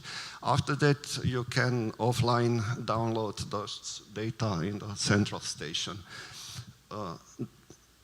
It's not only important, it's not a breakthrough technology, but you have also with the mobile data technologies and so on, but it's not so reliable like this. But that gives us other ideas. We have patients that are swimming in swimming pools. We now need a waterproof telemetry transmitters. We're now going to have plans to build a large center for health of brain and the heart, to extend our possibilities to comprehensive approach to preventive medicine. And we find a new trails in nature with info points, with transfer data, with experience of the patient, and so on. And this little idea is going to maybe another idea, and so on. That's maybe the point of that, what I want to say. It's not every day like Newton's apple, but small movements forward on are going to bring us maybe fruitful things in the future. Thank you. Mišović-Vidović, so from the perspective of European Commission and policy regulation, how does Europe and top-level governance support this kind of innovation in health? Well, let me just go back in time a little bit. I think it was already mentioned how much COVID has changed everything from the bottom up. That was the hardest we ever shook, bottom up. I think probably for a very, very long time. So it has been very reactive. The responses from the EU's level, from the Commission's level, but I believe the experience of COVID has really turned the European Commission and the EU level governance into a proactive player when it comes to health and innovation. So, I mean, just you've seen it in the video we've shown at the beginning, but the buzzword for the Commission and the Union when we speak about healthcare is the European Health Union, because we would say there is no alternative. We've seen how much a health issue is not a national problem. It's definitely not a local problem. It is definitely, I would even dare say, global problem. So just this October, we've finally finished, let's call it, set up the final building blocks of the European Health Union. And now I will read because it's a little bit long. So we've adopted the regulation on serious cross-border health threats, the regulation on the extended mandate of the European Centre for Disease Prevention and Control, and the emergency framework regulation to provide extra powers to the European Health Emergency Preparedness and Response Authority, known as HERA. So it all sounds very technical, but this is actually very strong, and it's the legal framework to make all sorts of trans-border, transnational types of cooperation when we speak about healthcare, to make them possible. I believe I have to mention a couple of more programs and instruments, if you don't mind. Again, if you remember anything from what I'm saying, try to remember the names and the numbers, because this is how you see the Commission present in everything we do through the projects that we need in innovation as well. So I will mention the EU for Health program. It is, again, a reaction to the fragility of national health systems that was exposed in COVID times, with a 5.3 billion budget for the 21 to 27 period. It is probably one of the most powerful programs. It's unparalleled, really, when it comes to the EU financial support in the health area, and we are all aware that this support is not a passive one. It also concerns innovation. So another important instrument, also sort of sped up by COVID, is the Recovery and Resilience Facility. You must have heard about this one. It's foreseen as non-repayable support and loans. The total amount is about 680 billion euro for this period that we're in financially, and a really large part of it will also cover innovation in healthcare. And I need to mention one more. It's a Europe's Beating Cancer plan. Again, it will have around 4 billion of funding, of EU funding. Another, I forgot, around 1.25 billion will come from the EU for Health program.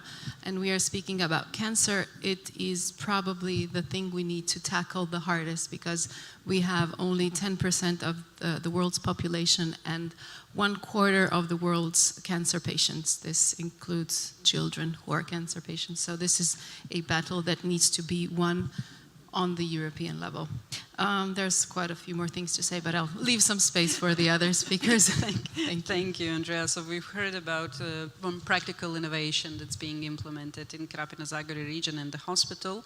Also, we've heard how the European Commission and European Union wants to support the fragility of the health system that was become obvious during these COVID times.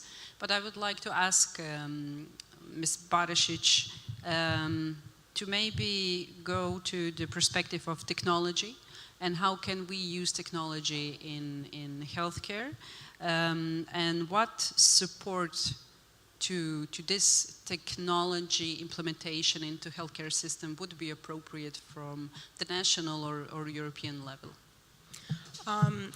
we are all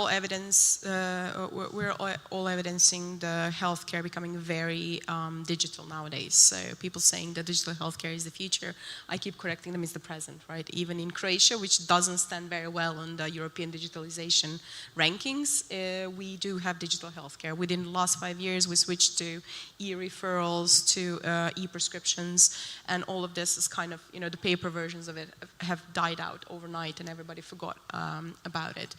The main challenges, as I said, one of these are how quickly the innovation gets accepted into the system. And I think the main issue here is how digitally savvy are our medical workers and our patients. Don't forget them as well. So you have a gallop of technology on one end. You have medical professionals who are doing everyday work who are already overburdened. They spend about 15% of their time actually handling the patients, and everything else is admin, learning, and all sorts of other very mundane tasks.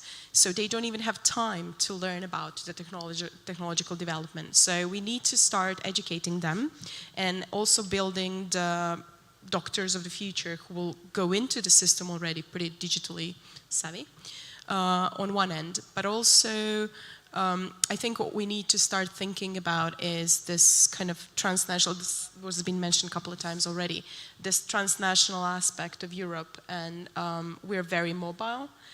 People go across countries, they're across regions, across clusters, however you want to call them, and their data goes with them.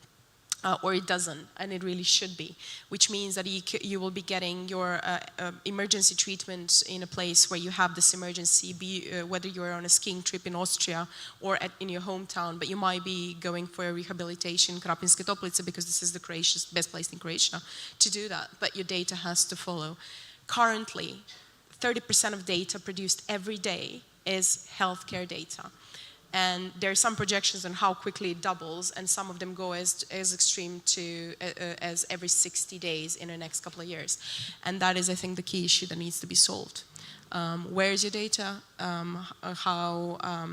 Where is it being stored? Who is it being governed by? How do you get access to say to someone, yeah, you can use this, but you can't use that? How quickly you can do that? And how much of that is accessible to whoever you're talking to within the healthcare system, be it the regular government-run hospital or well-being sector or the private health sector at any given point of time. And that just kind of, I think this is probably the biggest challenge. Thank you. Saro, going to you. You're a cluster manager specialized in ER health and well-being. Can you share the experiences within your cluster? How do you tackle this? Questions that Anja was talking about, also the data management. Do you talk about it?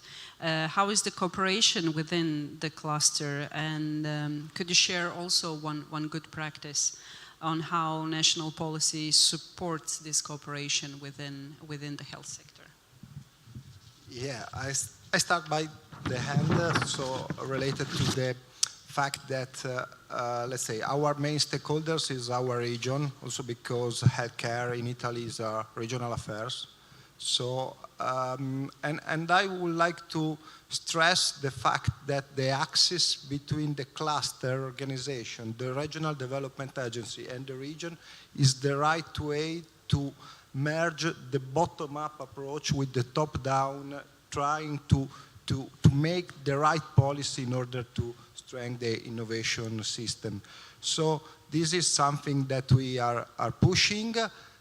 But by the way, we are also working, of course, at national level for several topics. For example, internationalization is something that we are managing with other clusters in Italy, but also with other clusters in Europe. We are part of the European Council of Bioregion, which is an association of 40 members, and we are collaborating a lot and pushing the development and the competitiveness of the all European industry across the world, so participating in international affairs and so on. So this is something that for us is becoming very important, because healthcare is a market, is an international market by definition. Related to the fact of data The data privacy, of course, we have, like everyone, I think in Europe with the GDPR, we have several problems in doing research.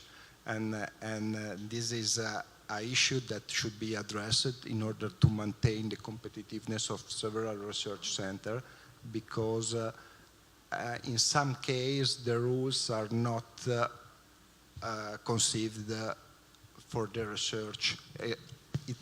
They are just thinking to manage the day-by-day activities, and in this case works. But in order to have a very, very good research, we have to think to special privacy regulation for research activities.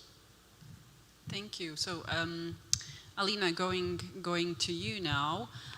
You also have a very good project to present to us, and to maybe showcase how are you tackling this, also data management and cooperation, but with the focus on precision medicine. So please, can you also present this project as a good practice example how this innovation can be easily spread within an ecosystem?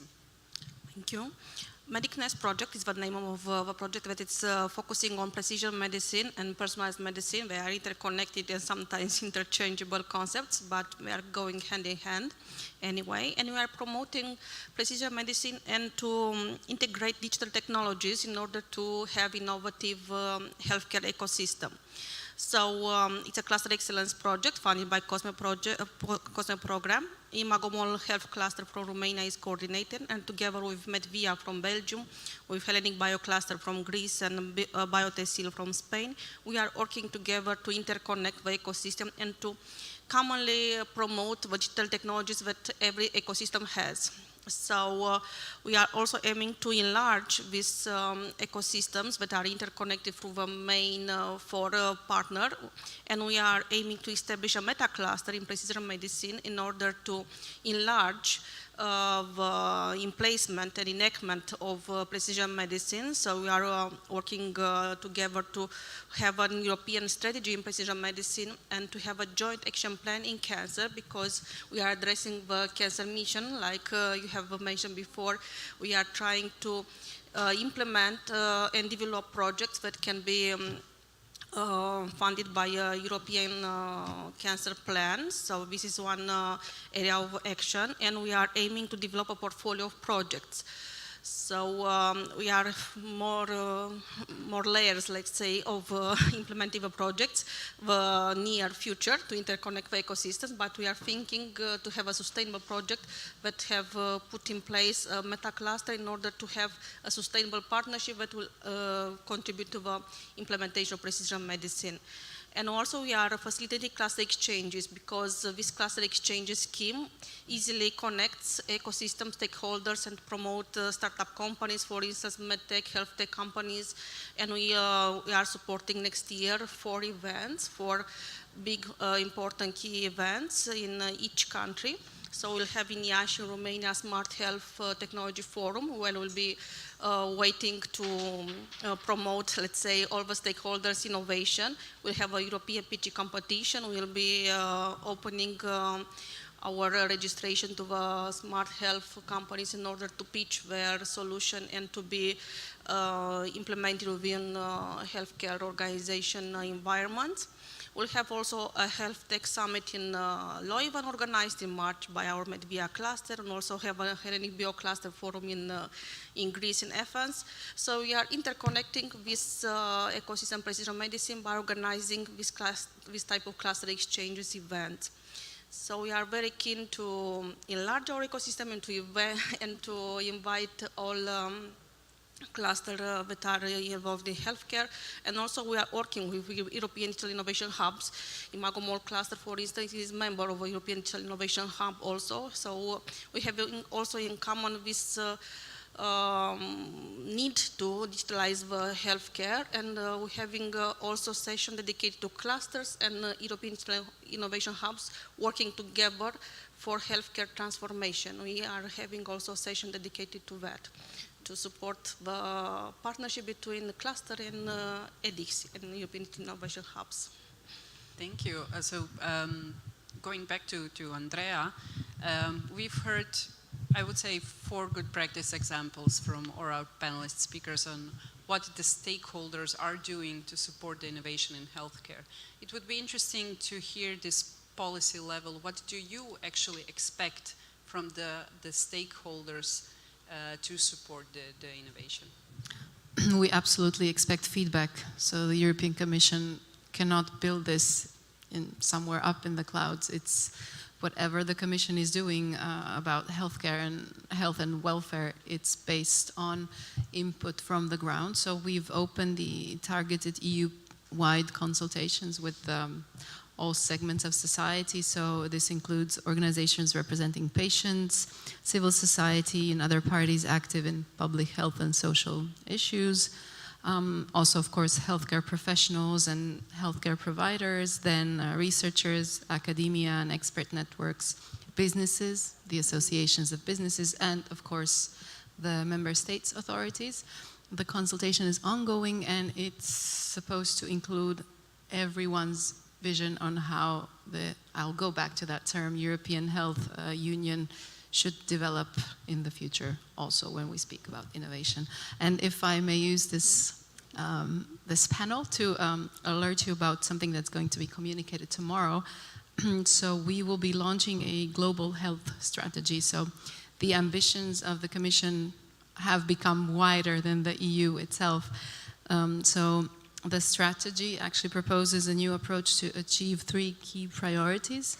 Our key priorities would be delivering better health and well-being, but also strengthening individual health systems, and also applying a One Health approach, which is then reaches out beyond the borders of the European Union. So watch out for this discourse. There will be more to come, because the European Union wants to position itself globally as a pioneer about the topic we're speaking about today. Thank you, Andrea. Thank you for this news that you shared with us. I think that we are close to wrapping up the panel. So one of the questions today, and we discussed, is this cross-border, inter-regional cooperation when it comes to innovation and health. So I would like to ask firstly, Duško, you were on my list. 3 good points of cross-border cooperation when it comes to innovation, and maybe 3 setbacks. I'm like in school now. Yeah. Okay. maybe first advantage is the transfer, we say, best clinical practices to each other cross borders. It's very important. We are also very competitive. We want to know where is our place when we compare with other countries in other regions, of course. And there are also opportunities to learn from each other. We are not selfish like it looks. And I think it's a great benefit. Second thing is to share the common services across borders. You know when you have on the 5 kilometers MR or CT scan in another country, it's better to go there, or maybe some emergency services than when you must transfer your patient 50 kilometers in your country. There are other example is to have special centers of excellence for rare diseases, and when you have an expert for cardiac arrhythmias, you can have one center for whole European region. That's of course better to have 100 of patients than 2 or 5 patients in every center. And of course, patient can expect maybe then a better level of care globally with trans-border cooperation. Some disadvantages? Disadvantages are classic one, of course, language and cultural on the side of the patient in the first place. Second is maybe it's not so easy to find the funding and political support as it looks like here in this panel, especially when you need a long-term support for your large project. Maybe in a short time it's easier, but when you need support during a few years, it's not so easy to find. And also on the side of clinicians, I must admit, we are on heavy workload. We are overloaded every day. It's a pandemic of COVID. We are overflowed with the new technologies, with internet information every day. And maybe acceptance of the strategic project, it's not so high in the clinicians. We very value our free time, and we must find maybe balanced from the heavy work. But it's not specific for cross-border cooperation. It's for any other cooperation, regional and any other. Thank you. Alina, the same questions for you. It will be hard not to replicate the answers during the session, but I will try to focus on the fact that it's very important to have improved the healthcare services at cross-border regions. This is the important thing. To have joint facilities, indeed, like it was mentioned, and that can be used by population that are living on cross-border regions, for instance.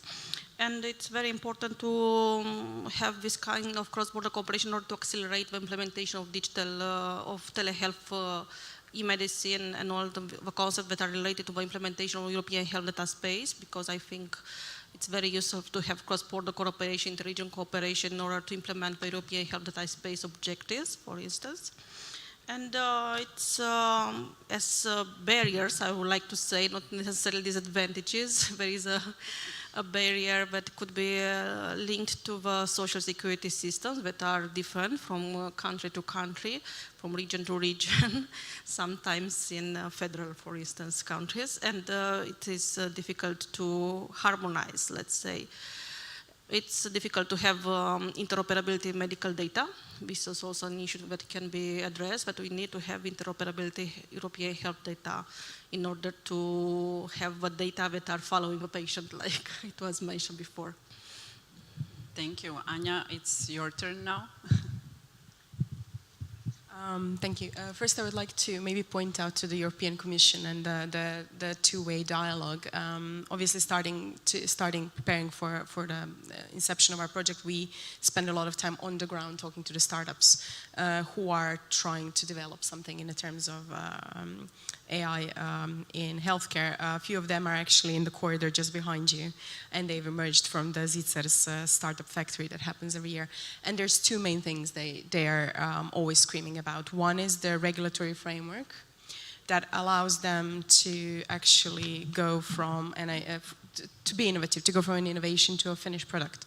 And one of the main aspects, one of the aspects is the regulatory bit, and the second one is pure testing facilities. And this is something that Europe has kind of addressed, and maybe it wasn't in your top list of things you mentioned, and that's testing and experimentation facilities, so-called TEFs, which are springing up across Europe. And I think in healthcare this is particularly pertinent because you need to test in a safe environment, either with patients or in clinicians on one side, so in physical safe environments, where this is a really good example of an innovative testing environment, but there should be a lot more. And the other one is creating these so-called sandboxes, data sandboxes, where you can test in a virtual environment with data where you need whoever is holding the local data to be able to provide them. And both of these are painfully lacking, both in Croatia, but also from what we hear across Europe, because Finnish people are willing to come and test in Croatia. And they have a pretty good digital healthcare system. So that's this is what we heard from the ground up. Secondly, I think the message to clusters, and the message is to utilize EDICs that are a network being built at the same time as we have this conversation. And they're not all health-based. There's a few of us which are health-oriented. And I think we should be an entry point to a larger network to the local clusters, so feel free to use them. And in the specific case of AI for Health Croatia, we've built a quadruple helix, which involves both the Ministry of Healthcare and the health insurance providers and the technology partners and the academia sector and the public sector in terms of associations. So I think this should probably be used more. So I do invite all of you for some kind of collaboration. Do contact me, please. Thank you. And Andrea? Yes, thank you. Thank you for your points also. So let's start with the negativities or the obstacles to this cross-border cooperation. That's definitely, I mean, sometimes it's physical. They can be peripheral. They can depend on the geolocation, and sometimes it's just simply in practical terms hard to make possible. So that's something that has to be overcome physically through different networks of transport, or that's also something to work on by the European Commission. And then there's also diverse levels basically of cohesion or of development. You will have bordering regions of different countries, even EU member states, with very diverse levels of how much how much they're even willing and able to take in terms of innovation, let's say. So that's certainly an obstacle. And then also legislation, of course. I mean, let's all remember that health is still a national domain. So health policy is not an EU level policy. The EU is doing a lot, the Commission is doing a lot.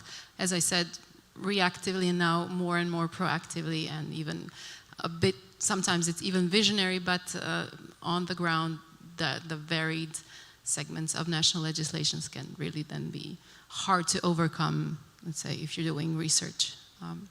Now about the positivities. Well, I've mentioned already that we've adopted, the European Union has adopted now in October, probably the last building block. I will again, even in this part of the session, repeat the European Health Union as the overall concept.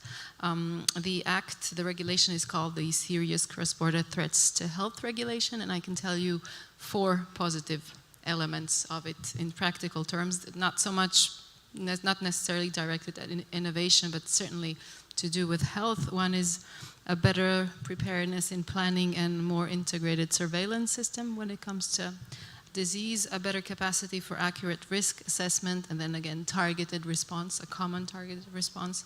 Then again solid mechanisms for joint procurement of, for now, medical countermeasures, but let's be ambitious and think of other types of common procurement even when we speak about innovation. And then the fourth, also the possibility to adopt common measures at EU level to address some future cross-border health threats. So you see there's some reactivity in it, but also it gives us a platform to think forward and look towards innovation as well. Thank you. Sauro, something to add?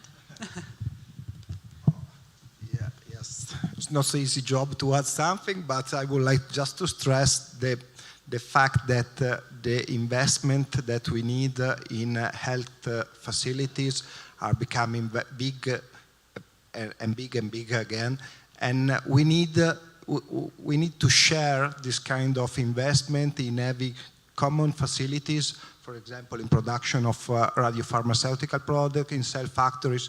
For example, now we in Bologna just set up a big supercomputer facilities that we would like to share. We are just waiting a project, collaborative project with other European partners, because it's the 4th supercomputer of the world at this moment, but it needs a project for all the Europe. We cannot think to replicate the facility in every country, but we need to share this big investment, because every one of us made is a small part of this investment with the European funding. So this is what we need at this moment, I think, in order to unify the European Union more. Well, thank you. As I counted, we have 4 good points and only, 9 good points and only 6 barriers. So I think we're doing good. Thank you. Before we go to our closing remarks, I would like to open the floor for any questions from the audience, if there is any for our panelists. It's the afternoon after lunch, I know. Still waiting for the coffee. Okay. So let's not do the classic closing remarks, but only one short key takeaway message from our panelists. So Anya, you can start. We've heard about the security sector being really strong in Croatia. We will hear about gaming sector as one of the organizers. I think we should consider putting a third one on this landscape of Croatia, and that would be the AI in healthcare. Thank you, Anya, beautifully. Alina, your one key takeaway message. My key takeaway message is related to medicness and precision medicine. And I would like to highlight that sometimes we spend a lot of time designing bridges, cooperation bridges, but not enough time in order to think about the people who are crossing the bridge. So precision medicine is about people. It's about tailoring prevention system for people, for patients to have precision diagnostics in order to have an appropriate treatment without side effects. For instance, in cancer, because it's a typical precision medicine cancer methodology. And it's very important to promote precision medicine because it's data-driven, it's knowledge-driven, it's ethical compatible, and also it's socially intelligent because we're thinking about people and how to better address their needs. Thank you. Duško? Life is short, play more. or collaborate more. I think the future is collaborative, but we must consider our equities and diminish our inequities with this collaboration and find strategic entry point and don't give up. Thank you. Sauro? Yes, me too. I would like to say that, yes, cluster, I would like to say something about the role the cluster on the global competitiveness because the fact that we are here to speak about the collaboration among cluster, among regional agencies is the way to compete with the rest of the world. So we have this big challenge for all the Europe, and we have to address it with this kind of meetings and the follow-up, of course.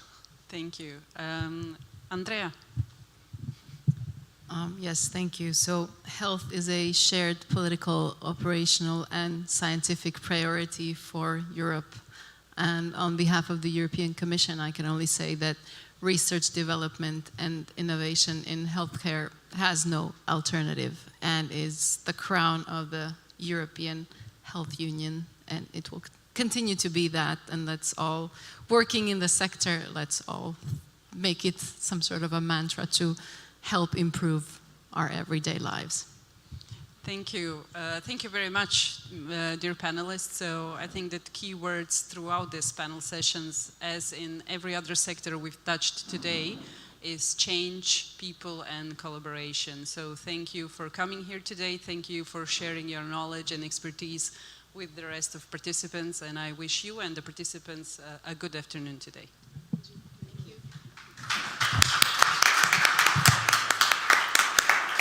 Thank you, Elena, and thank you, dear panelists. So it really does go without saying that the pandemic has highlighted the importance of funding, innovation, digitalization, and actual on-the-ground implementation of solutions in the health sector. So thank you again to our panelists. And before we proceed to the next panel, to the last panel of the day, we would like to invite you to a coffee break. Coffee is available for you outside. Please be back in 30 minutes. Thank you.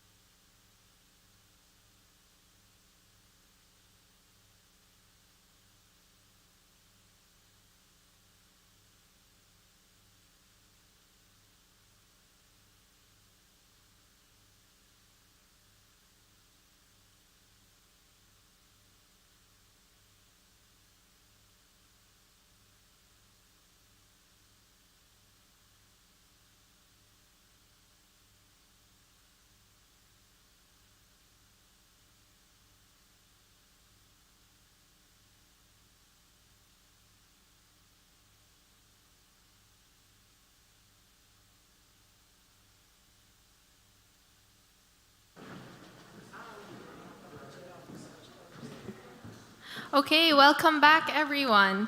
So to close our day, we have an interesting panel to discuss clusters driving the digitalization in Croatian key sectors. I'd like to turn over the floor to Natasha Mirish. I hope I pronounced that right.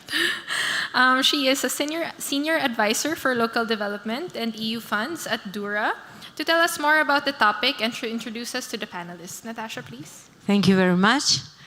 Good evening, everyone. Thank you for staying with us. Thank you for bearing with us. I know it's quite late in the afternoon and that you are quite exhausted by now, but I'm sure you won't regret it for staying here, because we've assembled a couple of fantastic panelists today who will share their knowledge with you, and I hope you will enjoy it. As it was previously said, we will talk about digitalization now on our panel. As you probably all know, it's a very, very important thing in today's world, in all business processes. So I'm sure that you'll be able to hear a lot of interesting facts and probably some figures about digitalization in Croatia in various sectors. You've heard a lot of things about clusters in our previous panel, so I will not speak about that anymore. Of course, I will give the floor to our panelists now, and we will speak about some key sectors, Croatian key sectors, namely it will be tourism, CCI, AI, and gaming. So we can start with our first panelist here today. We have Mr. Krešimir Partel here today with us. He's the State Secretary in Ministry of Culture and Media. Thank you for coming. Then we have Mr. Ivan Venturi here with us. He is a coordinator at Bologna Game Farm, if I'm not mistaken. Thank you for coming. Thank you for being with us.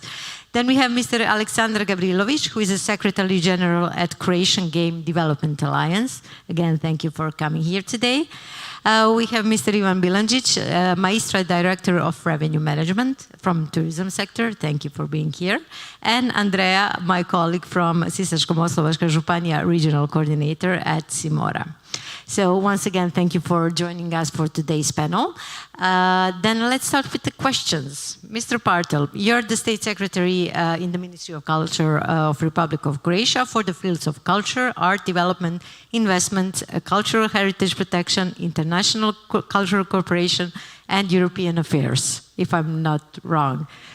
Almost everything. Okay, so we can see that Mr. Partel is very busy. And let's start with some Ministry of Culture attitude. So what is the Ministry of Culture's attitude towards creative industries? And are we actually following the trends, European trends, which are actually encouraging the CCI in today's world? Please First of all, thank you for calling us to this interesting panel.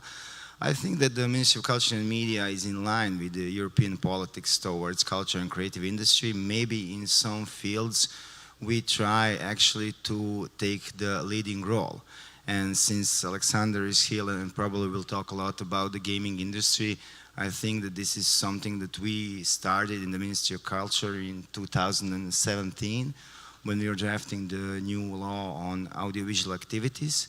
And a cluster of game developers came to the Ministry of Culture and said they think that we should be in the law on audiovisual activities, and this is how this friendship actually started. And I say friendship because the whole cluster and the people that are there are really open to dialogue with the Ministry of Culture. We are talking about how to enhance the gaming industry, and also something that is very interesting, which is our goal. Not just enhancing the gaming industry, but making a part of the gaming industry better for the users, especially for the kids. Something that was done in the movie industry a long, long time ago, when the Europeans decided to take part in financing the movie industry so that art movies and movies that are not necessarily commercial can also be produced.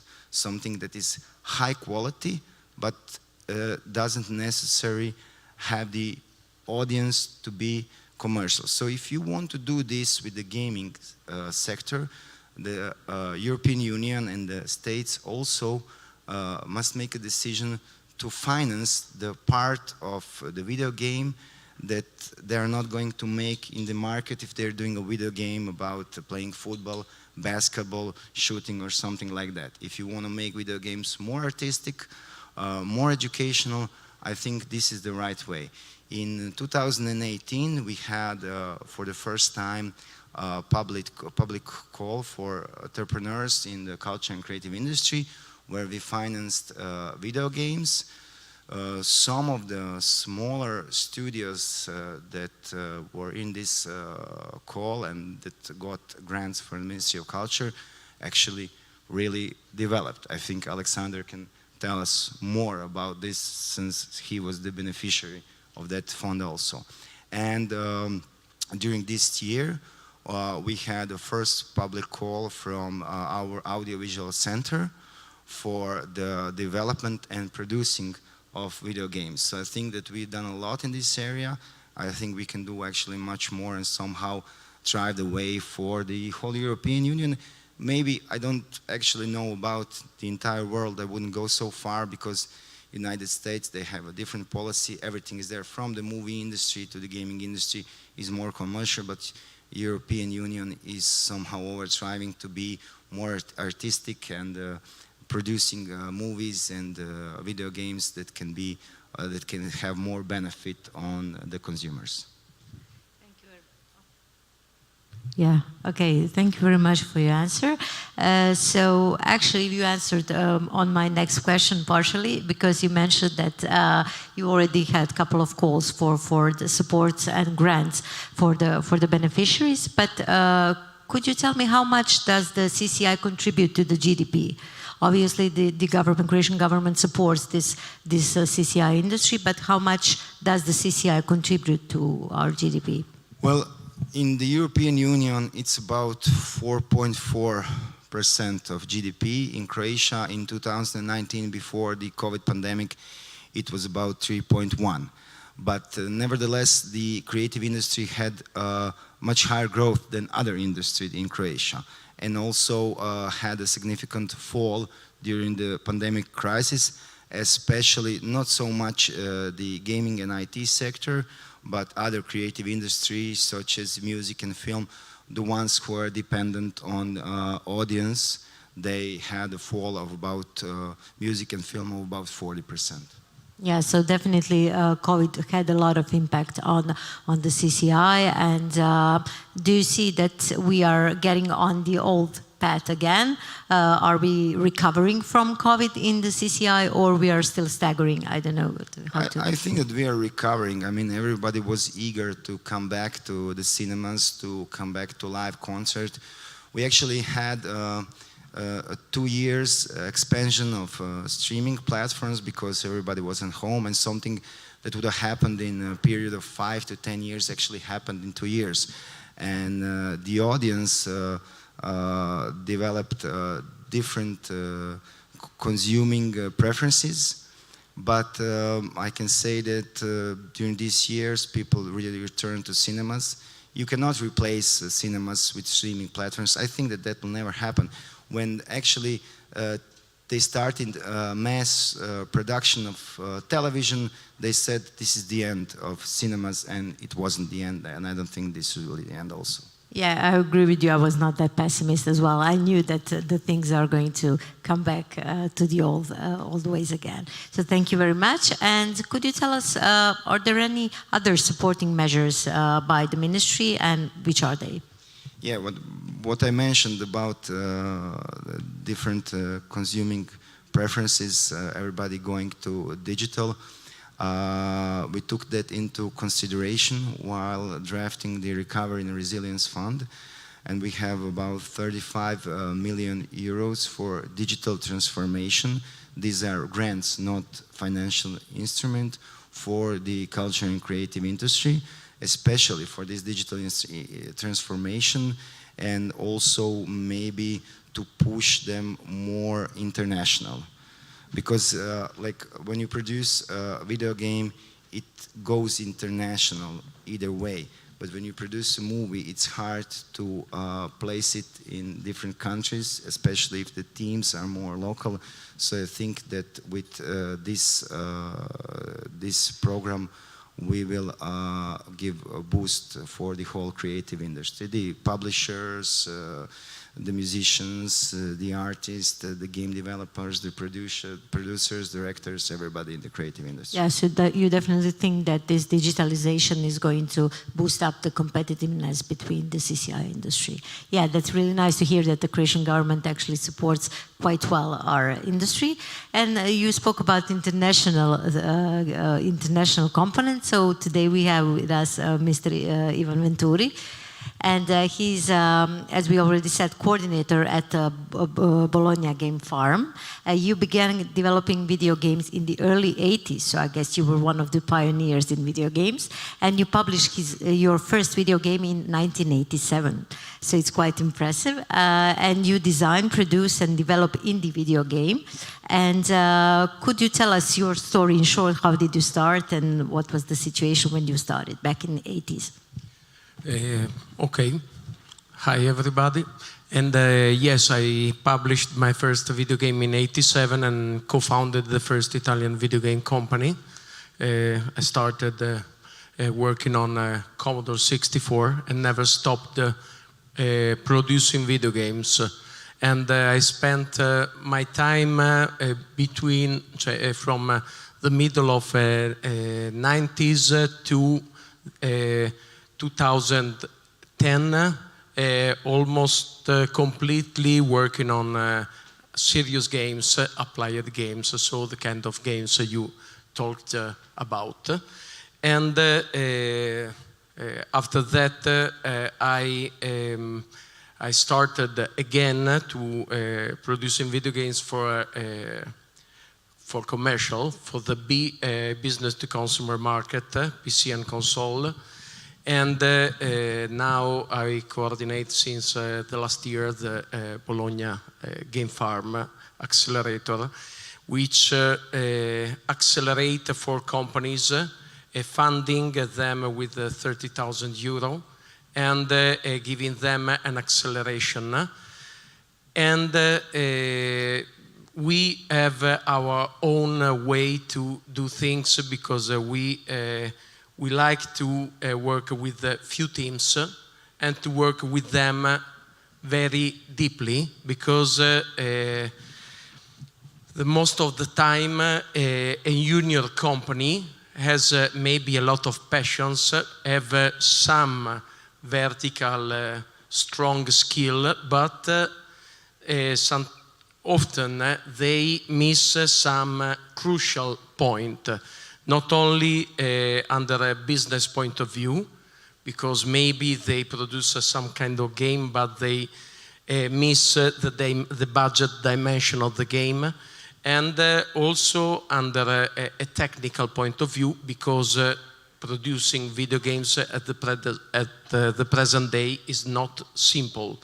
And for example, if you produce a strategic video game, you have to get in your team, for example, a programmer skilled in a database or whatever.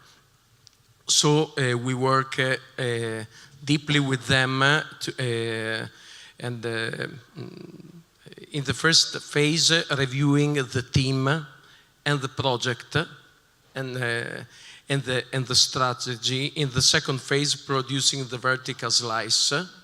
And in the third phase, after they tested the vertical slice in an event we have in Bologna, a big indie event, they begin to pitch their vertical slice to publishers. Firstly, in First Playable, an event that we organize as a national association in Italy. And then in Gamescom in Cologne, and last time in Paris, Game Connection. This for PC console. But, and on this I have a different opinion. I think that now European Parliament, I don't remember the name of the member, but a French member on the 9th of November made a declaration about that Europe must sustain the growth of European game industry. And the problem of European game industry is the South Europe, Italy, for example, and the Southeast Europe. And the game industry in the world is worth next year $200 billion, so is huge. And it don't use materials. Italy, for example, doesn't have so much materials and don't use energy, only intellectual skills. And most of these earnings are produced by mobile gaming, for example. So, in my personal opinion, I think that we have to work together and sustain the growth of the most earning gaming industry. And I told that even if I continuously produce serious games and applied games. I did some spending my own money, so I believe in that personally, but I think that we have all together, we have to collaborate to make Europe grow in another direction. Yeah, so I can see obviously that you have a lot of things that you would like Europe to support in order to support the whole gaming industry. Yeah, that's really nice to hear. And could you tell me what's the situation like in Italy in general? We see Mr. Fertel mentioned that the Croatian government gives grants and supports the CCI industry. What's the situation like in Italy when we refer to the gaming industry? Are there any grants? Are there any supports by the national government? In Italy, historically, there were not so much things. Only in the last year, it were made 2 years ago, if I'm not wrong, the first playable fund, which means for millions of euro spent for companies to sustain the prototype productions. And now a strong instrument is the tax credit. I don't remember exactly, I'm not the right person to talk about these things, but I think for 44 millions total of tax credit, if I'm not wrong, so it could be. And moreover, there are the money spent, for example, by Regione Emilia-Romagna for Bologna Game Farm, and in Lazio by Lazio region and Cinecittà, there is another accelerator. So this is the main thing. Then there is some spot funding here and there, but not enough, nothing big, I have to say. Okay, so thank you for that. And what do you think, what is needed for the growth of the video games in Italy, in industry, and especially in the places where the video games are not grown as in northern countries? So besides financial support, are there any recommendations of yours, since you've been in this business for a long time, almost 40 years, I may say? Yes, I think for two things. The first is a responsibility of us game developers. As me, a lot of people come to video game industry moved by passion. So I want to realize my dream. And it's a good thing, but not completely. Because we had a lack of business vision. The second thing is that till the last year we had no particular support from institutions. I'm lucky because I live in Regione Emilia-Romagna and it's quite a slightly different region compared to others. But I remember years ago when I tried to explain what I did to banks, for example. So these 2 points. Things since some years ago are strongly changing. In a positive way, I guess. Positive, absolutely. Now things can really do a boost in up and the sustain of Europe and all the new fundings specifically dedicated to gaming can do the difference. Something similar like we have in Croatia, so specific goals, I guess. Yeah, thank you very much for your answers. Now we're moving to Mr. Aleksandar Gavrilovic. He's a General Secretary of the Croatian Gaming Development Alliance, so obviously a right person to speak about gaming, where they promote the local game development scene from small indie studios, making their first game, all the way to large studios with huge projects. So Mr. Velzel already mentioned you here that you've been a beneficiary from the call done by the Ministry of Culture, but can you tell me now how does gaming fits with other creative industries, but also, let's say, traditional sectors? Okay, good question. So gaming is a sector in itself. Our main goal, of course, is always to make a video game that people will buy and enjoy and so on. But what is more and more apparent is that a lot of other sectors are using the same tools, the same resources, and also we are using a lot of the resources from other sectors.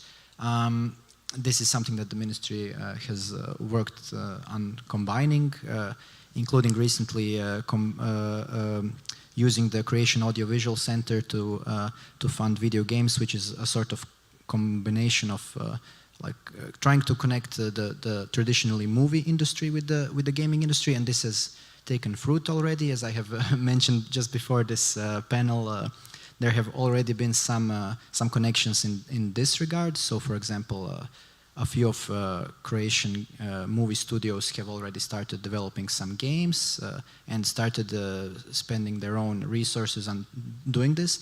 This is not only important for gaming, this is also important for the human resources, for the cadres who are actually working there, so for people who are writing storyboards and scripts for example, movies, to go into a different, to understand a little bit about the different, not so different media. Also, comic book artists, animators, and all the other different valuable artists who could help. Because video games are not just IT, they're not just engineers, they're also writers, artists, animators, and so on, level designers, architects, actually. Yeah. So they generate a lot of jobs, actually, right? Yes, a lot of jobs, which are usually thought of as suficitarne. So not usually thought of as jobs that drive growth, you know. But it is now obviously changing. So these jobs actually drive growth. So when your kid tells you that they want to be an artist, you know, you don't say, oh no, that's horrible, how will we support you your whole life? Now you can say, great, go into game development, be an artist there. So that's good, but also there are other sectors, as I mentioned, which use the tools that we use, right? For example, 3D modeling, which game developers understand and use every day for 3D games, is useful for pharmaceuticals, for simulations, for different medical supply applications and so on. And if we're going back to creative industries, to just CCI, you have the entire branch of tourism, right? And then people who go into a museum or a gallery, they like to maybe put on a VR headset and see how this fort looked 100 years ago, you know, during some famous battle and so on. We have already examples, if I may say, in Šibenik, right, with the Exactly. VR in Sveti Mihoel. In the Tvrđava kulture, yes.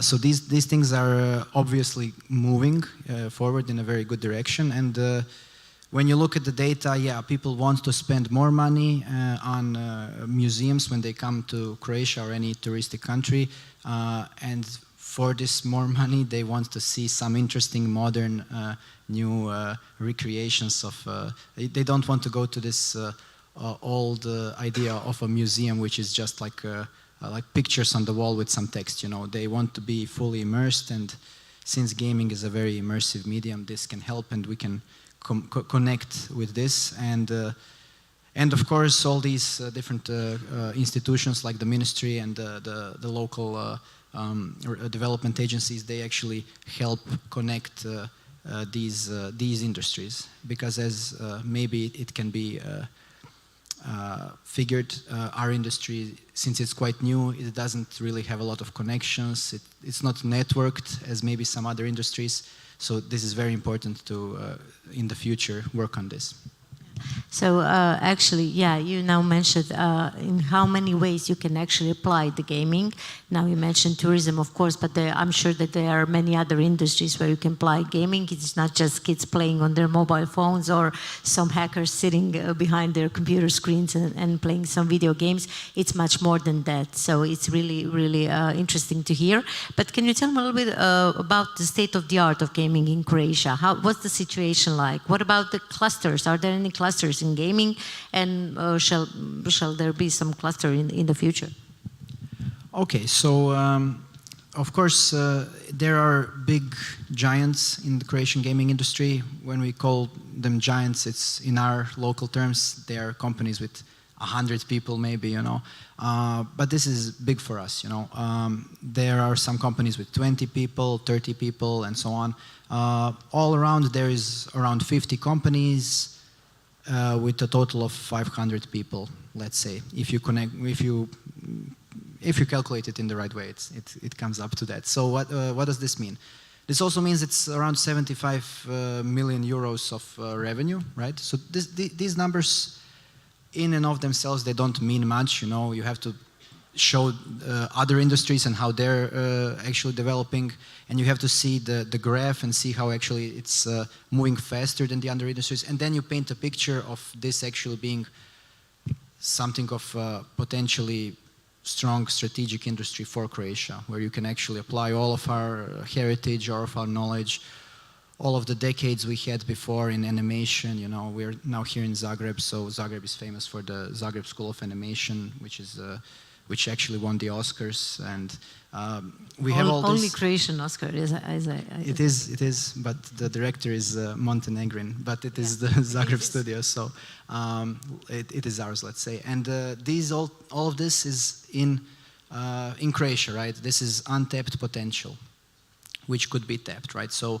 it's important when reading the data not to just read like raw numbers, which I can say more raw numbers, of course, but it's important to give a perspective, the growth and the potential.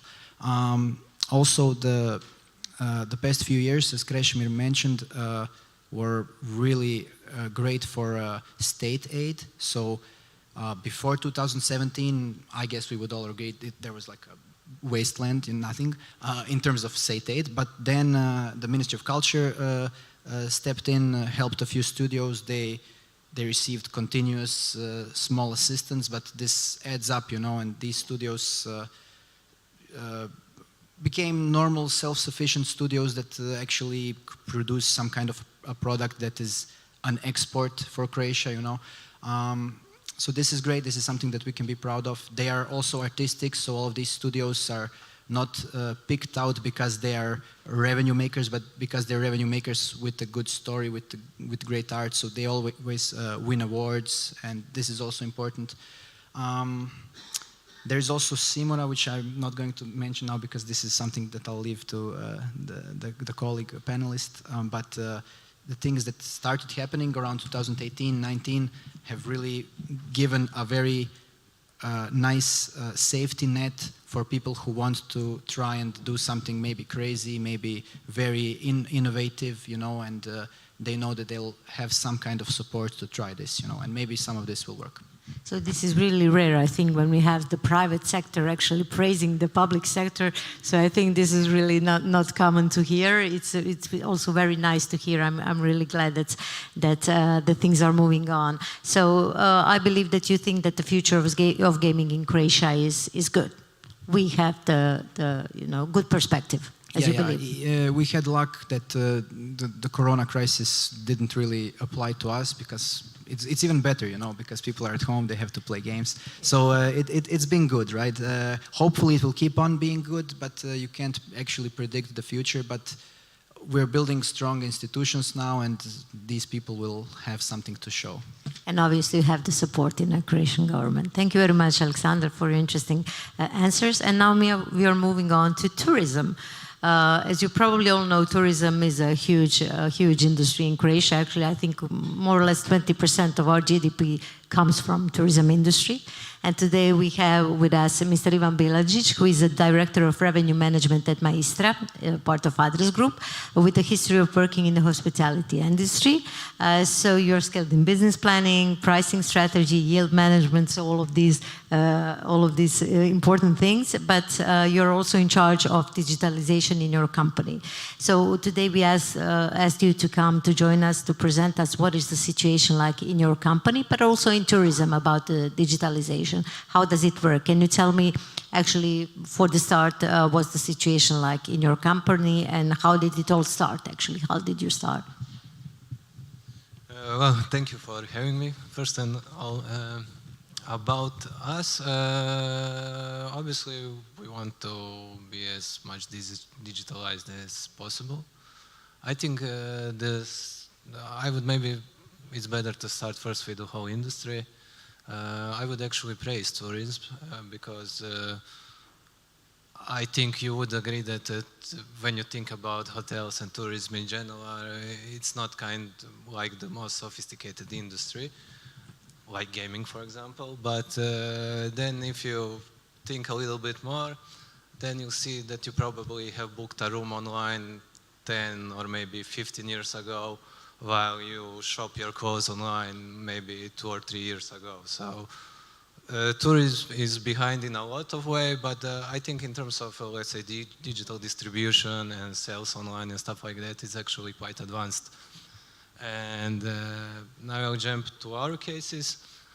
We also had, let's say, one additional idea to add to that first idea that tourism in general, not in general, but in some parts it's very advanced. And one other idea that we have is that, as you mentioned, tourism is, it's about 20 or 20-something% of Croatian GDP, which is very unusual when you compare to the Western advanced economies, let's say. And therefore, what that means to us, that means that the biggest tourism companies in Croatia are among the biggest companies in the whole industry, actually. And what that allows us? That allows us that we actually work with the best talents and best teams in the whole nation or in the whole region. And it's something that is really, really hard to do if you are, for example, in Germany or England or the United States. For example, if you're best student in Cambridge, it's very unlikely that you work in tourism or for hotels. You're probably in big banks or Google or some company like that. And we realized that we can use that our economy, let's say, disadvantage to our advantage. And actually we started hiring a lot of, let's say, scientists, primarily data scientists. And that's our strategic goal, to have a strongest scientific team in the whole region, and maybe even globally in terms of a hotel chain company. Because as I say, we think that other companies in the rest of the world, their brightest talent works in different industries. So we started to do that, and the results proved us right from the very beginning. Yeah, that's really nice also to hear. And which digital solutions did you apply by now? And do you see any difference from before? Did it speed up your processes? Did it generate some extra revenue? How does it look like right now in comparison to before digitalization? Yeah, obviously you want to digitalize pretty much everything, but you want to go a step further to have some predictive analytics behind it, so that can not only digitalize the process, but can actually execute part of the process. And what is happening when you are able to do that is that you free your employees' time to, to be more creative and to go work on the tasks that add even more value to the organization. So I think basically that's the goal.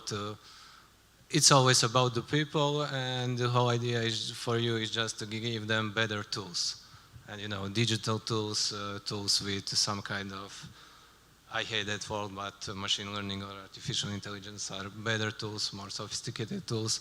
And what happens is basically that you free up your people, times, energy, and creativity. And you become basically a better company. So you would say only positive things happened once you introduce digitalization into your business?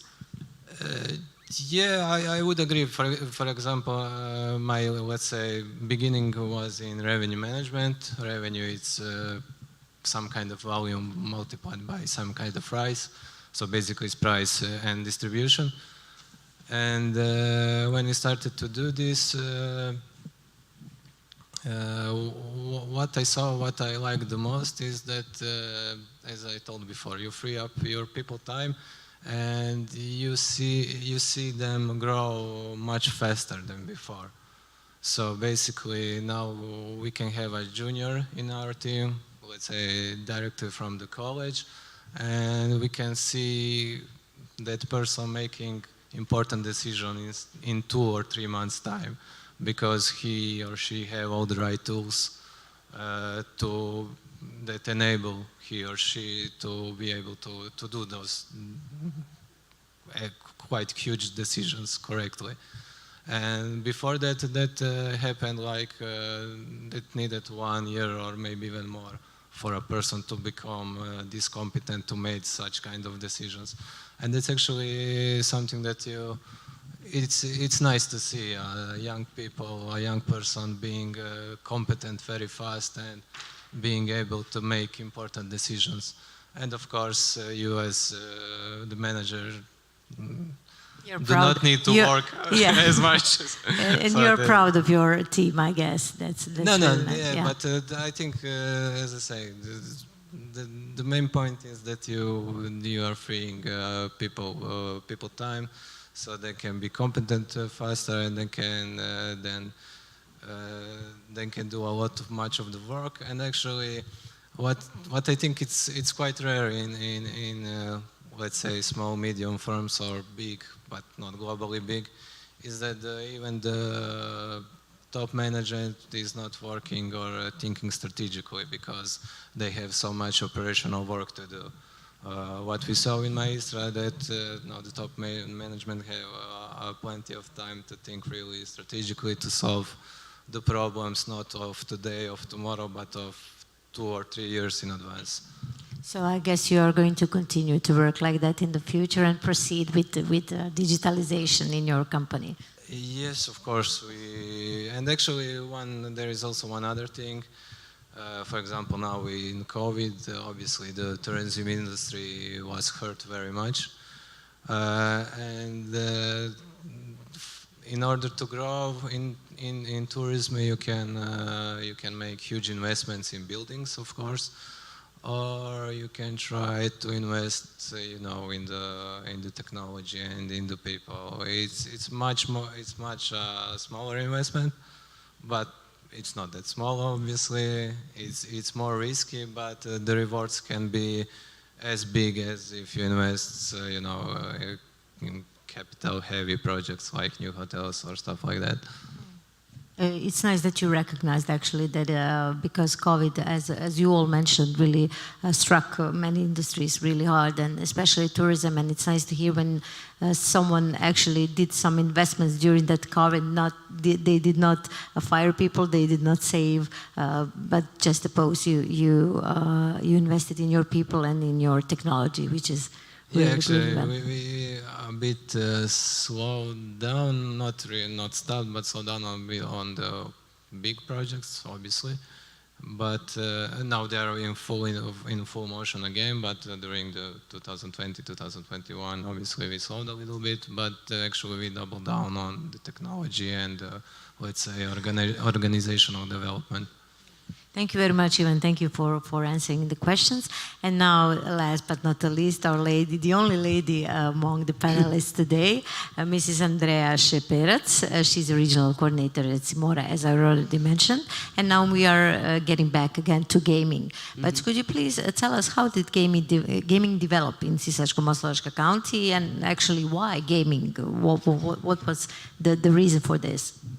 Alexander said one word, crazy, and it's all started with the crazy idea and crazy people, let's say. When we started to talk about this, it was late 2016. Tomislav, that is in public, and me got the assignment to write a project about the gaming. And I was thinking to myself, like, what? I mean, Sisak-Moslavina County, for those of you who don't know, that was the region of heavy industry, metal processing, oil companies, petrochemical, food industry, wood industry. It really was a strong region of heavy industries that just collapsed in one time. We struggled with the numbers like 33% of unemployment rate. The young people were leaving our region, industries were disappearing and everything else, and we were just thinking how to save our economy.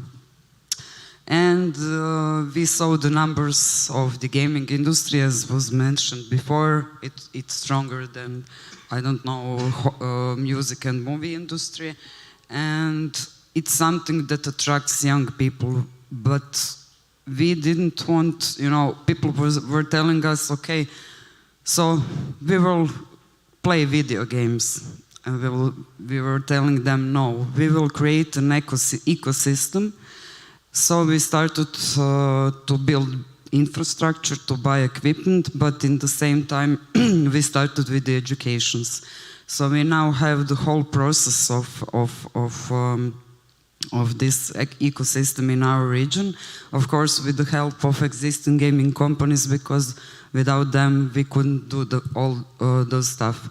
So there's no any scientific explanation why gaming, only that it attracts young people and it helps us to live, to help young people to be in our region, not to go, I don't know, to Germany or to Ireland. That's really, again, really nice to hear. And since that gaming started developing in 2016, what has been achieved by now? Do you have any success stories that you can share with us? Of course, it was really hard work. Firstly, we have built 2 buildings. They are now fully operational from 2020. In them, we have more than 80 startups. We have few types of educations, let's say types. We have 6 months education for unemployed people. That's in programs Unity and Blender for programmers and graphic designers. And now we have started with the new program Unreal for 3 months of education. We have, and I think that's another success story, we have realized cooperation with Croatian Employment Services, so our participants receive Croatian minimum salary as they are going through the educations. We have number of cooperations, number of events like this, number of projects that are raised from this gaming development in our region, and hopefully we will go further. Thank you very much, Andrea. This is also really nice to hear. So before we wrap things up, we can give the chance to the audience to ask some questions, if there are any. Come on, don't be shy. Yeah, we have one brave lady here in the front row. I'm curious to ask to the entrepreneurs how and if you think it would be useful to have in the surrounding an ecosystem facilitating your work. So which are your suggestions to public administration, to regional development agencies in order to facilitate your work? I guess this is going to Mr. Alexander or Mr. Venturi.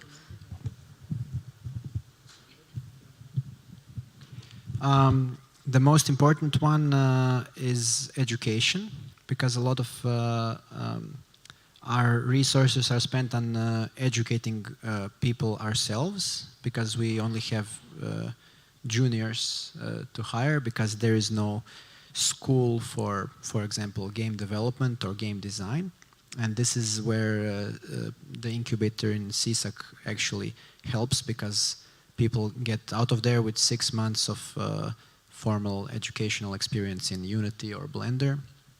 I know that we've hired a few of your alumni. But the long-term plan, if I understand correctly, is for the university in Zagreb to make actually an interdisciplinary program with programming, production, game design, game art, and people can actually finish it and become masters of this.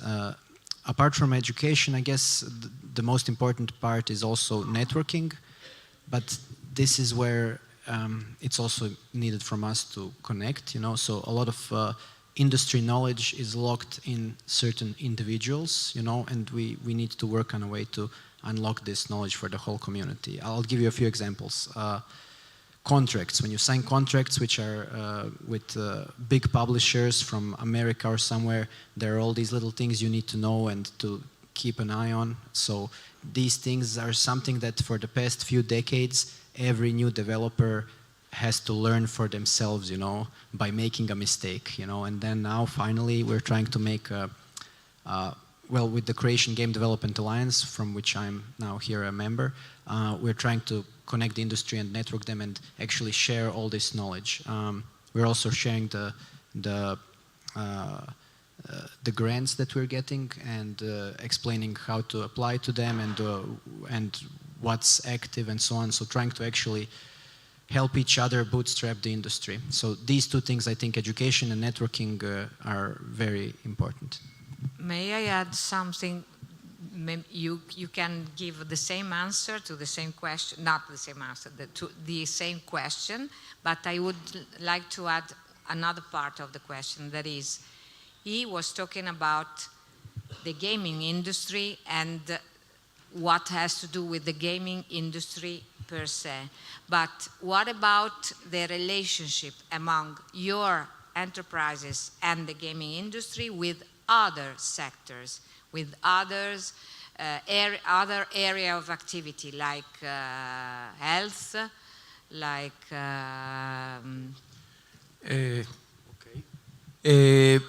okay, but here we have to do a specification.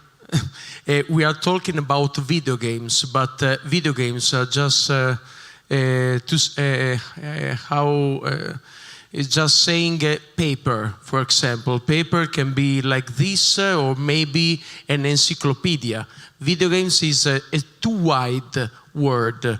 When we talk about producing video games, for example, connecting to the automotive or health or green education, we are talking about maybe assessment instruments, maybe communication instruments, maybe didactical instruments.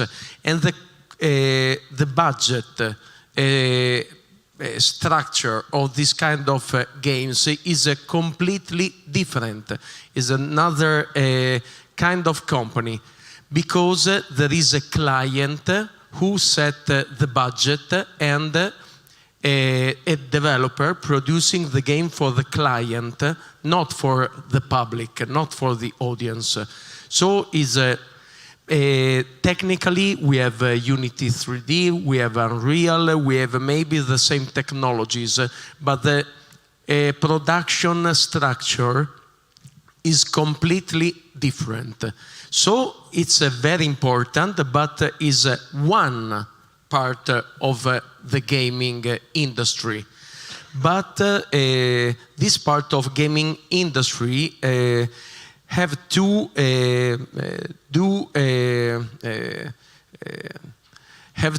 make its budget depending on the communication budgets, for example, of other industries. I mean that is not limitless, and is most of the time very local. Because if I produce something for, I can say, Italian artist, could be that this kind of game will be sold especially by Italian people, maybe because it's funded by some Italian institution.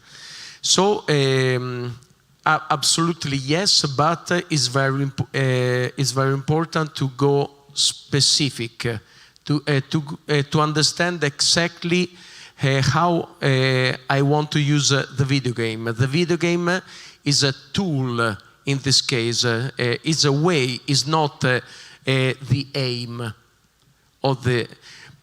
On the other side, coming back to the first questions, I think that, as I told, we have a lack of publishing company in the South and Southeast Europe, except Spain, maybe, which has some more, but publishers are the same in a video game industry that there are in movies, for example, Warner Bros. Or whatever. And without this, what it means that me as a game developer, I invest in the pre-production of my video game. Then I start to do international exhibitions like Gamescom in Colonia, Reboot Develop in Dubrovnik, or Game Connection in Paris, Game Developer Conference in San Francisco, and so on. And I have to find a publisher who will give me the money to produce my game. I would like to find an Italian publisher, for example. And now this is a bit hard. This for a PC and console video game.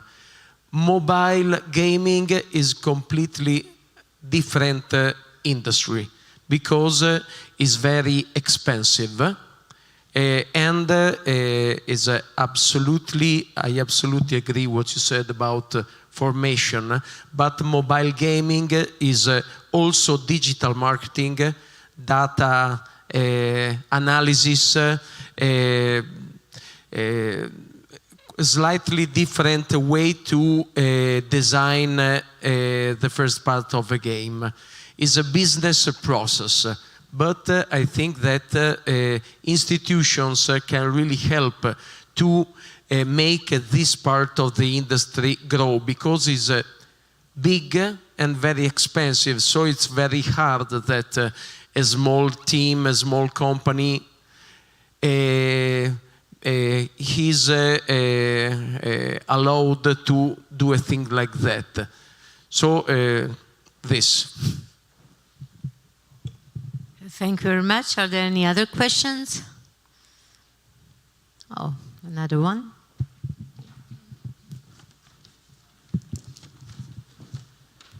Thank you. I was thinking to address my question to Mr. Alexander Gavrilovich, but then I realized that it would be better if I ask anyone of the panel.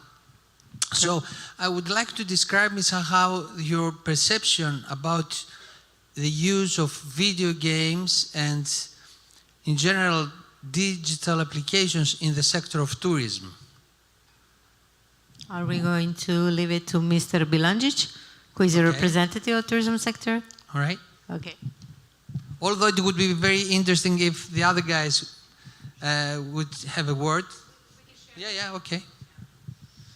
Okay, for us, one of our best-selling hotels, it's Family Hotel Amarin in Rovinj, and this hotel is particular because it has so much stuff for kids to doing, a lot of educational stuff, and it's very popular among young families. And obviously we want to push our program further and to involve some kind of, more immersive attractions, maybe some more or smarter educational stuff using technology or video games. We had a few talks in that direction, but so far we didn't find the right fit. So basically it's something that obviously we are interested in. We think that it's something that actually it's quite hard to do in the right way, obviously, because we like to have great standards. So we are not willing to compromise on them, at least not much. So yeah, I think there's plenty of room, because what we saw during the last few years is the best products, best hotels are very focused in some niches. For example, like this hotel, it's for young kids, for young families with small kids. And obviously, the more we have is the better. Of course, kids love technology and we want to give them in order for them to be happy, of course, but we want to give them the right technology and the right materials and the right type of entertainment, let's put it like this.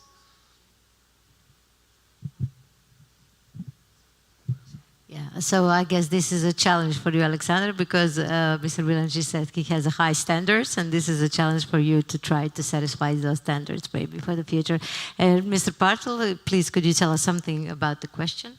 Well, regarding your question, I would make an example with the video game Assassin's Creed. That action actually happened in the city of Florence, and actually that boosted tourism in that city. And we had a story that kids going there with their parents actually knew where to walk because they played the game.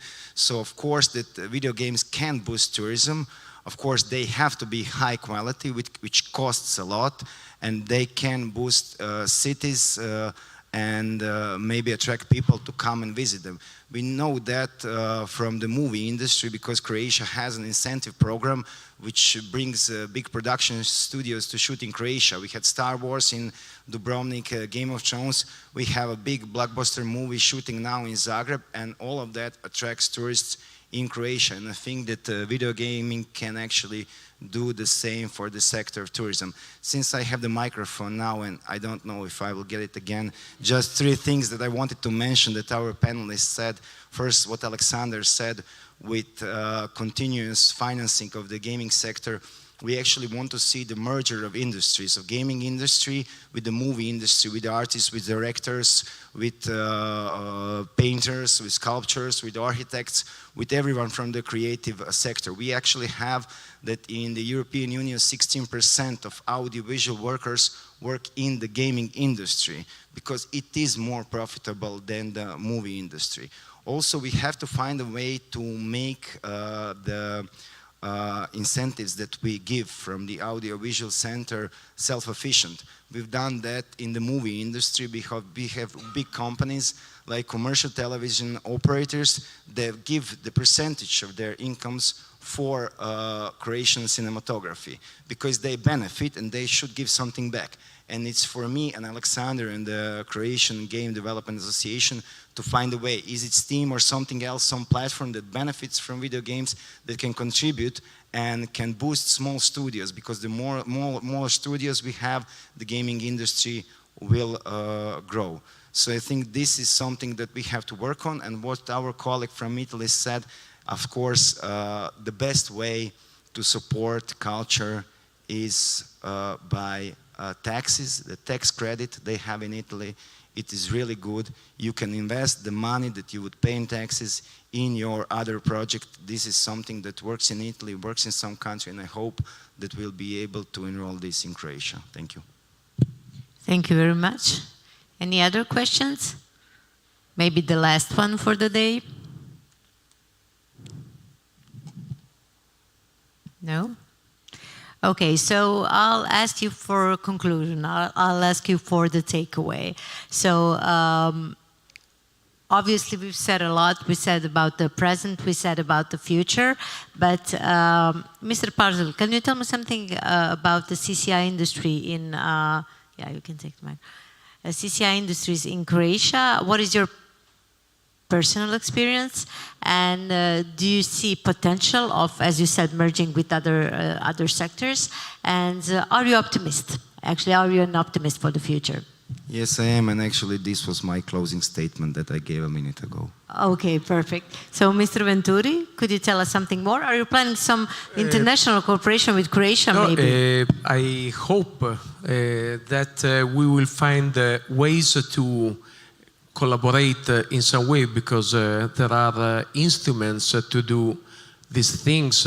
We have an accelerator in Bologna, you have an accelerator in Novska, and we have to share experience. We can share knowledge and tool and system building. So, and we have wonderful countries to visit. So it's worthy. Yeah, thank you very much, Alexander. What about gaming Croatia? To add something to everything that's already been said, the main word is consistency. So it has been going okay for a few years. Nothing is that fast, you know. Things are already being witnessed, which are great, right? For example, in the incubator in Pismo, which has been operational for a few years, you have now some success stories that you can show. I love the horror game that's big in Japan, and some other games which are really, what is it, Go Home Annie? Yeah, so, but these things take time. And this is very important. It's very important to just stay on the course and just strategically believe that this sector is something important, you know, and there are reasons why. I mentioned this is a sector that can help creative people, artists get in and become actually people who bring revenue into this country, bring exports, and this is something very where you can actually experiment very much. And even if you fail completely and your game is, nobody likes it, it's too experimental, you still have the tools, you know, you understand how to use Unity, Blender, whatever, and you can use these tools in other ways and become a valued member for I don't know, a museum, you know, for the tourism industry, and you can make great VR virtual experiences or whatever. So it's good either way. So maybe some ideas already for Ivan. How do you consider now VR or something like that for your company? Or do you see on the horizon some other big tourism companies here in Croatia? do you see them like your competitors in terms of digitalization? Do you have some information about someone else trying the same thing? Trying the same thing. I mean, yeah, a lot of big hot chains in the world are trying to do, virtual reality and, to some kind of immersive technology. Actually, I think nobody did right so far this, so there is a huge opportunity for, young minds and with creative ideas. So I think there is a lot of potential, and props to the gaming industry. I really didn't have much information about them. I hope this panel helped you. Yeah, I knew the few big successes that Croatia had in the last few years, but I didn't know that there is such a vibrant scene, let's put it that way, and I hope, or I believe that there is a lot of space to collaborate with the tourism industry. Yeah, now you can network, you can exchange your visit cards, and maybe try to have some cooperation in the future. Andrea, what's your opinion? Do we have enough, let's say, SMEs or startups in your county or in Croatia ready to start this trip, to start this journey in gaming? Are you optimistic? I am really optimistic, and we will talk, let's say, in 5 or 6 years when we build the gaming campus, if we will have white hair and everything from the troubles of construction. But yes, I'm an optimist. We are now hopefully next year starting to build up our incubator in Novska, and we will have their university and e-sport arena and everything else connected to accelerator and everything. We now have 80 startups. It's now time to help them grow, as Mr. Ventura said, but also to help studios to have more and more educated people. So yes, I'm a big optimist, and I agree with Alexander. We need to stay persistent, and consistency is a big word. Okay, thank you very much. Thanks to all the panelists for wonderful words and sharing your knowledge today. I think that the future looks bright, at least according to your statements. And that would be it for today. Thank you very much for staying with us, and let's have a round of applause for all the panelists.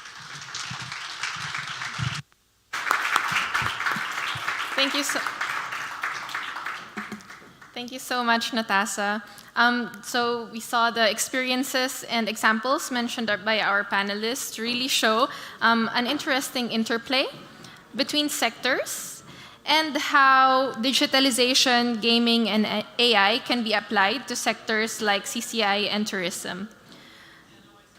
And I think it was Natasa who said that gaming and AI has evolved into something more than child's play, so that was very interesting. And as we come to a close today, we'd like to thank everyone who joined us on day one of this conference, both in person and online. We have prepared more interesting discussions for you tomorrow, so we hope to see you here as early as 9 a.m. for registrations, and we will begin at 9:30. Tomorrow we will also have the site visit to Pismo.